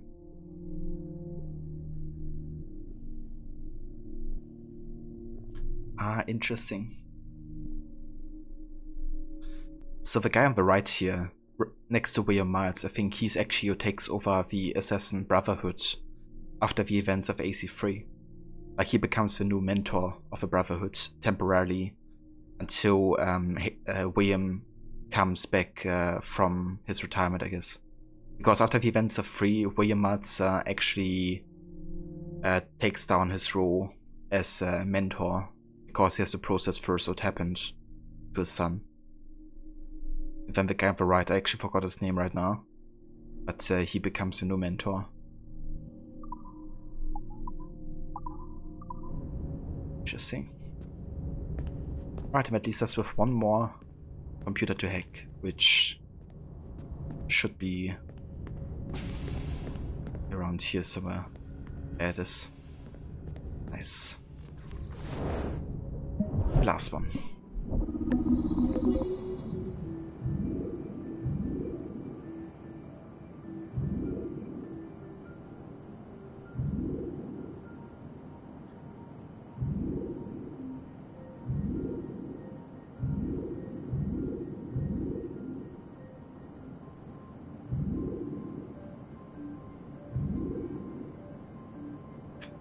What if a note of a picture say a Kukatama?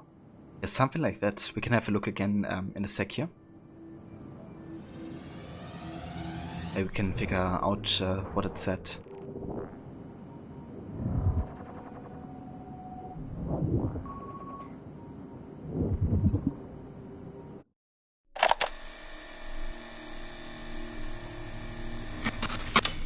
Surrogate Initiative, Test Session 27, October 21st, 1980. Host Eileen Bok, DNA sample SB1970. Miriam, my dear girl, there is no good reason for you to be here. But your intransigence requires that I detain you until you give me information I can act upon. The location of the artifact, perhaps, or the whereabouts of your leader, Bartle Shink. Just a little something to give Minister Goebbels some encouragement that we are on the right track. How about a nice hug? He looks so sad in all his photographs.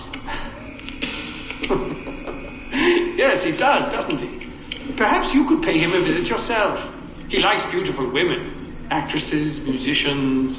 Pirates? That's right, pirates. Pirates of the Edelweiss. Isn't that what you kids call yourselves? It's very amusing.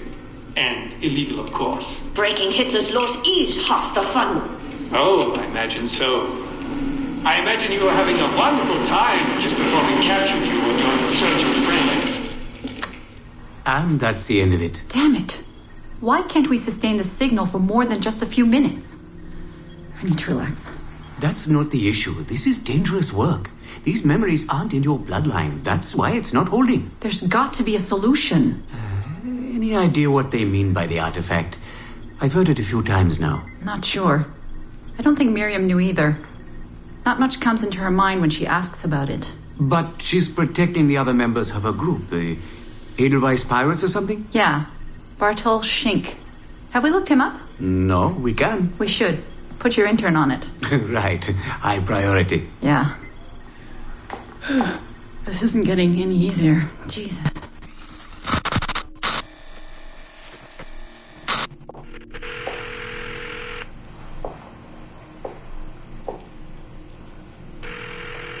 Hello? Hi, Seamus. It's Mom. Hey. How are you? Dad! It's Mom! Hello, Eileen. Hi, Carl. How's Seamus? Great. We were out shopping for school clothes. Yeah. The summer just sped by. They all do. I never seem to notice. No windows in the office. Right. Trapped in a lab. So, did you need to talk? Yes, sorry. I was curious about your mother, actually. Oh. Okay. How much did she talk about the war when you were growing up? Not often. Bits and pieces. Why? I was doing some research last week about World War II, and something came up about the Edelweiss Pirates, or the Navajos, and your mother's name popped up. Really? That's an odd coincidence. Does any of that ring a bell? Yeah. Mom ran with that group while the war was on. There were a group of kids who wanted to avoid the Hitler Youth programs, but in later years they escalated their activities to, bigger ideas like vandalism and sabotage. But why Navajos and pirates? Just some of the names they used. Navajos, Edelweiss Pirates, you know kids. There were little pins, little white flowers. I may still have hers. That's interesting. And this is for work? Researching my mother? Not exactly, but... Sorry, I can't talk about it. Right. You never could. Hey, don't. I didn't mean to be flippant. No. Don't mind me. All for the greater good. I like to think so.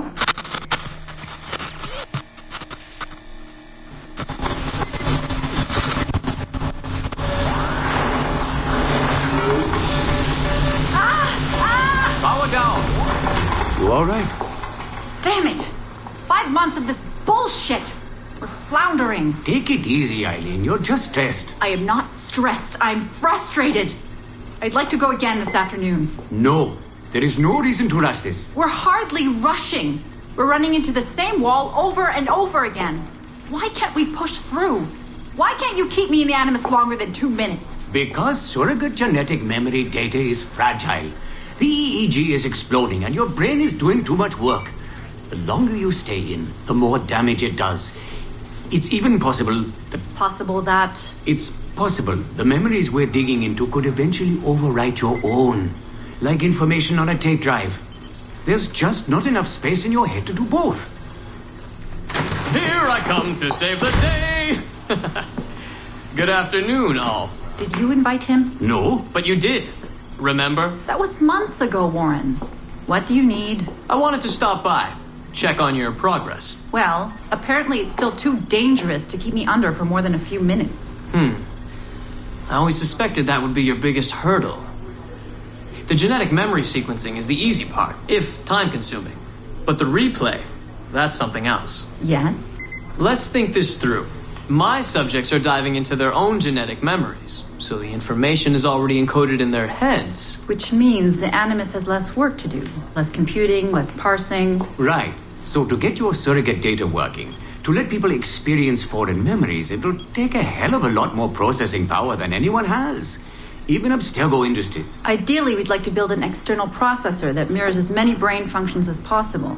Something to handle the calculations. But the cost and upkeep of that would be astronomical. Let me see what I can do. I have some sway with Lillian. We won't build Rome in a day, but if we focus on the pretty buildings first, maybe we'll achieve something. Thank you, Warren. Till next, folks.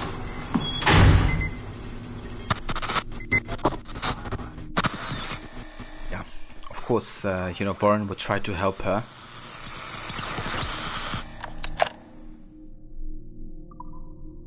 Right, and that's the last audio file for Subject 0. It's all 5 we listened to. And that means we're also now finished with all of the modern day stuff in Black Flag. We hacked all the computers. We've found all of the sticky QR codes as well. I'm gonna have a look again at this picture that you talked about, Momik.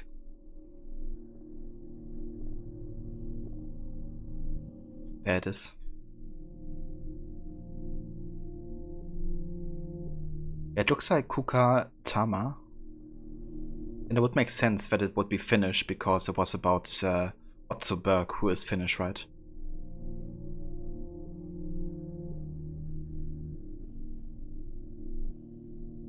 But yeah, I had no idea it was actually Finnish and said, who is he? It makes sense though, because the Templars have no idea about this guy, and he's of course gonna be very important in the future, given that he becomes the new assassin mentor.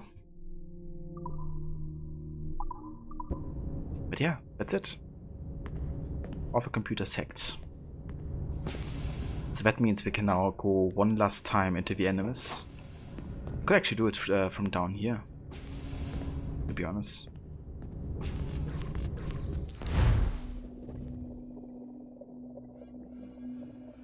I've never done that for the last memory, I don't think.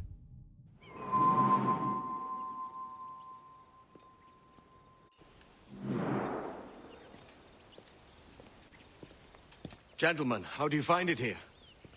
Okay, one sec actually. I did lower the volume for the game because of modern day stuff being like so much louder than everything else, but the actual like dialogues and stuff for Edward are too quiet now. So gotta take care of that. Welcome to DedSec.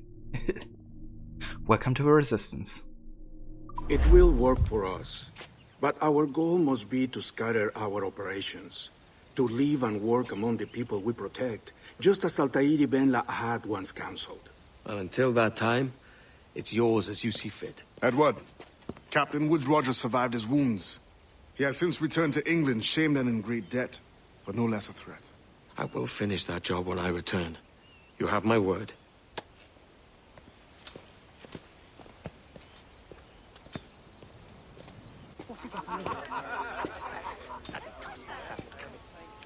Evening, Anne.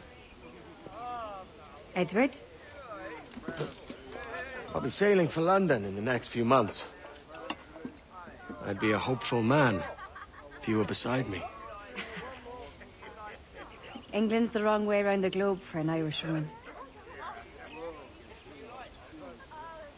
Will you stay with the assassins? No, I haven't got that kind of conviction in my heart. You? In time, aye. When my mind is settled and my blood is cooled. Sail ho! Coming into the cove!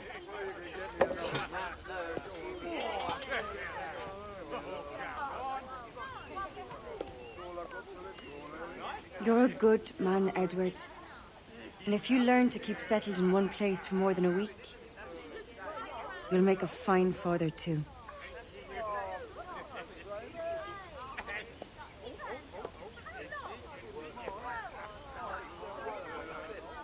Of all the money that e'er I had,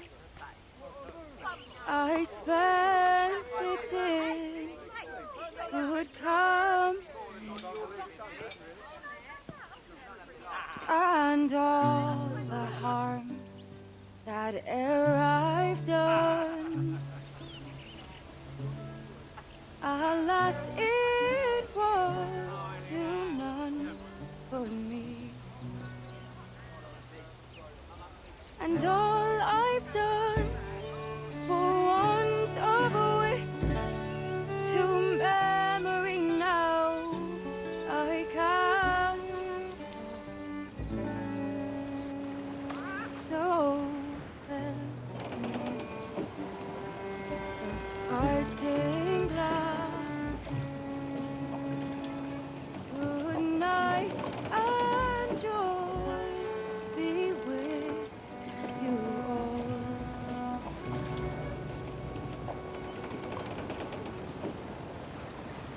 Oh,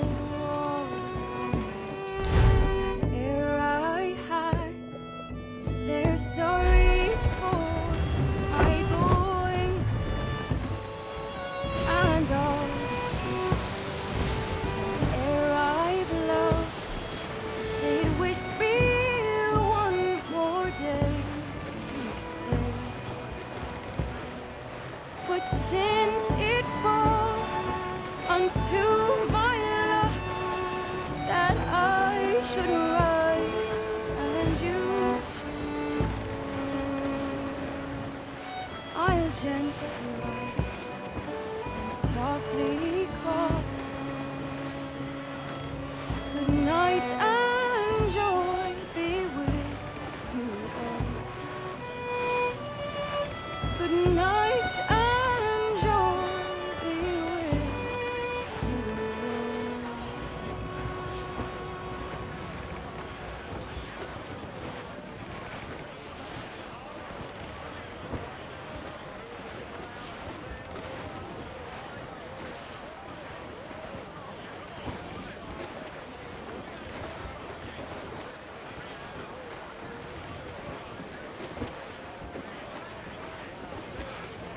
Father, did you always know how to sail a boat? The Jackdaw is a ship, Jenny, not a boat.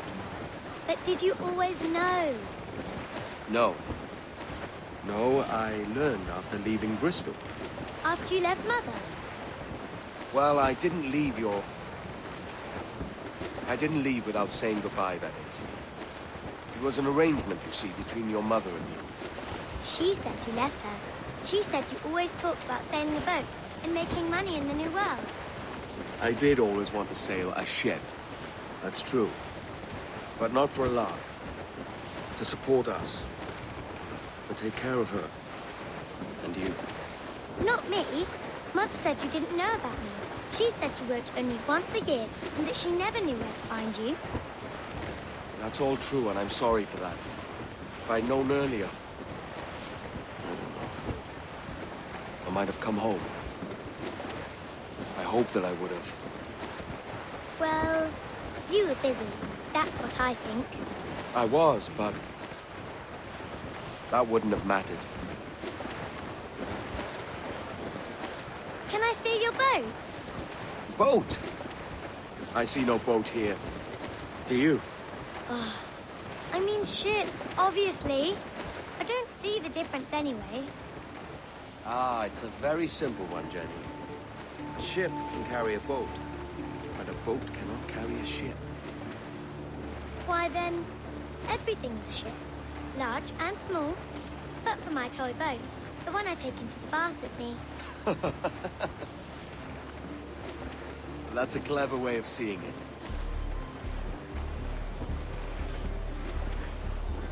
Is it hard to talk about Caroline, Jenny? About your mother?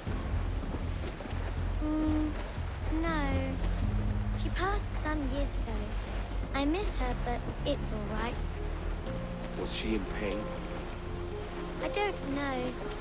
I don't think so. She was very happy for quite some time. Then, not so happy. I didn't see her much after that. Then, she was gone. I'm sorry. I'm sorry I wasn't there for you. It's all right. You're here now. And we're on an adventure. Only a little one, I hope.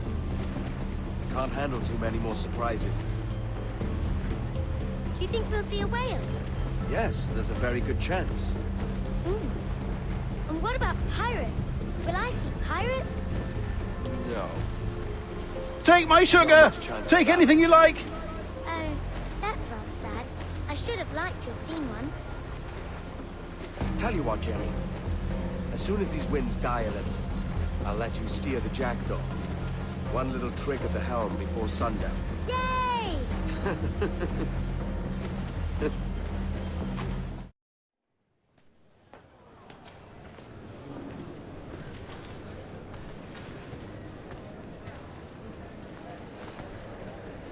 A letter? For me?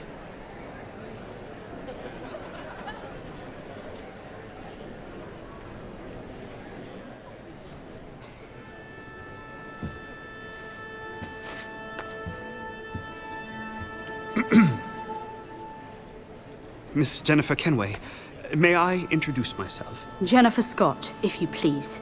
I'm sorry, My daughter was raised by her mother, Caroline, until she passed away some years ago. Jenny prefers to use her surname to mine. Please forgive my ignorance. I will. She may not. Father, help me! This little rascal, however, is a Kenway. What's wrong, Hafen? I can't see the stage. Up we go. How's that? Fine. But won't your arms tire? Hey, I'm not so old as that.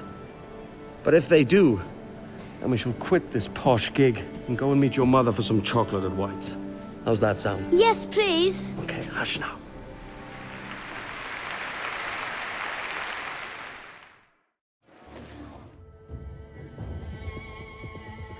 And there you go. That is the end of AC for Black Flag. Oh, yeah. Hey, Vetamice, welcome into it. Thanks for GG's. Hope you're having a good day, dude. Oh yeah, all the cat champs. And yeah, all the voice actors shot. Elise's, Claudia's, also Machiavelli, of Wrench. So what's really cool is that this last cutscene is actually taking place in historical order. Like even though this is 10 years, I think, after the ending of what we just saw, the cutscene.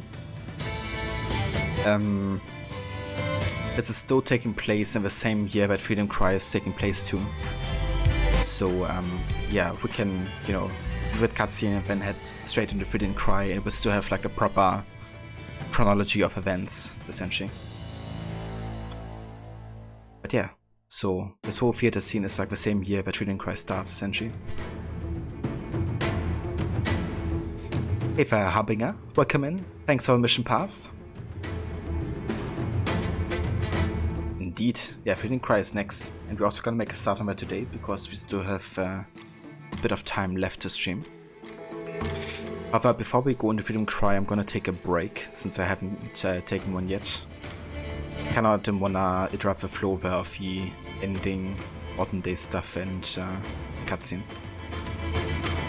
So yeah. Not very fluent in Finnish, and you have no idea what that transcript fully was. Maybe who his mother is, which would mean a gross mistranslation. Yeah, I'm not sure. I think who is he makes sense. Because I don't see how finding out about his mother would be important in that context. But yeah, I don't know either. I don't speak any Finnish, so I have no idea. I think context-wise would make sense to ask who he is, I guess. The one with iOS is so weird, but just flavor text. Ah, okay. Gotcha. Cheers, Demise. So we can actually skip the credits here.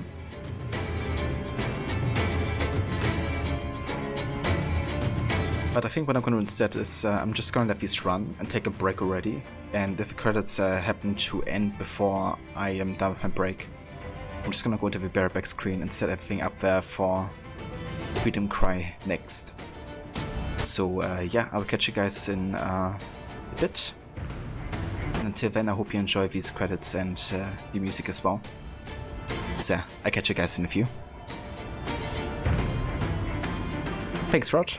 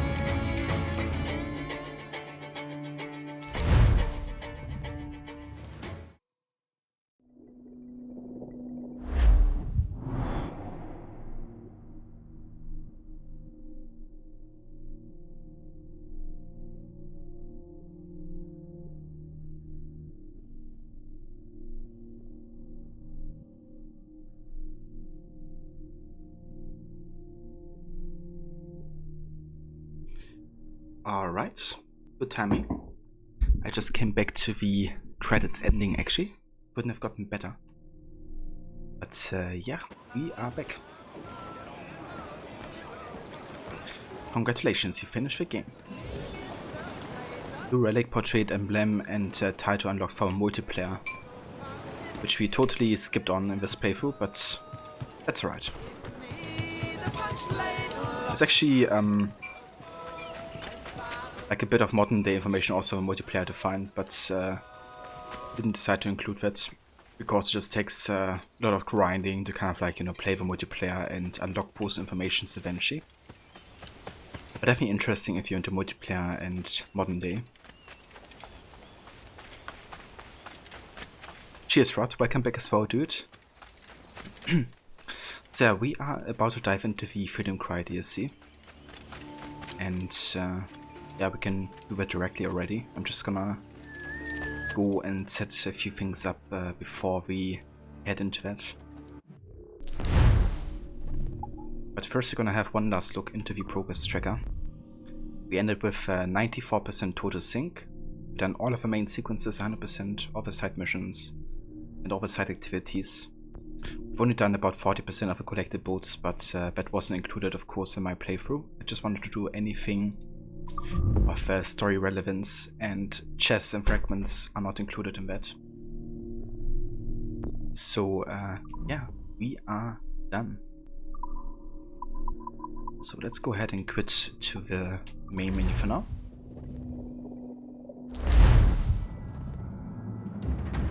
And then I'm just gonna check a few things real quick in my OBS. We actually got some new slides for the Freedom Cry DLC only.